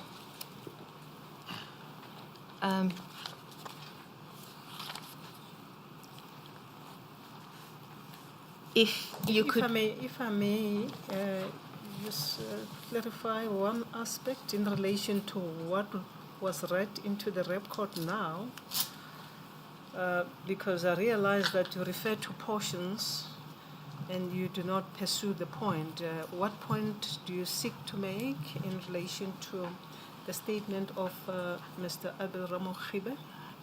The point is, Madam Chair, that Mr. Chauke was of the view that he did not pursue the theory, as he called it, the theory of of the relationship, and that General Mdluli had a vendetta against the deceased because he was of the view that they were friends. They were all friends because there was a car that was lent, and That was my understanding. I will clarify, Mr. Chauke, was that my correct understanding of your testimony? That he was having a cordial relationship with people who were associated with Mdluli. But maybe just for clarification, who is killer? It's Mtunzi, one of the accused. Is it Timba or Glo? Pemba killer. It's a. Let me just get before I confuse the names now. Is that at RM 00178C, Sebastian Nkosana Timba? Yes, his nickname is Killer. His nickname is Killer. Yes, How do we know that? How do you know that? I can just quickly go through the other statements where there is reference to him as Killer. I might not have it here, but that's what it was known.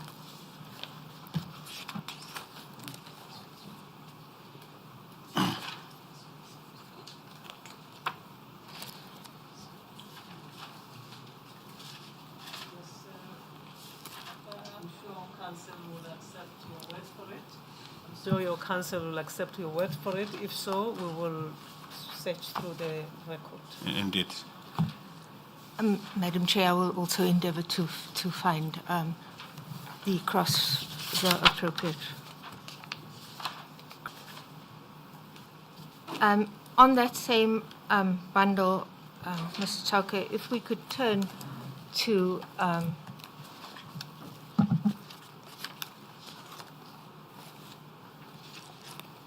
VR 4087, it is A19.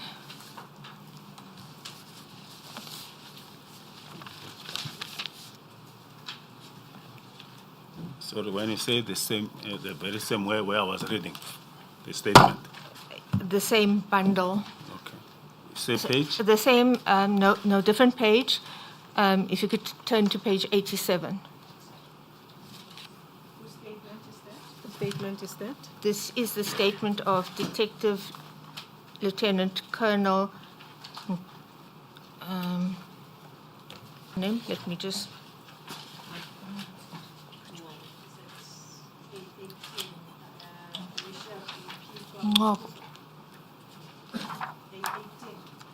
A19.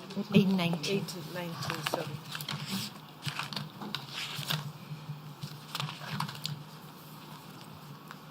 Colonel Ngobo. Indeed, Madam Chair.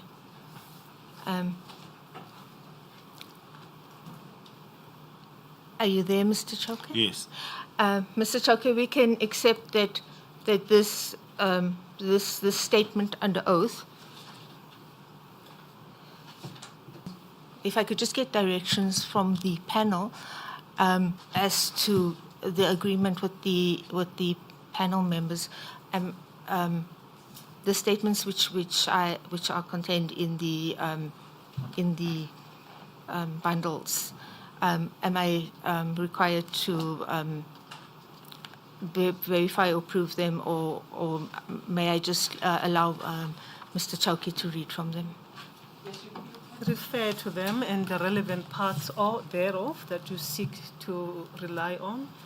And if you wish, the relevant portion, or you can ask Mr. Chauke himself to read into the record.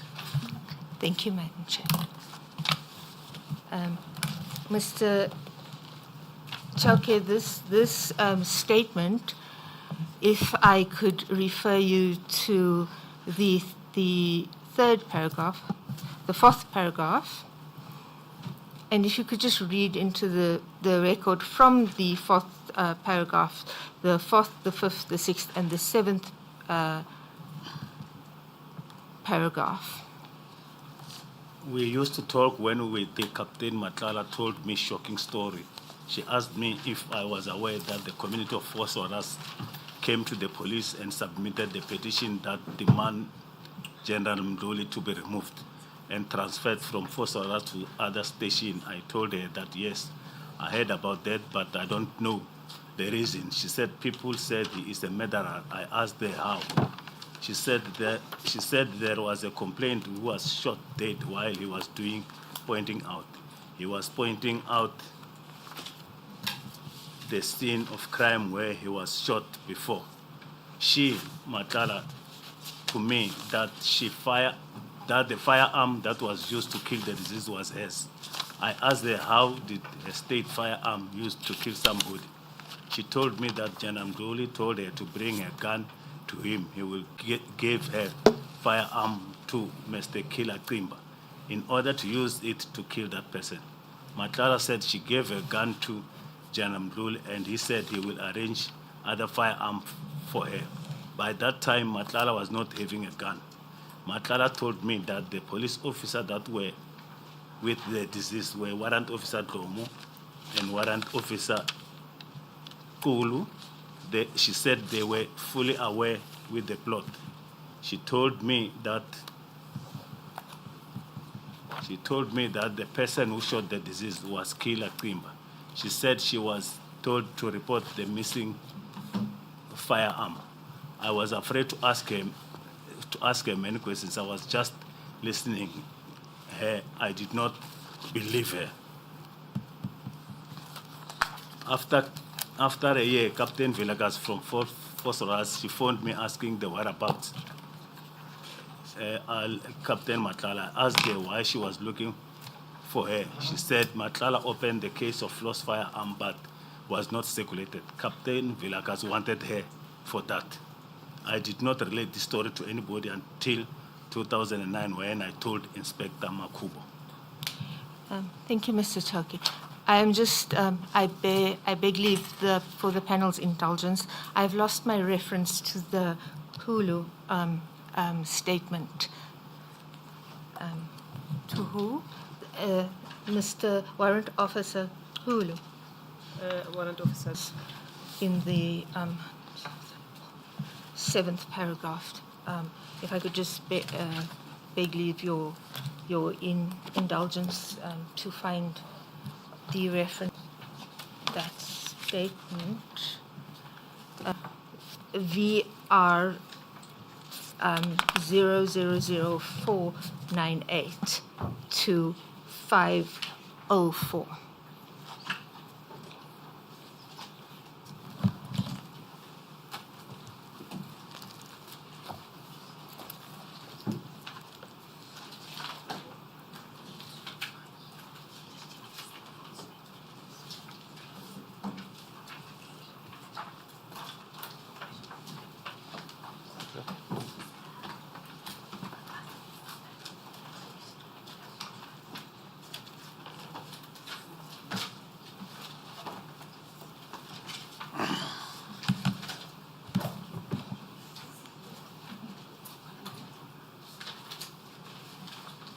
That's it.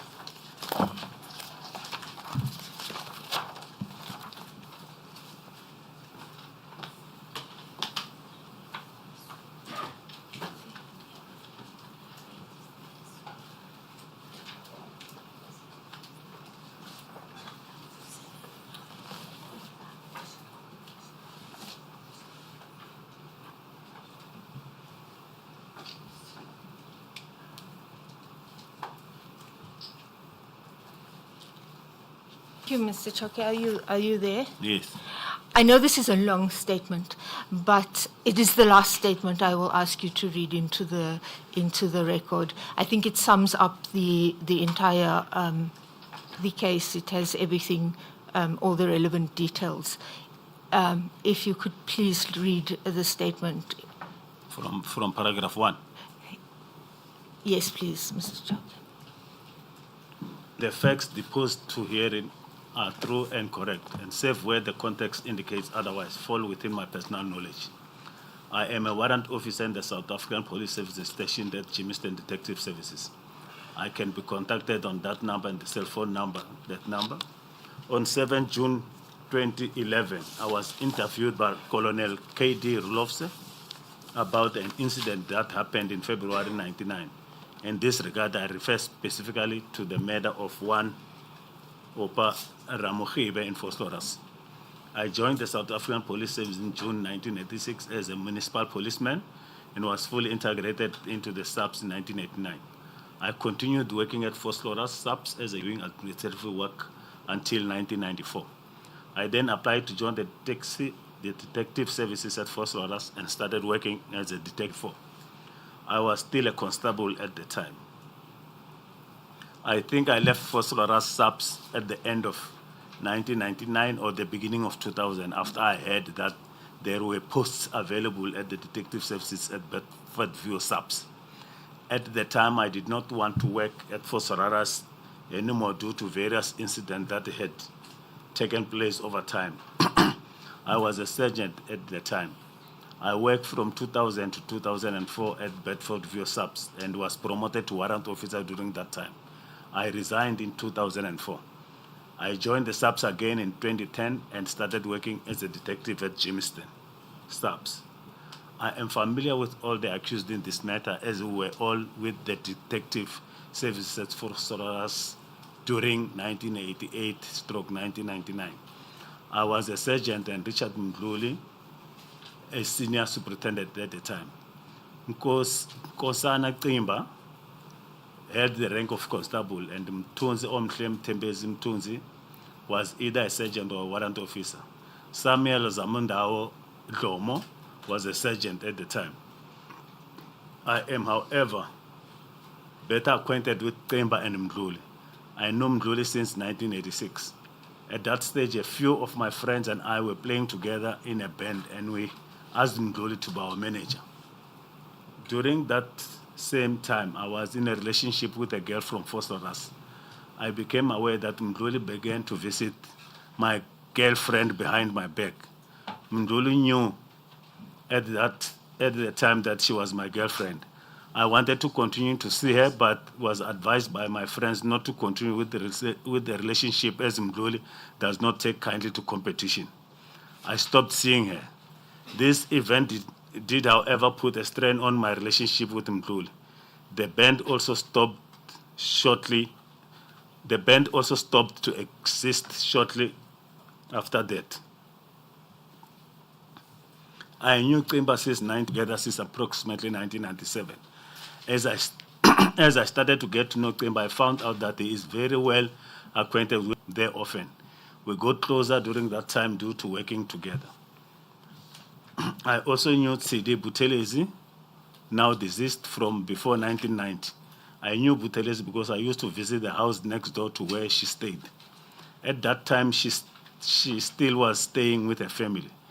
Buthelezi was attractive and a lot of men wanted to get to know her better. She later went to stay at Windmill Park. I know this house belonged to Mdluli. Buthelezi told me that she had a relationship with someone. She never mentioned his name. After the murder of Alfred Ramogibe alias Opa, deceased, I realized that it might have been the same person she was talking about. I was thus aware of the fact that someone had a relationship with Buthelezi and that Mdluli was against. Buthelezi confided in me that she was very unhappy in her relationship with Mdluli. She had started a new relationship and Mdluli did not want to accept the fact that Buthelezi did not want to see him anymore. I also knew that she had a child with Mdluli. These conversations with Buthelezi happened prior to the murder of the deceased. I was not aware of an attempt on the life of the deceased. I only learned about it after the murder. I cannot remember the date, but I remember the day the deceased was murdered. I was in my office and on duty. Later that day, I think after lunch, I heard there was a shooting incident and that Dlomo was involved in the shooting. I shared the office with Sergeant Ngumalo at the time. I do not know whether he was also in the office when the news came of the shooting incident. I went to the crime scene with some of my colleagues. When I got there, the deceased was already removed from the scene. I tried to assist in identifying witnesses to the event, but was not successful. I cannot remember whether Dlomo was still on the scene or not. In fact, people were gone already. We went back to the police station where I met Dlomo. He told me that he was attacked by 2 or 3 guys who were passing by whilst he was busy attending to the scene. He informed me that the deceased wanted to show him the crime scene where he was attacked previously. He also said that the attackers, took his firearm. Shots were then fired and the deceased was killed. He said that the attackers had a firearm with them before they took his. The day after the incident, people started talking and it became known that the person that was killed the previous day had a relationship with Butelis. I already knew the previous day that Dlomo used Mdluli's green Volkswagen Golf to do the pointing out. I was surprised to hear that Dlomo was allowed to use Mdluli's car. I have been absent since 1998 and started practicing as a pastor since 2000 and 2001. In 2000, I was in jail with Kimba. We were accused of stealing a car and were both arrested for it. There was third person also detained on this is dead, but he has died since. I cannot remember his name, but he was also a member of the SAPS. We were detained at Johannesburg prison for 5 months after bail was refused. During this, Kimba and I became close. Kimba told me that the reason why is they submit a statement against me in this case. He started opening up to me and he told me if Mdluli does this to him, he will also do the same because he knew everything about him. Kimba then told me that Mdluli was involved in the killing of the deceased. He was referring to the incident where the deceased was shot and killed. Kimba told me that Mdluli hired 2 people to kill the deceased. They came from one of the 2 hostels in Fosterras. He gave me the nicknames of at the time, but cannot recall the names. I told him to wait until we get out and then he must go to the Scorpions to inform them as to what had happened. I do not know whether he did, in fact, go the Scorpions. After we were released, we kept in contact and he used to come to church with me. I heard a colleague of mine talking about this case last year. I told him that I know certain information regarding this case. Not long after that, Lieutenant Colonel Du Plessis approached me, informed me that my colleague informed him that I had certain information relating to this matter. I told him I knew, and then he referred me to Lieutenant General Libya. I had a meeting with Libya in which I informed him about my knowledge in this matter. I am also aware of the firearms that were taken from Mdluli's safe. I think this happened just prior to the murder of the deceased. As far as I can remember, various R5 rifles and handguns were stolen from that someone broke into Mdluli's office.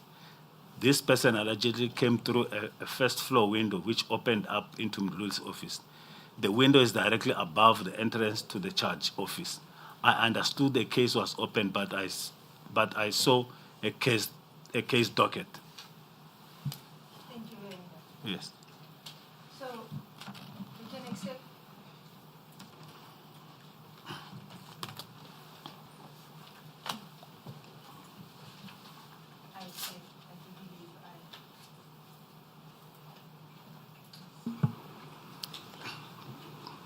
Apologies.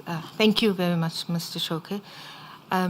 We can accept that on the 2nd of November 2012, you had all these statements in front of you, the police docket, the heads of argument of your prosecutorial team argued quite vociferously in favor of pressing forward with the murder charges. Is that correct? You mean at the inquest? At the inquest. Yes. And I'm assuming that at this point, with the end of argument in the docket, with all these statements inside, you now were at a stage where you could choose. You could choose to continue with the murder charges and the related charges, or you could continue with the full review.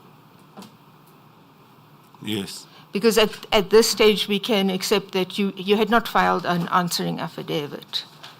Yes. And I'm assuming that you consulted with your prosecutorial team. Yes. And your prosecutors were very senior, is that not correct? Yes. You had Advocate Van Zyl, Advocate Barnard and Advocate Khaleka. Galeka, yes. Khalek. Galeka. Yes. Thank you. And they were all very senior members. Yes. In fact, Advocate Francel is one of the few senior counsel. Yes.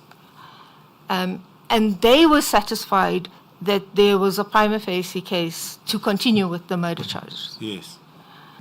Francel was of the view that although there was a circumstantial evidence... Advocate Francel. I do apologize, Madam Chair.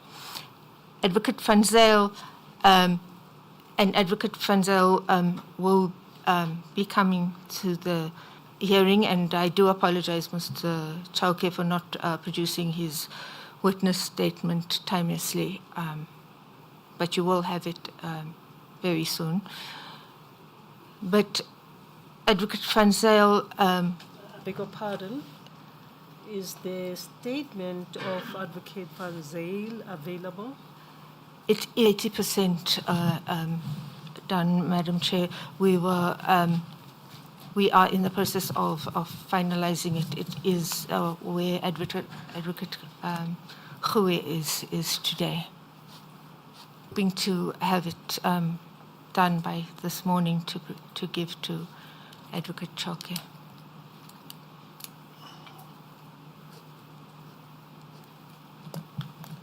Are you going to be in a position to cross-examine the witness about what Advocate Van Zyl is going to say?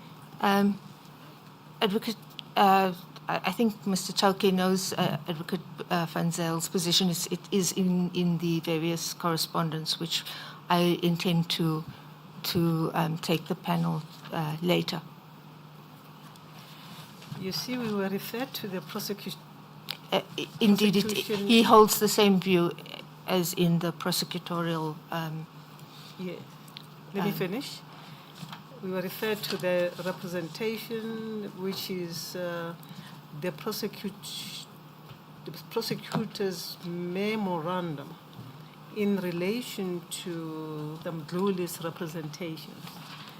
Is Advocate Van Zyl SC the one mentioned at RM 00884, the one that you are referring to, together with Advocate Galeka and Advocate Barnett? That is correct, Madam Chair.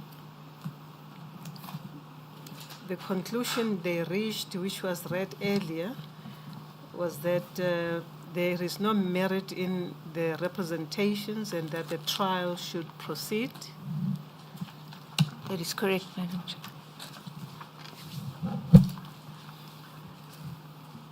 Yes. Let me just find out from Advocate Chauke. My recollection was that Advocate Chauke was asked about this representations and this memorandum, and he's testified to the effect that he subsequently discussed this matter with the team insofar as his intention to refer the matter for inquest was concerned, and they agreed with him. Madam Chair, give you timelines. Before that, let me just check if I'm correct. Yes, before the inquest was held, when I directed that an inquest should be held. And they shared your sentiments? No, of course, they have always been saying that they think there's a strong case, and I disagreed with that. That's why I referred the matter to the inquest. Yes, thank you. Thank you, Madam Chair. Just to clarify, we are dealing with the period post-inquest where we have the inquest judgment.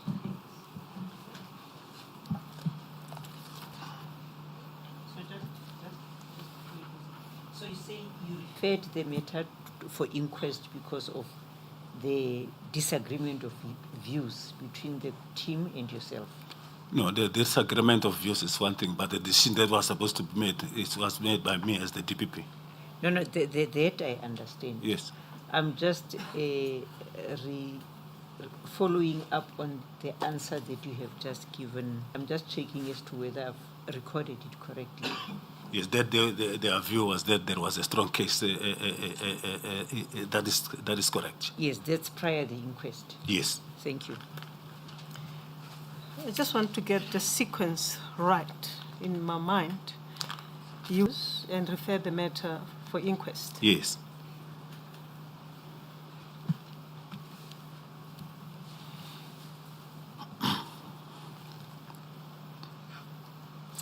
And counsel refers to the post-inquest events. Yes.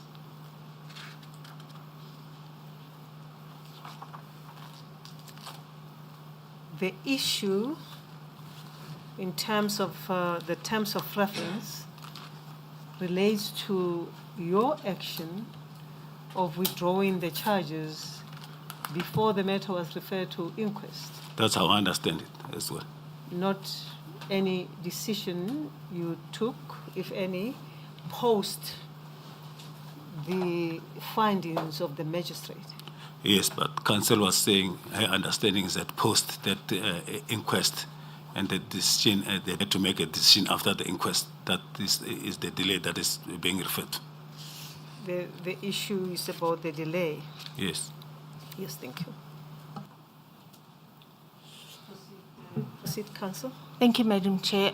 Would you like me to clarify further, which is why I took Advocate Chauke to the terms of reference? Yes. Because I was No, you don't need to clarify. I do understand. Thank you. Yes. So, Advocate Chauke, at this point in November 2012, you had a choice. You could continue with either the murder or the related charges, or you could put in the answering affidavit to the full. What do you mean putting the affidavit to the full review? You could continue with the full litigation, which was still pending. Yes, the litigation was still pending, but I don't understand when you say I should have put an affidavit there. No. What are you referring to? So no, let me explain. Yes. At this point, you have the inquest report in front of you, Yes. and you now know the findings of the magistrate. Yes. And with regard to the full litigation, took your decision on review. And the decision that they took on review was your withdrawal of the murder charges and your decision to refer it to inquest. Is Yes. that true? Yes. So in November 2012, you have the outcome of the inquest, Yes. and you can reinstate the murder and related charges Yes. and continue with the trial. Yes. And then you would effectively get rid of the full review because Yeah. they wouldn't have any complaint. Yes. Or you could elect to either only proceed with the murder charges or only proceed with the related charges. Yes. Are we on the same page? Yes. And at this point, as you have confirmed, your prosecutorial team was of the view that you should go ahead and proceed with the trial. No, not that I'm aware of. At that time, I had to make a decision whether to charges or to proceed with the other related charges. And I decided then to proceed with the other charges except murder and attempted murder. Madam Chair, I've sort of kept waiting for the right moment to object. This point around whether this charge, 3.12, refers to the pre-inquest or the post-inquest, has been dealt with Advocate Batoyi, who has told us that it refers to the pre-inquest period. But I see the line is just continuing on the assumption that everybody accepts that the charge is about the post-inquest period. The testimony of Advocate Batoyi is that this is about the pre-inquest period. That is why I ascertained with Advocate Chauke, because the pre-inquest event relate to his action of withdrawing the charges before referring the matter for inquest. And that's what we dealt with extensively with Advocate Batoyi. Indeed. And it was when, in fact, it was even before the cross-examination. It was when she was engaging with the panel.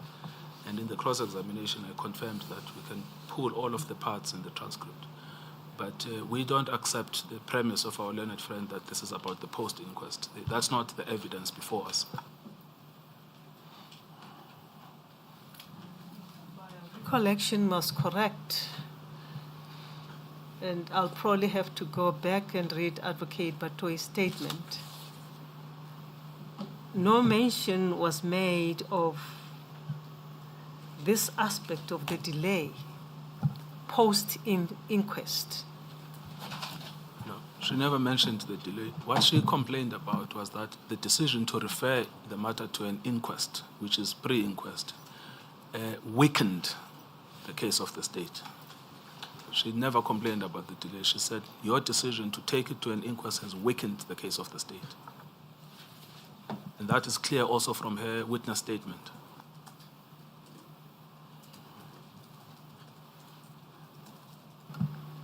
Counsel, an appropriate moment to pause so that you can have a look at Advocate Batoyi's statement and the transcript.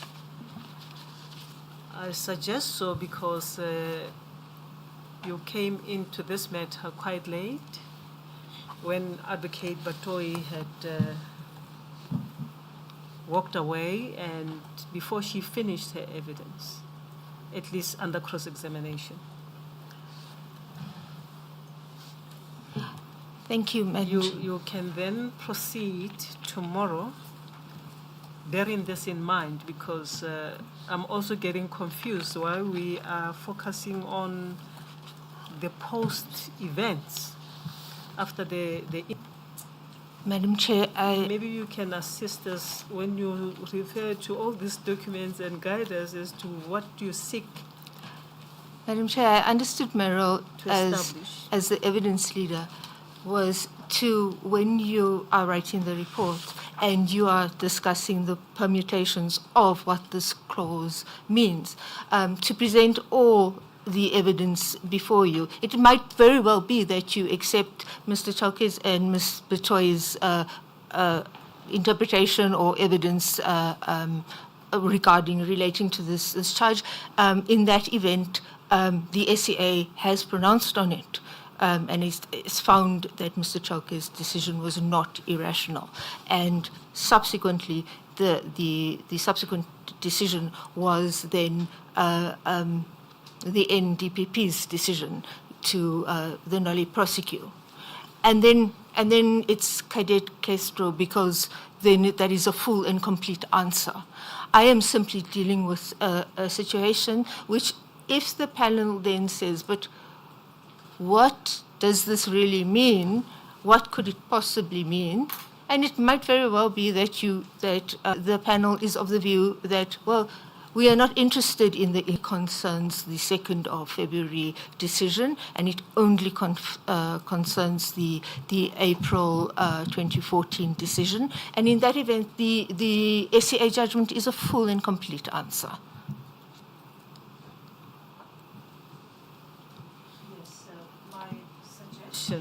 My suggestion to you is to read Advocate Batoyi's affidavit and read the transcript relating to her insofar as this aspect is concerned. Because it does not appear to me that what you are pursuing with the witness, and correct me if I'm wrong, is a matter that Advocate Batoyi dealt with. I will And remember, take your she's a key witness here, and we rely on that foundational statement by her as the one who initiated this inquiry. We will also look so that we can understand also your way, so that we can understand what you seek to pursue with the witness. I'm really lost. I'm getting lost. But as tomorrow, you'll probably assist us much better, because all along we have been working on the premise that Advocate Chauke's alleged unlawful conduct was his withdrawal of the murder charges against Mr. General Mdluli. Is that your understanding?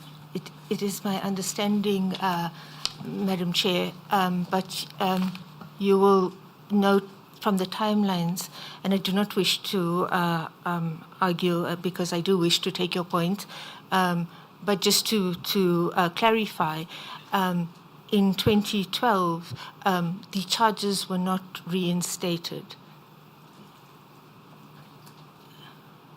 Yes. But I will take your guidance. Maybe let's look into that. Who was supposed to reinstate the charges? I understand it would be Mr. Chauke.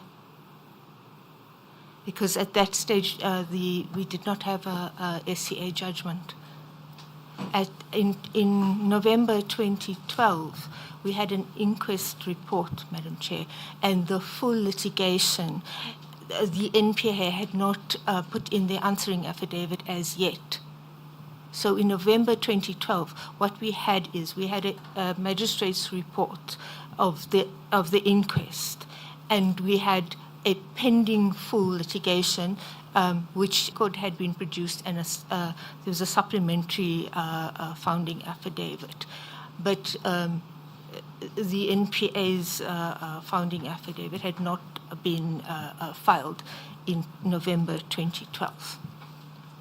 But if at that time there was a pending litigation, what could Mr. Chauke have done? The pending litigation was precisely of relating to continue with the murder charges or the murder and attempted murder and related charges. So, in my understanding, could have gotten rid of the litigation if he decided, based on his own understanding, to reinstate the charges against the accused. To reinstitute the charges? Indeed. After which event? After the inquest judgment. But there was pending litigation at that time, immediately thereafter. But the pending litigation regarded precisely that, the withdrawal of the charges. Yes. So by reinstating the charges, the pending litigation would naturally fall away because it seeks a review of the withdrawal of the charges. But the complaint is about his withdrawal of the charges. Because at Correct. at that stage, Mr. Chauke did not reinstate. So it continued to be withdrawn. Yes, and then full litigated. What did the SCA say? The SCA in 2014 said that his decision was not irrational. And what is the order saying? The order then said that the NDPP would take the decision. Ms. Advocate Nkasana. Indeed. Yes, now, why should Advocate Chauke be held responsible for the decision taken by Advocate Nkasana? I am not saying that, Madam Chair. I'm definitely not saying that. In fact, I specifically canvassed with Advocate Chauke that the SCA has exonerated his decision of the 2nd of February 2012, as well as the subsequent decision in 2014 of the NDPP. So we cannot have those two. This clause 3.2.1, it does not make sense to if you read it with regard to those two decisions, because the SCA has pronounced on them.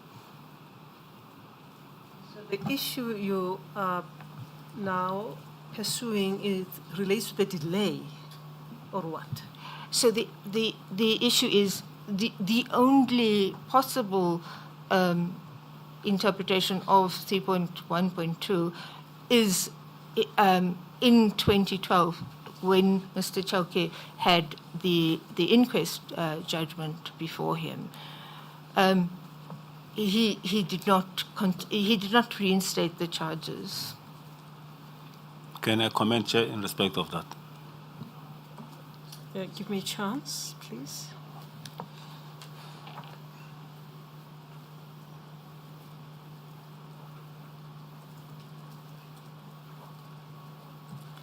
Yes, please do. I heard counsel that she's also referring to Van Zyl, and I gave evidence and indicated that in 2012, when I instructed them to proceed with the other related charges, Advocate Van Zyl is the one who advised me that there is this pending review proceedings, which I will have to await for because my decision might be found to be irrational. And on that advice, I did not insist that they should continue with the prosecution of the other related charges without the murder and the attempted murder charge. I believe that will settle what counsel is trying to look at. Madam Chair, could I just finalize the objection? So I've made one objection on the basis that Advocate Batoy's evidence is clear and unequivocal that charge relates to the pre-inquest. But my learned friend, Mr. Ramohane, also points me to another facet of this. The NPA actually the evidence leaders instructed by the NPA attempted to amend the charges in order to include the post-inquest period in clause 3.1.2.3 of their application for an amendment. That was dismissed. So they knew that the charge is about the pre-inquest. They applied to amend it. It was dismissed. Referring to the application to amend the terms of reference, Yes, Madam Chair. in terms of which this panel made a recommendation to the President. Yes, Madam Chair. The President has not made it. We are still waiting. We have a long wait ahead of us. You remember, we can only recommend as a panel. We wrote a ruling and submitted it to the President through the Minister. We are awaiting the decision of the President. But we take note of the point that we are making, an attempt to amend reference. And I think, in fairness to counsel, Advocate Mayeda, she came quite late into the matter, even long after that application to amend the terms of reference.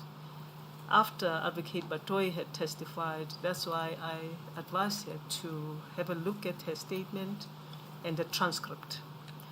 The transcript will also assist in relation to what was contended by the evidence leaders and the NPA in relation to amending the terms of reference.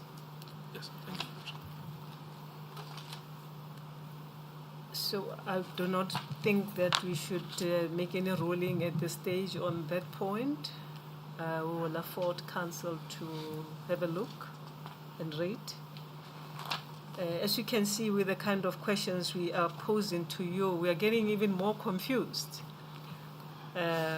because the case that has been before us in accordance with the terms of reference seem to be now shifting, and it's confusing us even more. So perhaps, unless my sisters would like to ask you any question, perhaps we should adjourn now.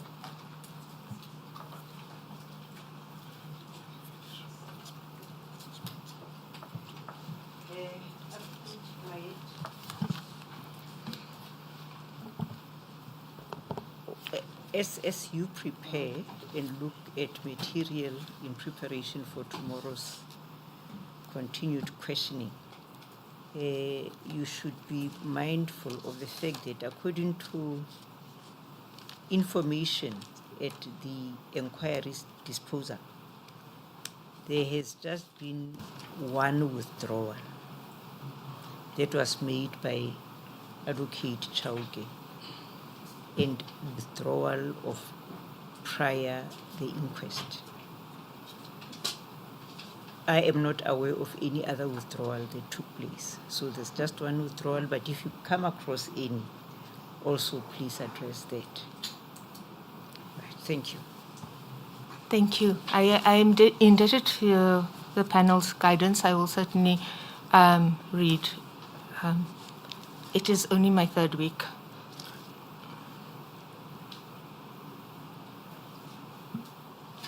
Yes, we take cognizance of that.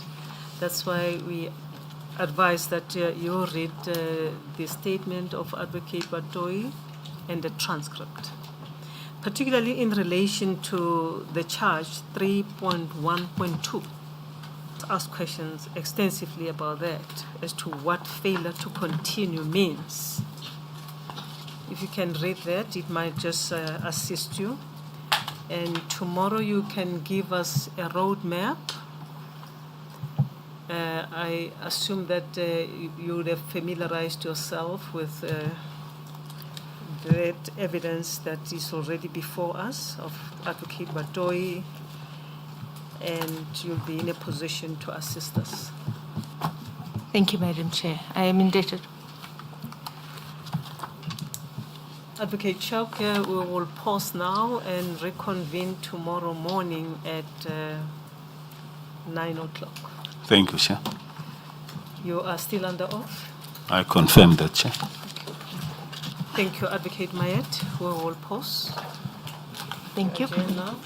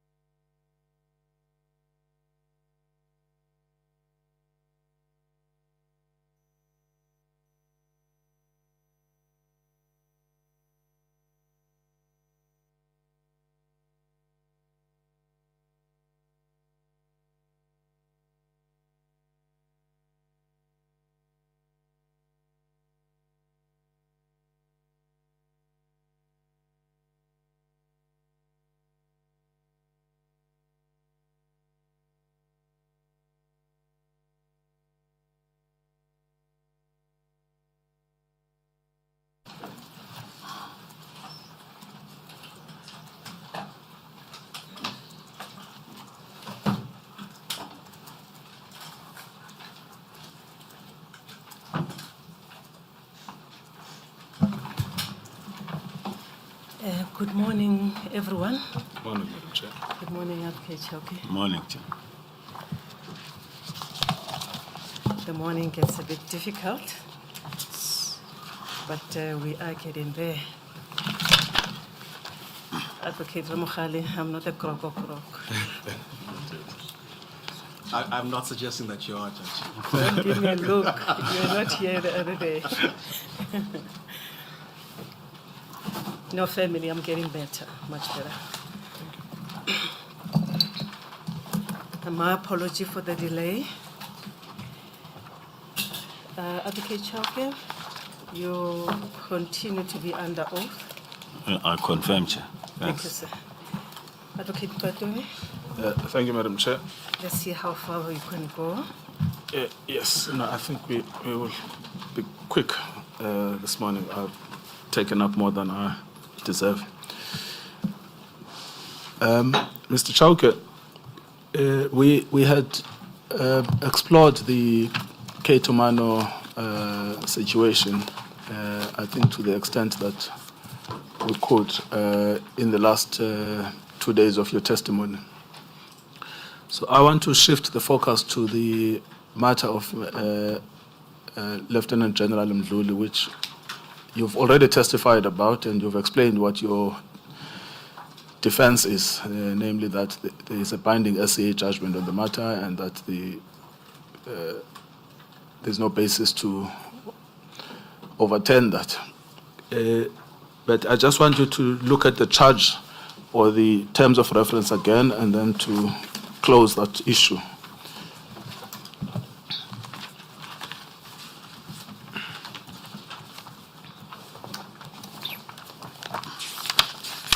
It's 3.1.2. Yes, I'm there, Chair. So the way is formulated says that the failure to continue with charges against Lieutenant General Richard Mdluli for his involvement in the murder of Mr. Tefo Abel Ramokhebe, in that he, Advocate Chauke, caused the charge of murder relating to the killing of Mr. Tefo Abel Ramokhebe and related charges to be withdrawn, notwithstanding that there was strong evidence justifying the institution of a prosecution in the matter, which decision caused a significant delay in proceeding with the charges concerned. So presumably when they say his involvement, they mean his alleged involvement, because his involvement was never actually established. Indeed. And then the next thing is this idea of causing the charge of murder to be withdrawn. What does that mean? It means that when I've withdrawn the murder charge and refer it to the inquest. Yes, all right. And then it says, notwithstanding that there was strong evidence justifying the institution of a prosecution in the matter. So I think that's where the mistake is against you. That's what you are being criticized for. Yeah, there was a strong case in respect of the murder charge, which is wrong. Precisely, but that's what they are saying. Yes. Yes.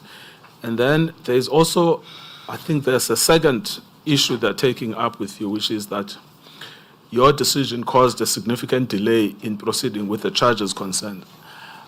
I presume that means, there was confusion in the evidence of Advocate Batoy about what this part refers to, whether it refers to the murder charge or it refers to the other charges, the 17 other charges. Like where was the delay? Yes, I heard when she testified. Yes. But we shall presume here that the alleged delay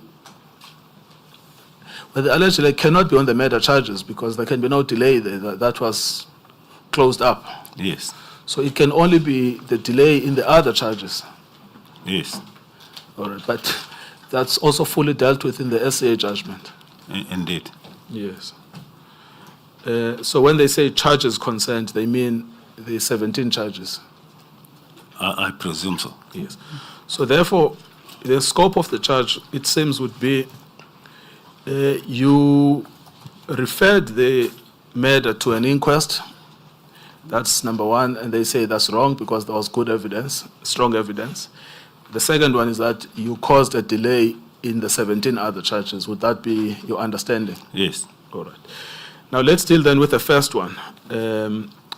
As I understand, on Advocate Batoy's version, what she read here, according to her, was the opinion of Advocate Harley.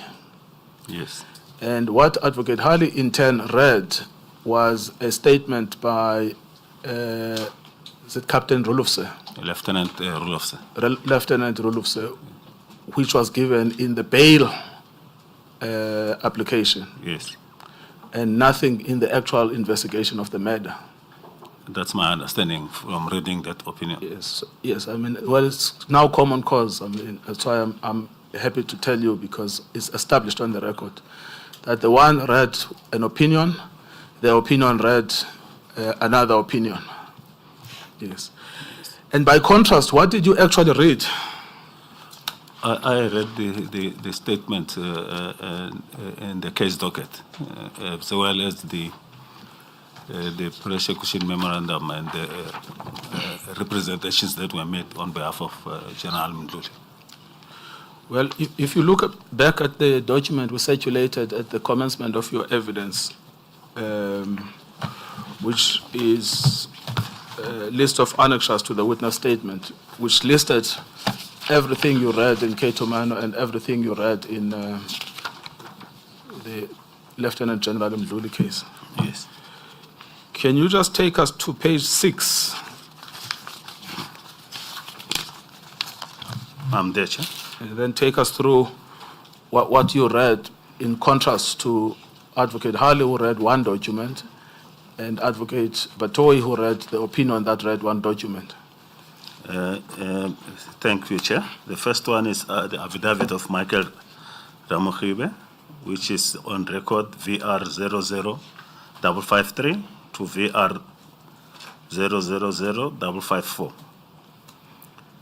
The statement, the second statement of Abel Ramokhibe, which is at VR 000028 to VR 000030. The affidavit of Lena Ntsekiseng Ramokhibe Mbuyisa, VR 000071 to VR 000073. A statement of Abel Ramokhibe prior to being shot is VR 000487 to VR 000488. Then the affidavit by Detective Sergeant Zelinda Samuel Gomo, which is at VR 000546 to VR 000548. The affidavit by Ms. Malitsatsi Sophia Ramokhibe, that is the mother of Mr. Ramokhibe, VR 000042 to VR 000046. And the affidavit by Ms. Malitsatsi Sophia Ramokhibe, mother, which was written in Afrikaans, VR 00527 to VR 00529. A postmortem report at VR 000108 to VR 000111. A statement by Constellation CD Mudise, Butelezi, dated 2nd March 1999 at VR 000555 to VR 000557. Statement by Alice Manana, VR 000001 to VR 000010. Affidavit by Mohau 00010. Affidavit by Mohau Johannes Ramokhibe, VR 000047 to VR 000058. J88 medical legal report, VR 000022 to VR 000027. Statement by Johannes Christian Duplessis, VR 000097 to VR 000104. Statement by Manyatela, VR 000193 to VR 000195. Affidavit by Lieutenant General Sitwanso Godfrey Libya, VR 000319 to VR 000321. A statement by Kimba, VR 000445 and 0 to 171 to VR 00173. Affidavit by Lieutenant Godfrey Sitwanso Libya, VR 00322 to VR 000325. Statement by Investigating Officer Ruloso opposing bail, VR 00748 to RM 0078 to RM 0084 and VR 000326 to VR 000430. Yes, if you could just stop there. This is the statement that was read by Mr. Harley Yes, The only statement he read from this document. that's And how I it's- understand it. It's not clear from his opinion whether he had access to the docket or not, but that's the statement he read. Now, what struck me was that this is a statement in the bail proceedings. It's not even a statement in the main case. Yes, And did Mr. Rulufse give another statement in the main case? yes, He did. he did. That is the one that is recorded as VR 000326 to VR 000430. Yes. So he gave two statements. Yes. Yes, all right. All right. It's unclear then why. And the one that, if I may, Yes. the one that Advocate Hali relied upon is which one of the two? The one the RM 007482 to RM 00814. That's how I understand it. Yes.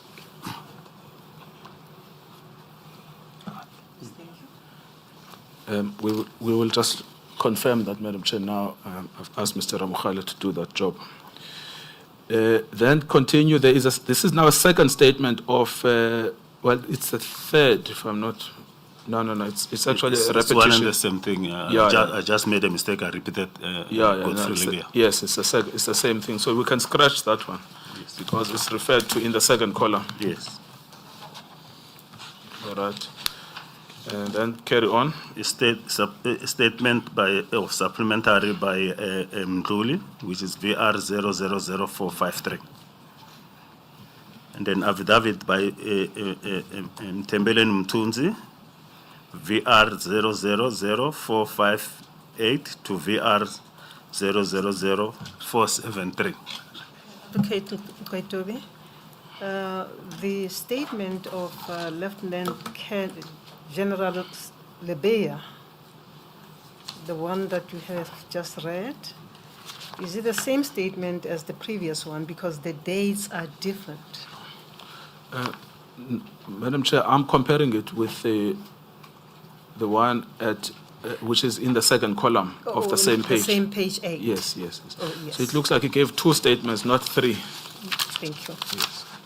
So we must scratch the second one. Yes.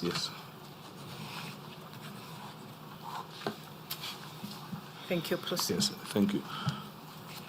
And a statement by Area Commissioner Leonard Anthony van Tonder at VR 000579 to VR 000581. Now, before you proceed, I just want to, because I just want to confirm something around the statement of Mr. Rulofse, because it's the pivotal statement that became the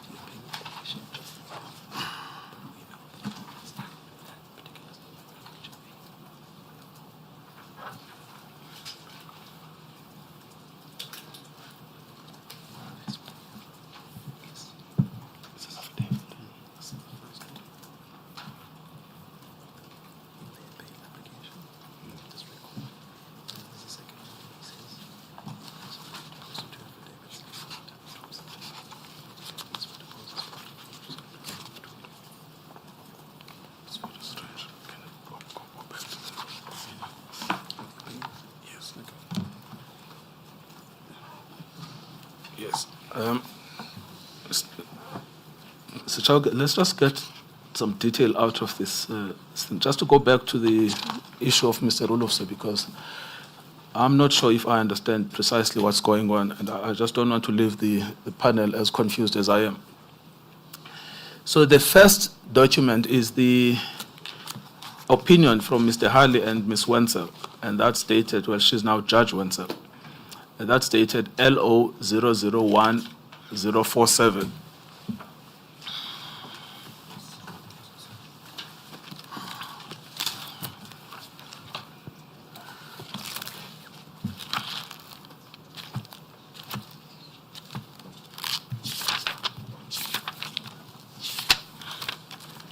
say LO. So LO 001047. 10. No, 1047, yes.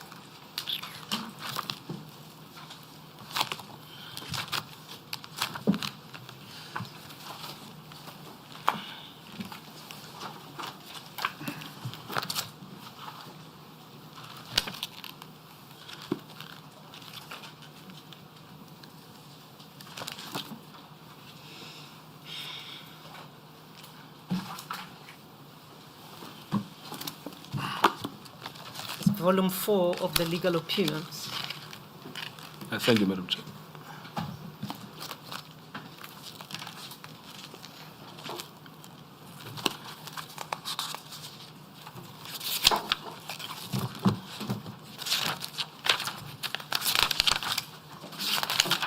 Yeah, thanks, Chair. I'm there. So do you have this is the opinion of Mr. Harley and Ms. Wenzel, correct? Yes. Now, the reason I say that it's common cause that they relied on the affidavit, it is paragraph 5 of that opinion. Yes, paragraph 5 reads, before delving into our process of reasoning and the evidence to support that reasoning, there are primary facts and observations. Preliminary facts. Preliminary facts and observations we should set out to better understand what is to follow. These are all derived from the affidavit of Colonel Kobus Dimer Rule Officer, who had investigated the charges against Lieutenant General Mdluli. We attach a copy marked A. Yes, now the problem is that when the NPA gave us this, they didn't give us Annexure A itself, what it says. But anyway, the fact that that's the only thing they read is clear from that report, from that opinion, because they never explain what is the other source of their information. Yes. But it's clear that they relied only on Mr. Rolof's affidavit. Yes. Now, that we have to find it somewhere else, the affidavit. We find we find the affidavit at in another section.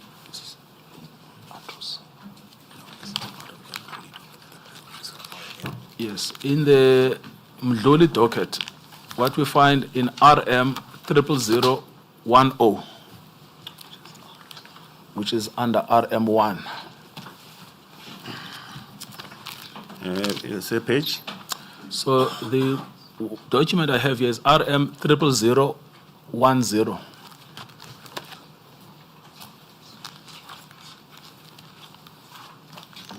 Got that.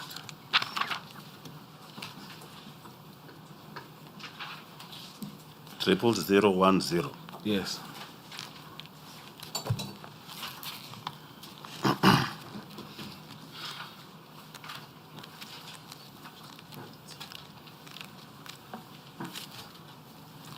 Yes, I'm there, Chair.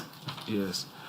Now, if you look at that, that is an answering affidavit by Kobus Dimer Rolofse. Yes. Yes. And the reason he submits that is to oppose a bail application by Mr. Mdluli, correct? Yes. Yes. So that's one candidate about what that Annexure A is about. And the grounds for opposing the bail would be at RM 00029.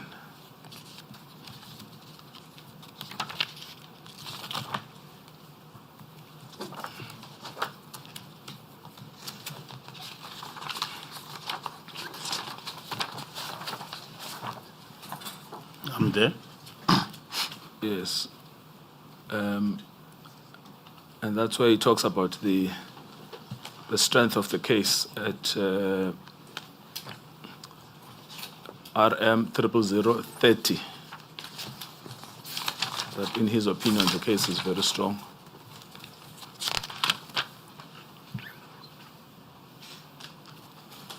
Can you see that? Yes, I see that. Yes. So that's one potential candidate about what Annex A is, but we still don't know. And then there is another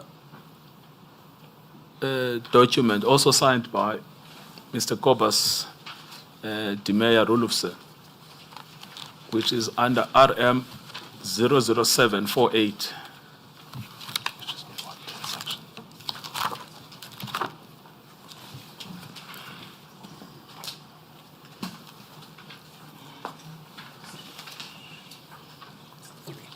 RM3.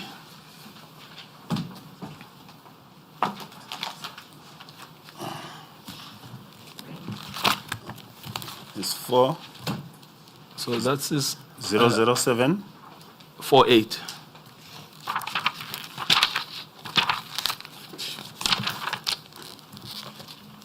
Yeah, yes.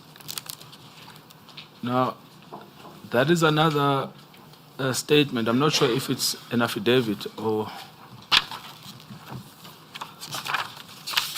a statement. But what caught my attention is that in paragraph 3 thereof, he says he has deposed to 2 affidavits dated 11 April 2011 and 12 April 2011. Can you see that? Yes.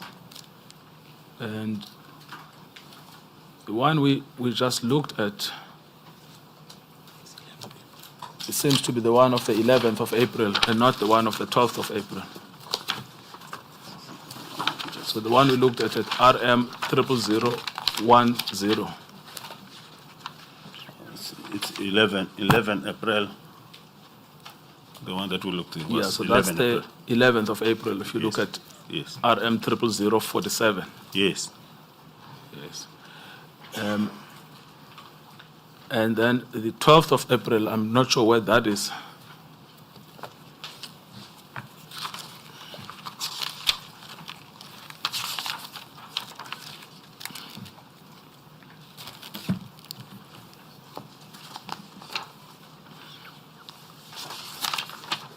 And so when you look at Annex A, it is utterly confusing about which of those 3 affidavits Mr. Hale read. Yes. Yes. Now, this is where the problem then becomes, is that when you see Advocate Batoyi, who is the person that must make a rational decision to charge you, saying, I've relied on Mr. Hale's affidavit. And then, on Mr. Hale's opinion, when you look at the opinion, it talks about Annex A. It doesn't attach Annex A. You try and find out from the record, you find 3 different documents, and you can't work out what are they talking about. I agree. Yes. Regrettably, Advocate Batoyi left this chamber before we could cross-examine her on this point. Yes. Yes. All right. I needed to clarify that when we are talking about Mr. Rulufse, that we are actually talking 3 different statements, and we can't work out which statement was read and relied upon by, well, we know for sure that there is no statement read by Advocate Batoyi, but we can't work out which statement was read by Mr. Hale. Yes. Yes. Unfortunately, she can't testify. He's an advocate. He can't testify here, so we would just never know. Yeah, we can just assume which one statement and take it from there. Well, we can't make assumptions. Yeah. This is your career at stake. There has to be proof. Now, you've dealt with the supplementary affidavit of Mr. Mdluli. Yes. And there is also Mtunzi Omche and Tembeni Mtuzi. Omche.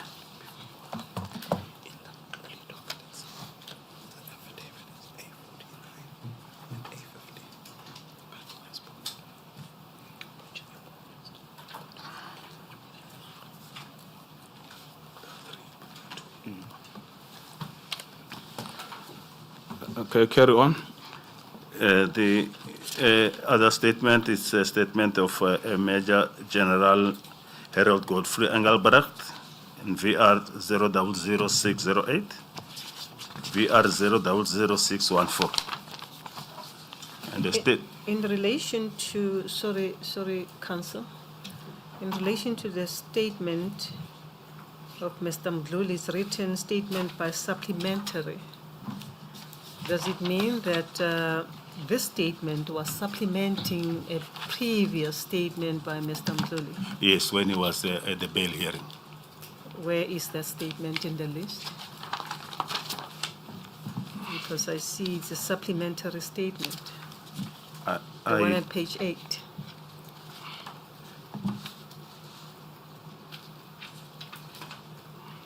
Yeah, the statement, I'm not so sure on record what is it, but it's marked A53 in the case docket. And here I see it's V000453, VR. And this one is a supplementary statement. Yes. And the initial one, what is it marked in the record? We can search later. I'll try and search, but the supplementary affidavit is the one that was written by hand. It's not typed. I think the question by the chair is in the docket, where is the first statement that is being supplemented? I think that's really the question. So yes, we must just try and find that. I'll find out. It was supplementing the affidavit that he made in the bail application. Oh, I see. I'll if trace we find it. that affidavit, Yes. we've got that. it does not appear in the list. Where is it appearing in this list? I omitted to list it on the list, Madam Chair. My apologies. Yeah, we understand. We'll get the reference number of that statement.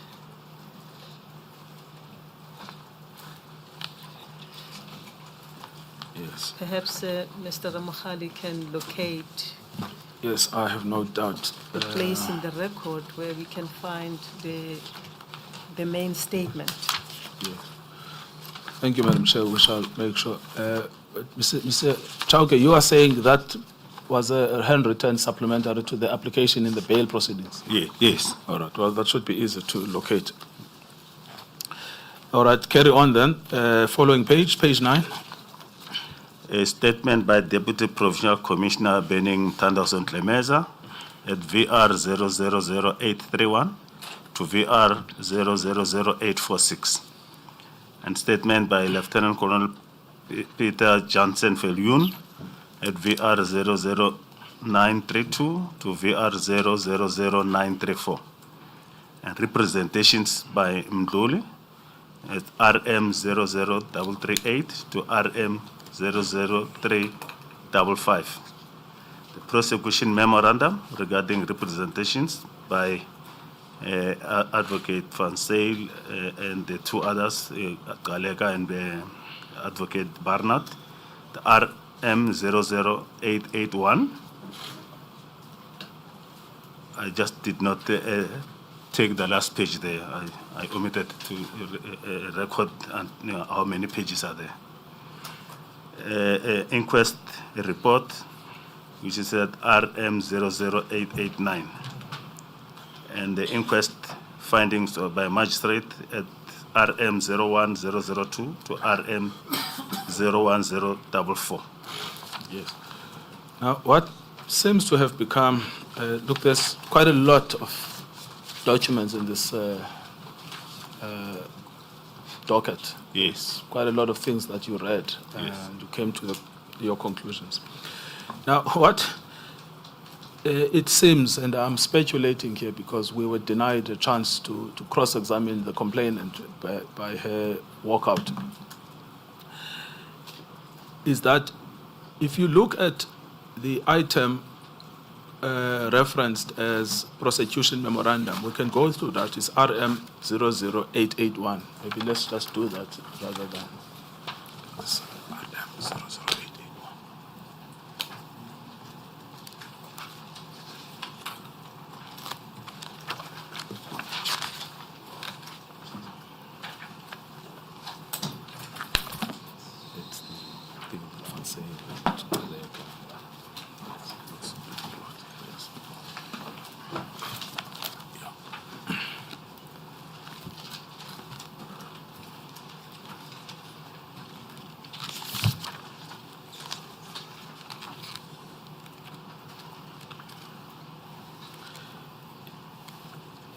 Let us know when you have it.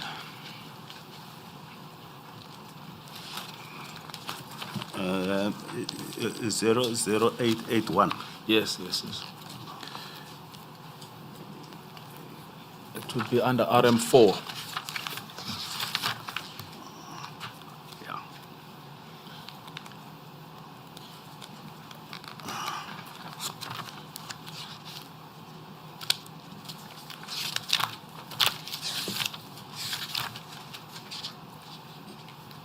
It ends at RM 00884. Yes, all right. No, that's fine. But I'm interested in where it starts, RM 00881.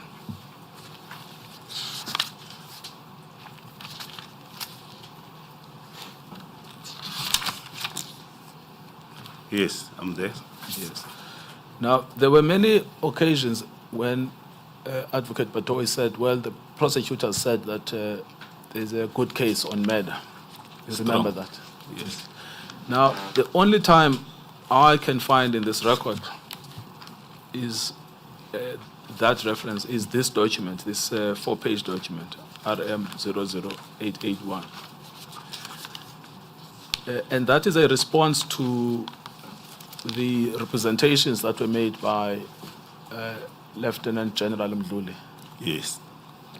He raised a lot of things about the conspiracy against him, etc. Yes.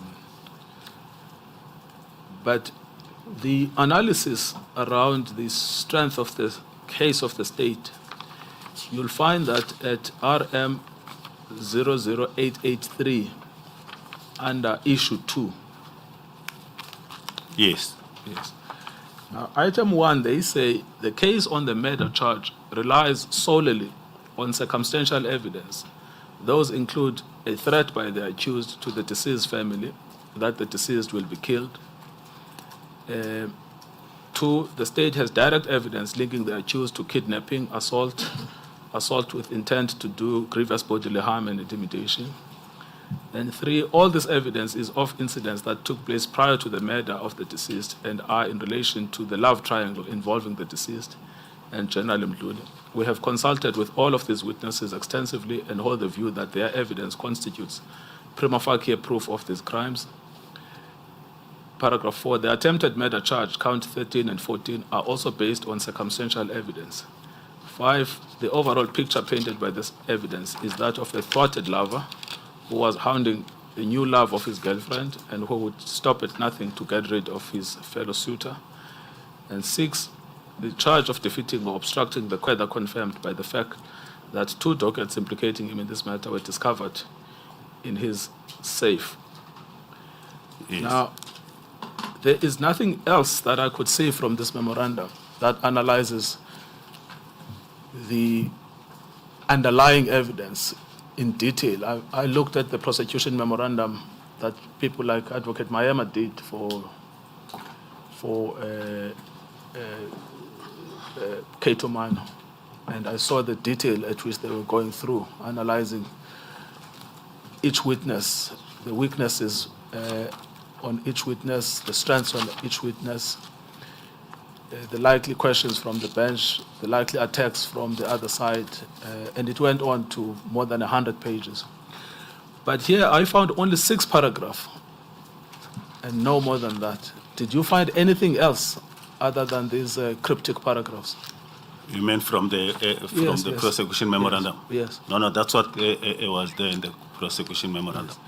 I had to interface with it against the evidence, which I understand. I'll deal with that. But I just want to know if there was anything else that emanated from them other than these 6 cryptic paragraphs. No. Yes. Now, when Advocate Batoyi repeatedly talks about the prosecution memorandum that outlined that there was a strong case, she never actually went through the prosecution memorandum herself on her own version. Yes. She just heard from someone that there was a prosecution memorandum. And she never took the panel to the contents of the prosecution memorandum. Yes. Yes. Now, and when you look at the prosecution memorandum, it actually doesn't analyze the evidence. At least the only comparative analysis we have here is the Mayema dossier. Yes. That actually shows you how this is done. Now, So then you have these 6 cryptic paragraphs that basically say, look, we admit that the case is circumstantial, but we think it's strong. Yes. Yes. What then did you do after you received this? But only in relation to the murder. To the murder, yes. And attempted murder. Yes, yes. Murder and attempted murder, yes. But the other, they say it's direct. Yes, that's correct, Madam Chair. After that, Chair, I called for the case docket. Yes. To be placed before me so that I can read the case docket as against their submission and the representations which came from General Mdluli. And why do you call for the case docket? You see, because we've got a strange thing here where the NDPP takes a decision of monumental proportions. She's never read a single docket. No, I needed to apprise myself so that a decision that I will make one way or another should be based on the facts and based on law. Yes, yes. But I mean, did you feel that you couldn't make a decision as a decision maker without having read the underlying documents? Indeed. Yes. And then what happens thereafter? No, I got the case dockets. I went through all the statements and discovered that even on the summary of the prosecution memorandum, there is an omission in respect of the evidence relating to the death of Ngcukaitobi, which they did not analyze it. And what was that omission? That after, when there was this assault and kidnappings and the like, there was a friendship that developed between Ngcukaitobi and Kimba and Mthunzi. And even where Ngcukaitobi borrowed the car from Kimba to go to Nelspruit and came back. And then even on the attempt that happened to him, firstly was he was driving that car of Kimba. Yes. And the notion that he was now always fighting, having problems with Kimba and Mdluli and them, to me that indicated that there's something more to that, and I understood why. Maybe the prosecutors would have omitted that, because that negates the theory that a jilted lover was now busy pursuing him, because these guys were also were working with Mdluli at the police station at Fort Solaras. And even that attempted murder, it was reported to them, and this Dlomo was the investigating officer, and Mthunzi was also the one who took Abu Ngcukaitobi to the police station to open the case of attempted murder. Yes. Yes. And those omissions, why were they important for you? The theory that we had developed to say he was killed by Mdluli because of his the love affair, that he was angry about it, and it's negated by the fact that there was now a relationship that developed between him and Mdluli's associates. I see. Yes. After the... Yes. After the kidnappings, and then I got it was almost about 2 or 3 months thereafter. Yes. Yes. Now, you had, I suppose, how many choices did you have? 2 or 3 choices. You could simply go ahead with the prosecutors. Yes. Or you could overturn them. Yes. And if you overturn them, you could have just withdrawn the charges, full stop. Yeah, I couldn't withdraw the charges. The other charges, Chair, there was strong direct evidence linking all the 3 of them to the commission of the offences. I could have just said withdraw the murder charge and proceed with the other charges, but that was not going to be practical in the sense of the theory that was created by the investigation team, which was given to the prosecution team. Yes. So I had to test that theory through the inquest, where the evidence would have been tested, and that's exactly what happened. Yes. Yes, that's the point, that you could have withdrawn it. Yes. But your view was that an inquest would be better, Yes. and why? To ventilate and investigate the theory, whether the theory that the investigating team is having and the prosecution team is supported by the evidence, because on the evidence that was my problem, that there was no link. The theory is a theory. It does not suggest that factually you will be in a position to prove that. And then even if you apply inferential reasoning, whether that will be the only inference that you can draw, that this Ramokgeba was killed only because of the love affair that he had with Mdlole's girlfriend. Yes. What would be the benefit of an inquest? The benefit of inquest is that that theory was going to be determined, and witnesses were going to testify, and they will be subjected to questions from the magistrate and from the prosecution team and Mdlole's attorneys.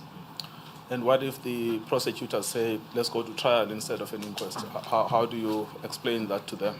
No, exactly what I did. This is the decisions that I have made. That you are recommending this. My view is this is what should happen. Ultimately, the decision to prosecute is the decision that must be made by the DPP, who was made at stage. Yes, now I understand. But and what were the interactions, if any, between you and the prosecutors, Mr. Van Zyl and Mr. Barnard and Ms. Xaleka? No, we discussed. I showed them my reasoning, and they accepted my reasoning, and that's why I issued the instruction and then issued the request to the magistrate to do a formal inquest, and I listed these witnesses who were supposed to be examined at the inquest. Because you see, we have this thing about the Nkcukaitobi where the NDPP just makes a decision, announces it publicly, has never engaged the prosecutors. Yes. And in your case, what did you do? I engaged the prosecutors, like I indicated. Yes. And it's even them who were leading the evidence at the inquest. Yes. Yes. So, but before the inquest, you spoke to them and you explained what approach you were following and why. Yes. Then And then what did they say to you? No, they said they accept my decision, and then they will consider a matter after the inquest. Yes. Yes. I see.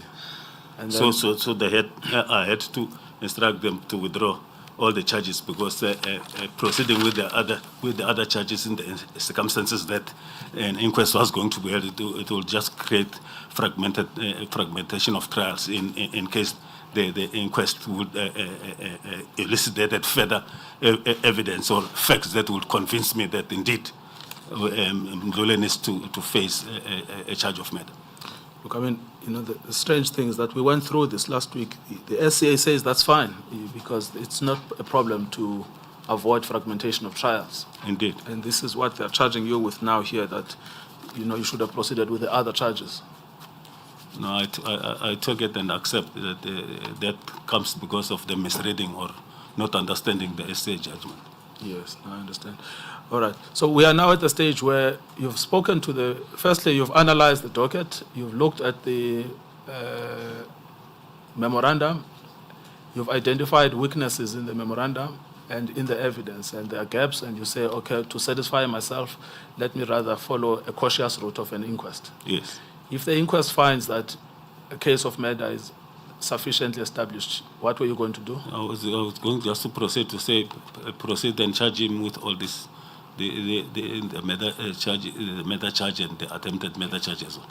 You see, what I need to put to you is, there was another theory that the NPA appears to have been working on, and that is the theory contained in the opinion by Mr. Harley. Let me just take you through that.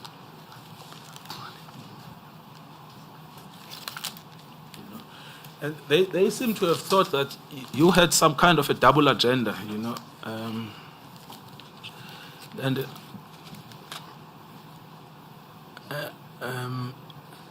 so if you go back to that opinion of Mr. Harley,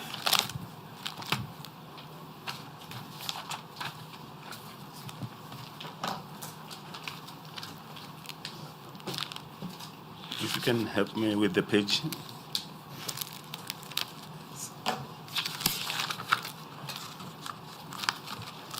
LO4.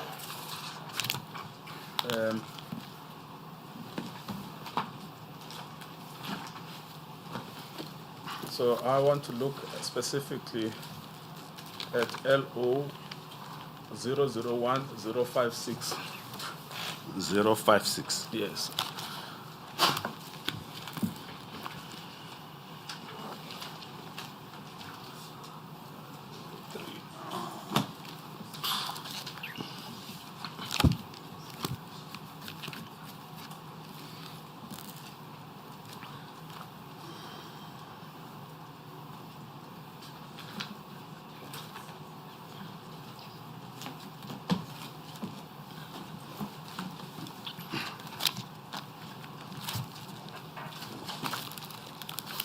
So 05.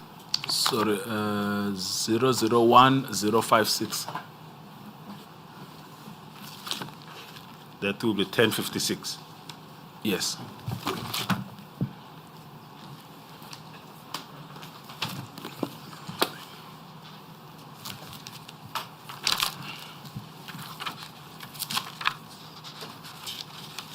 Yes, I'm there, Chair.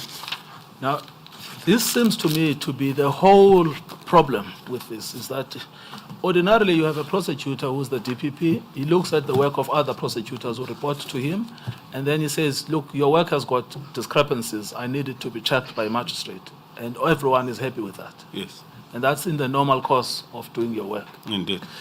Until somebody then introduces this theory, and I'm going to...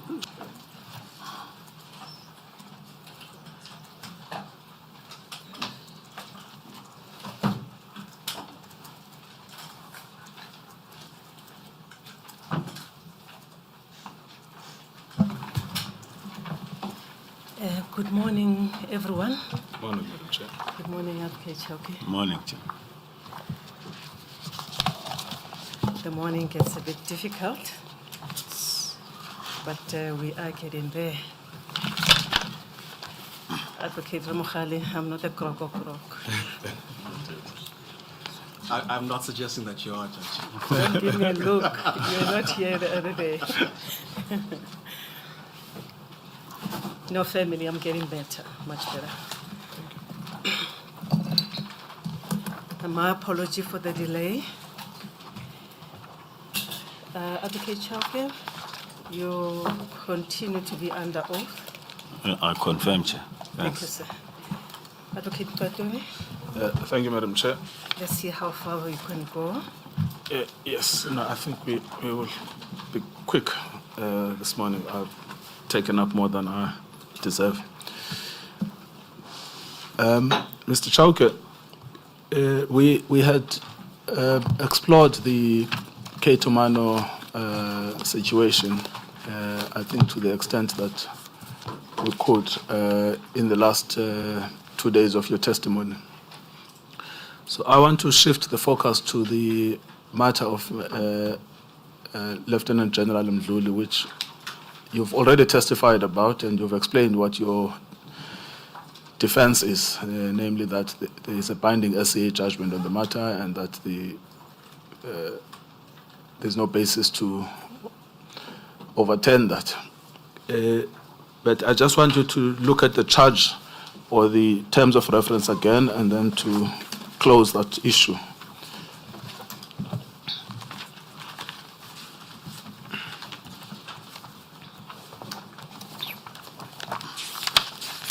It's 3.1.2.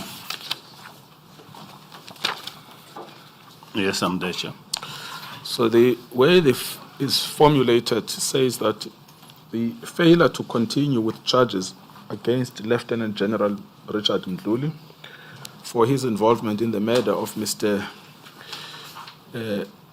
Tefo Abel Ramokhebe, in that he, Advocate Chauke, caused the charge of murder relating to the killing of Mr.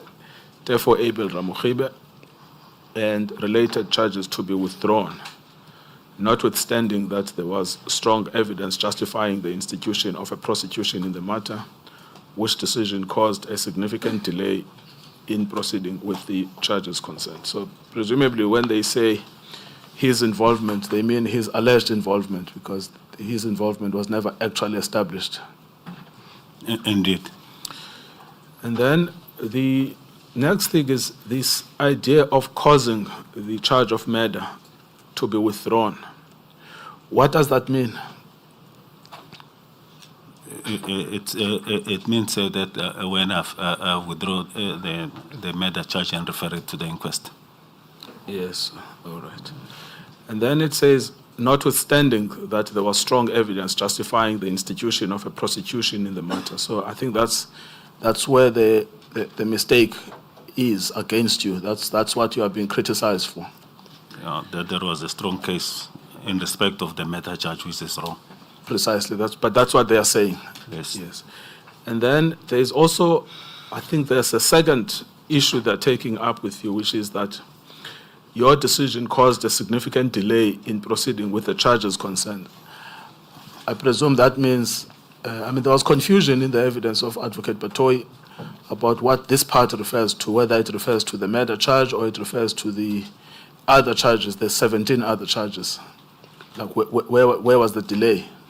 Yes, I heard when she testified. Yes. But we shall presume here that the alleged delay, well, the alleged delay cannot be on the murder charges because there can be no delay there. That was closed up. Yes. So it can only be the delay in the other charges. Yes. All right. But that's also fully dealt with in the SCA judgment. Indeed. Yes. So when they say charges concerned, they mean the 17 charges. I presume so. Yes.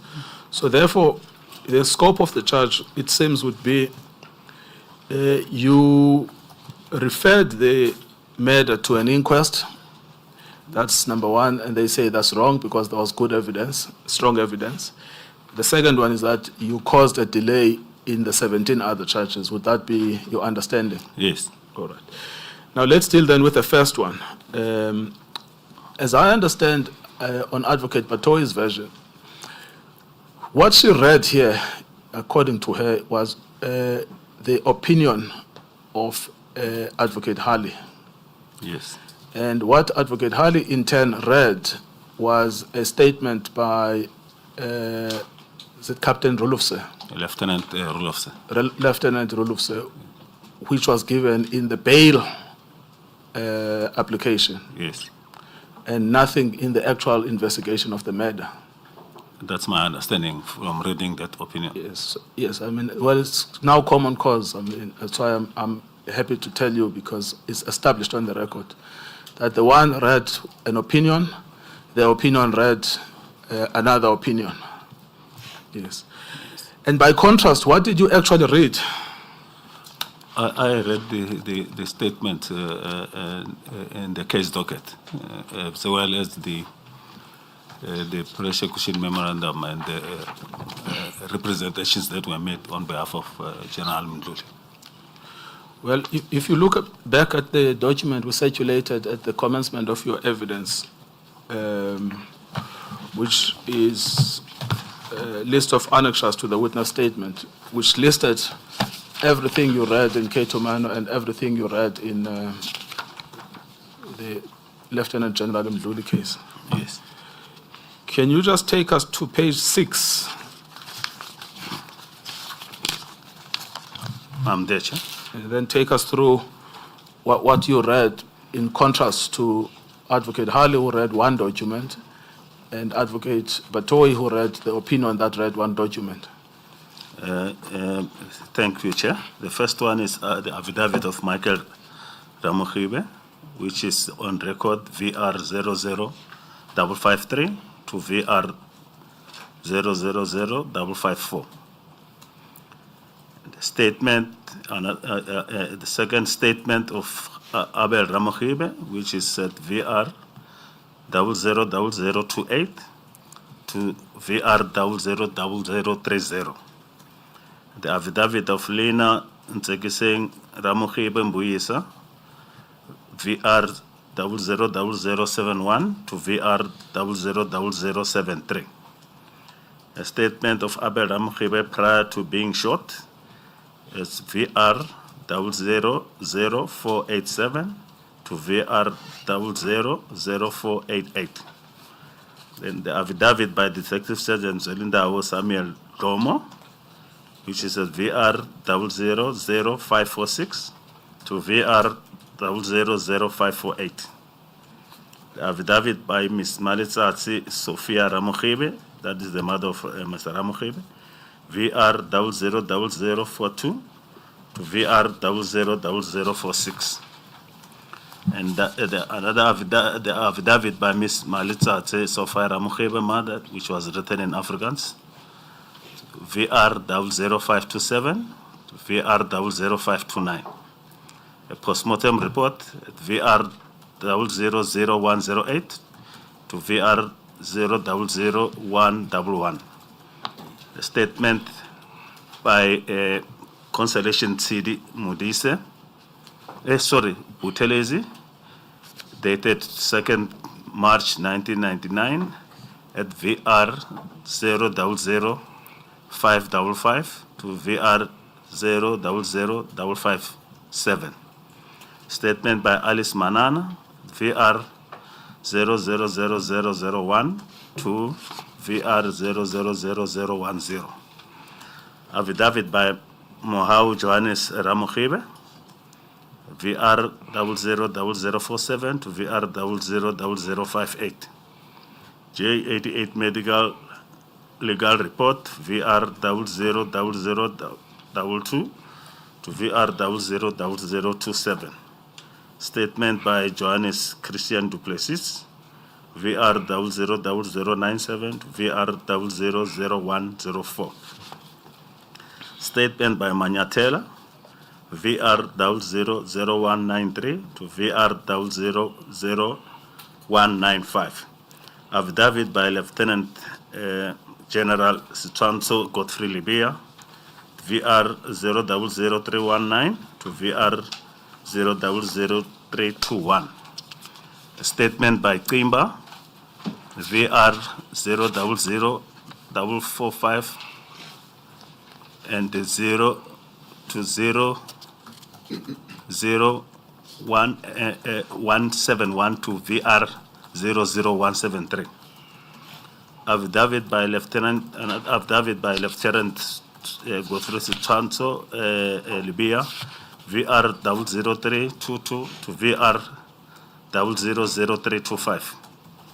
Statement by Investigating Officer Ruloso opposing bail, VR 00748 to RM 0078 to RM 008414 and VR 000326 to VR 000430. Yes, if you could just stop there. This is the statement that was read by Mr. Halley. Yes. The only statement he read from this document. That's how I understand it. It's not clear from his opinion whether he had access to the docket or not, but that's the statement he read. Now, what struck me was that this is a statement in the bail proceedings. It's not even a statement in the main case. Yes. And did Mr. Rulufse give another statement in the main case? Yes. He did. He did. Yes. That is the one that is recorded as VR 000326 to VR 000430. Yes. So he gave two statements? Yes. Yes, all right. All right. It's unclear then why... And the one that, if I may? Yes. The one that Advocate Halley relied upon is which one of the two? The one the RM 00748 to RM 00814. That's how I understand it. Yes.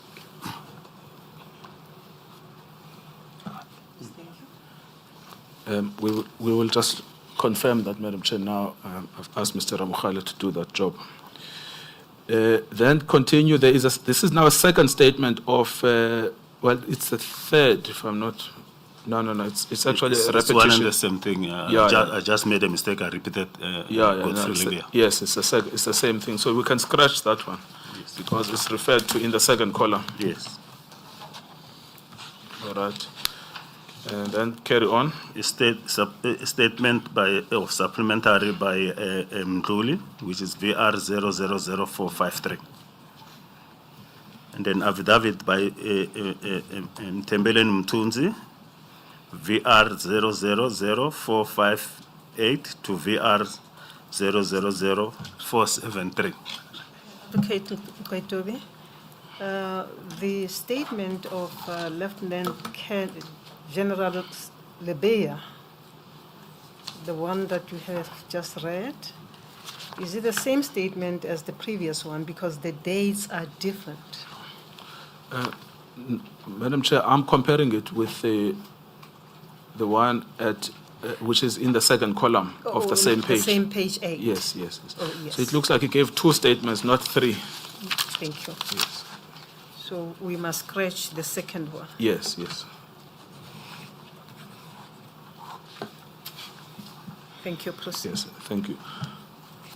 And a statement by Area Commissioner Leonard Anthony van Tonder at VR 000579 to VR 000581. Now, before you proceed, I just want to, because I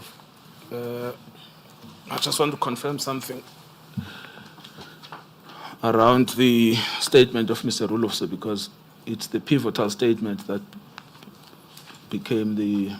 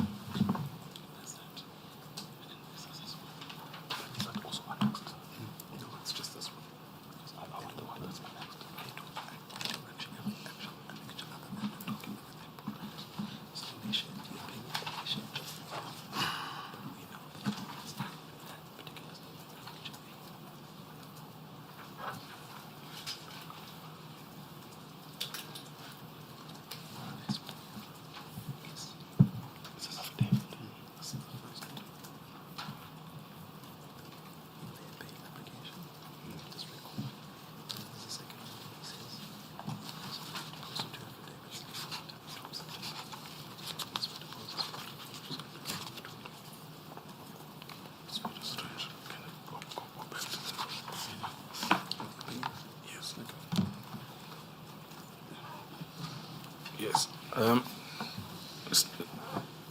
So Chauke, let's just get some detail out of this thing. Just to go back to the issue of Mr. Rulofse, because I'm not sure if I understand precisely what's going on, and I just don't want to leave the panel as confused as I am. So the first document is the opinion from Mr. Harley and Ms. Wenzel, and that's dated, well, she's now Judge Wenzel, and that's dated LO 001047.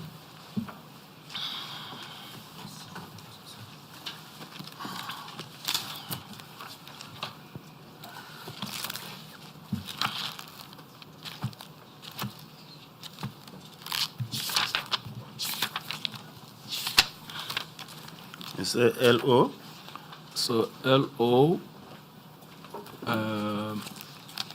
001047. 10. No, 1047, yes.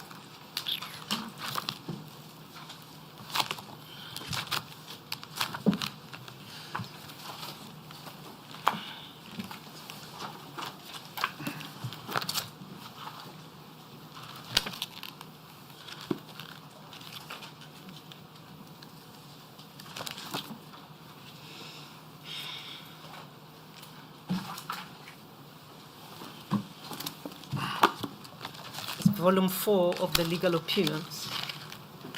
Thank you, Madam Chair.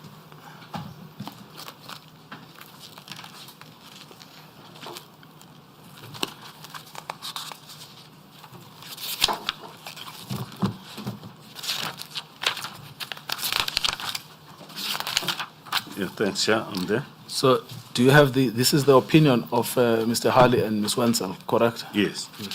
Now, the reason I say that it's common cause that they relied on the affidavit, it is paragraph 5 of that opinion.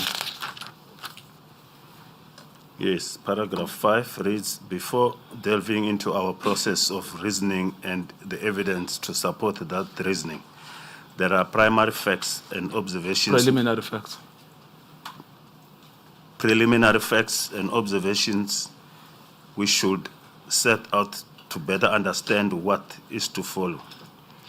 These are all derived from the affidavit of Colonel Kobas Dimere Rule Officer, who had investigated the charges against Lieutenant General Mdluli.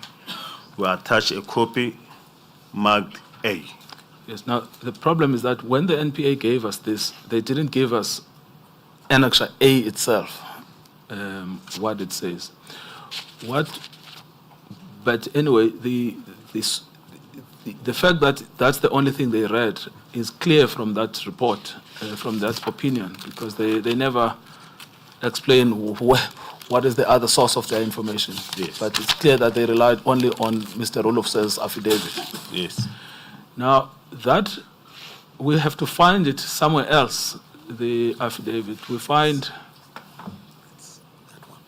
the affidavit at in another section.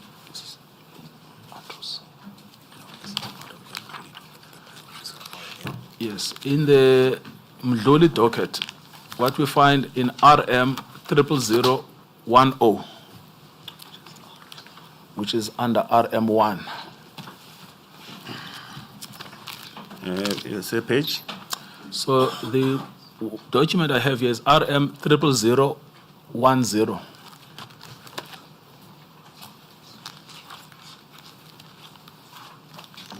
Got that.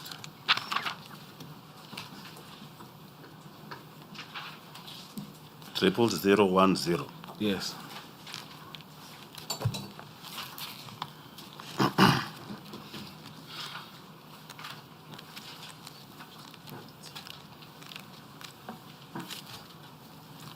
Yes, I'm there, Chair. Yes. Now, if you look at that, that is an answering affidavit by Kobas Dimere Rolofse. Yes. Yes. And the reason he submits that is to oppose a bail application by Mr. Mdluli, correct? Yes. Yes. So that's one candidate about what that Annex A is about. And the grounds for opposing the bail would be at RM 00029.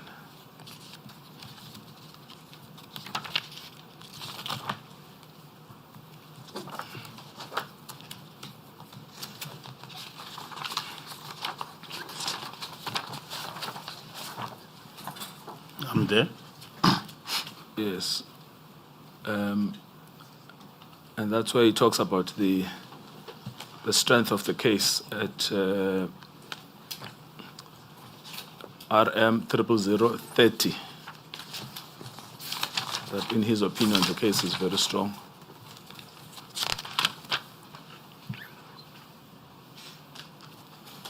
Can you see that? Yes, I see that. Yes. So that's one potential candidate about what Annex A is, but we still don't know. And then there is another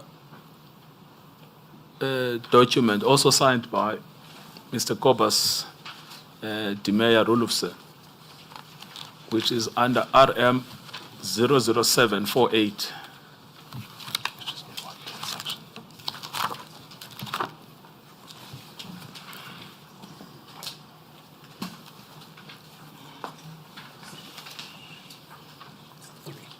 RM3.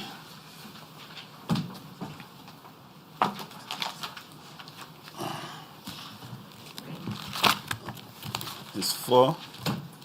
So that's his 007. 48.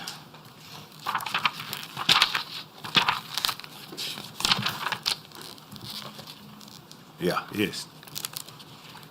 Now, that is another statement. I'm not sure if it's an affidavit or a statement. But what caught my attention is that in paragraph 3 thereof, he says he has deposed to 2 affidavits dated 11 April 2011 and 12 April 2011. Can you see that? Yes. And the one we just looked at, it seems to be the one of the 11th of April and not the one of the 12th of April.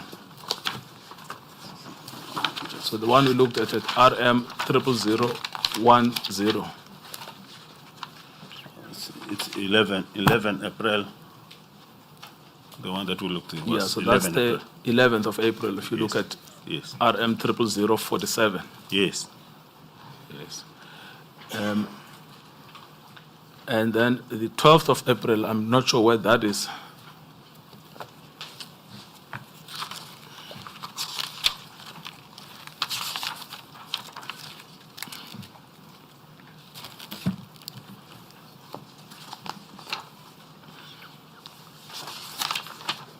And so when you look at Annex A, it is utterly confusing about which of those three affidavits Mr. Hale read. Yes. Yes. Now, this is where the problem then becomes, is that when you see Advocate Batoyi, who is the person that must make a rational decision to charge you, saying, I've relied on Mr. Hale's affidavit. And then, on Mr. Hale's opinion, when you look at the opinion, it talks about Annex A, it doesn't attach Annex A. You try and find out from the record, you find 3 different documents, and you can't work out what are they talking about. I agree. Yes. Regrettably, Advocate Batoyi left this chamber before we could cross-examine her on this point. Yes. Yes. All right. I needed to clarify that when we are talking about Mr. Rulufse, that we are actually talking 3 different statements, and we can't work out which statement was read and relied upon by, well, we know for sure that there is no statement read by Advocate Batoyi, but we can't work out which statement was read by Mr. Hale. Yes. Yes. Unfortunately, she can't testify. He's an advocate. He can't testify here, so we would just never know. Yeah, we can just assume which one statement and take it from there. Well, we can't make assumptions. Yeah. This is your career at stake. There has to be proof. Now, you've dealt with the supplementary affidavit of Mr. Mdluli. Yes. And there is also Mtunzi Omche and Tembeni Mtuzi. Omche.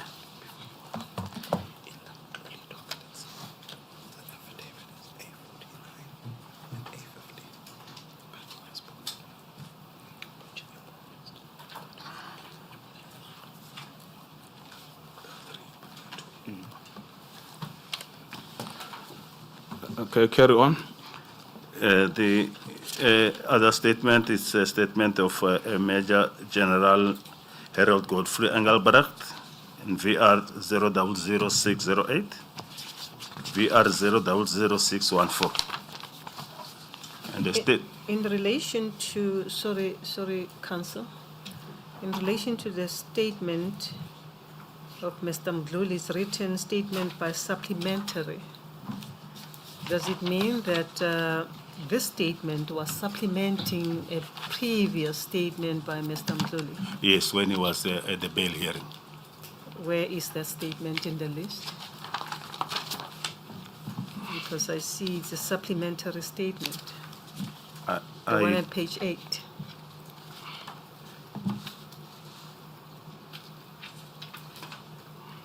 Yeah, the statement, I'm not so sure on record what is it, but it's marked A53 in the case docket.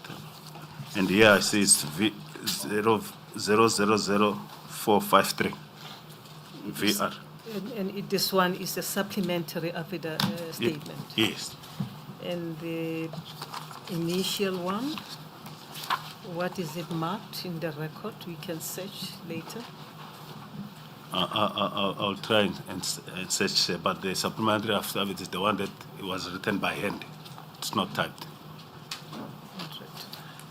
I think the question by the chair is in the docket, where is the first statement that is being supplemented? I think that's really the question. So Yes. we must just try and find that.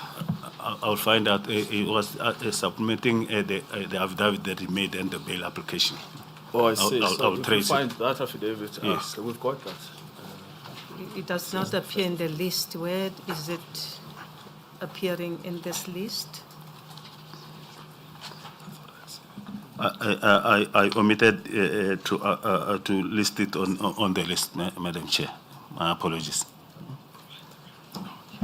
We understand. We'll get the reference number of that statement.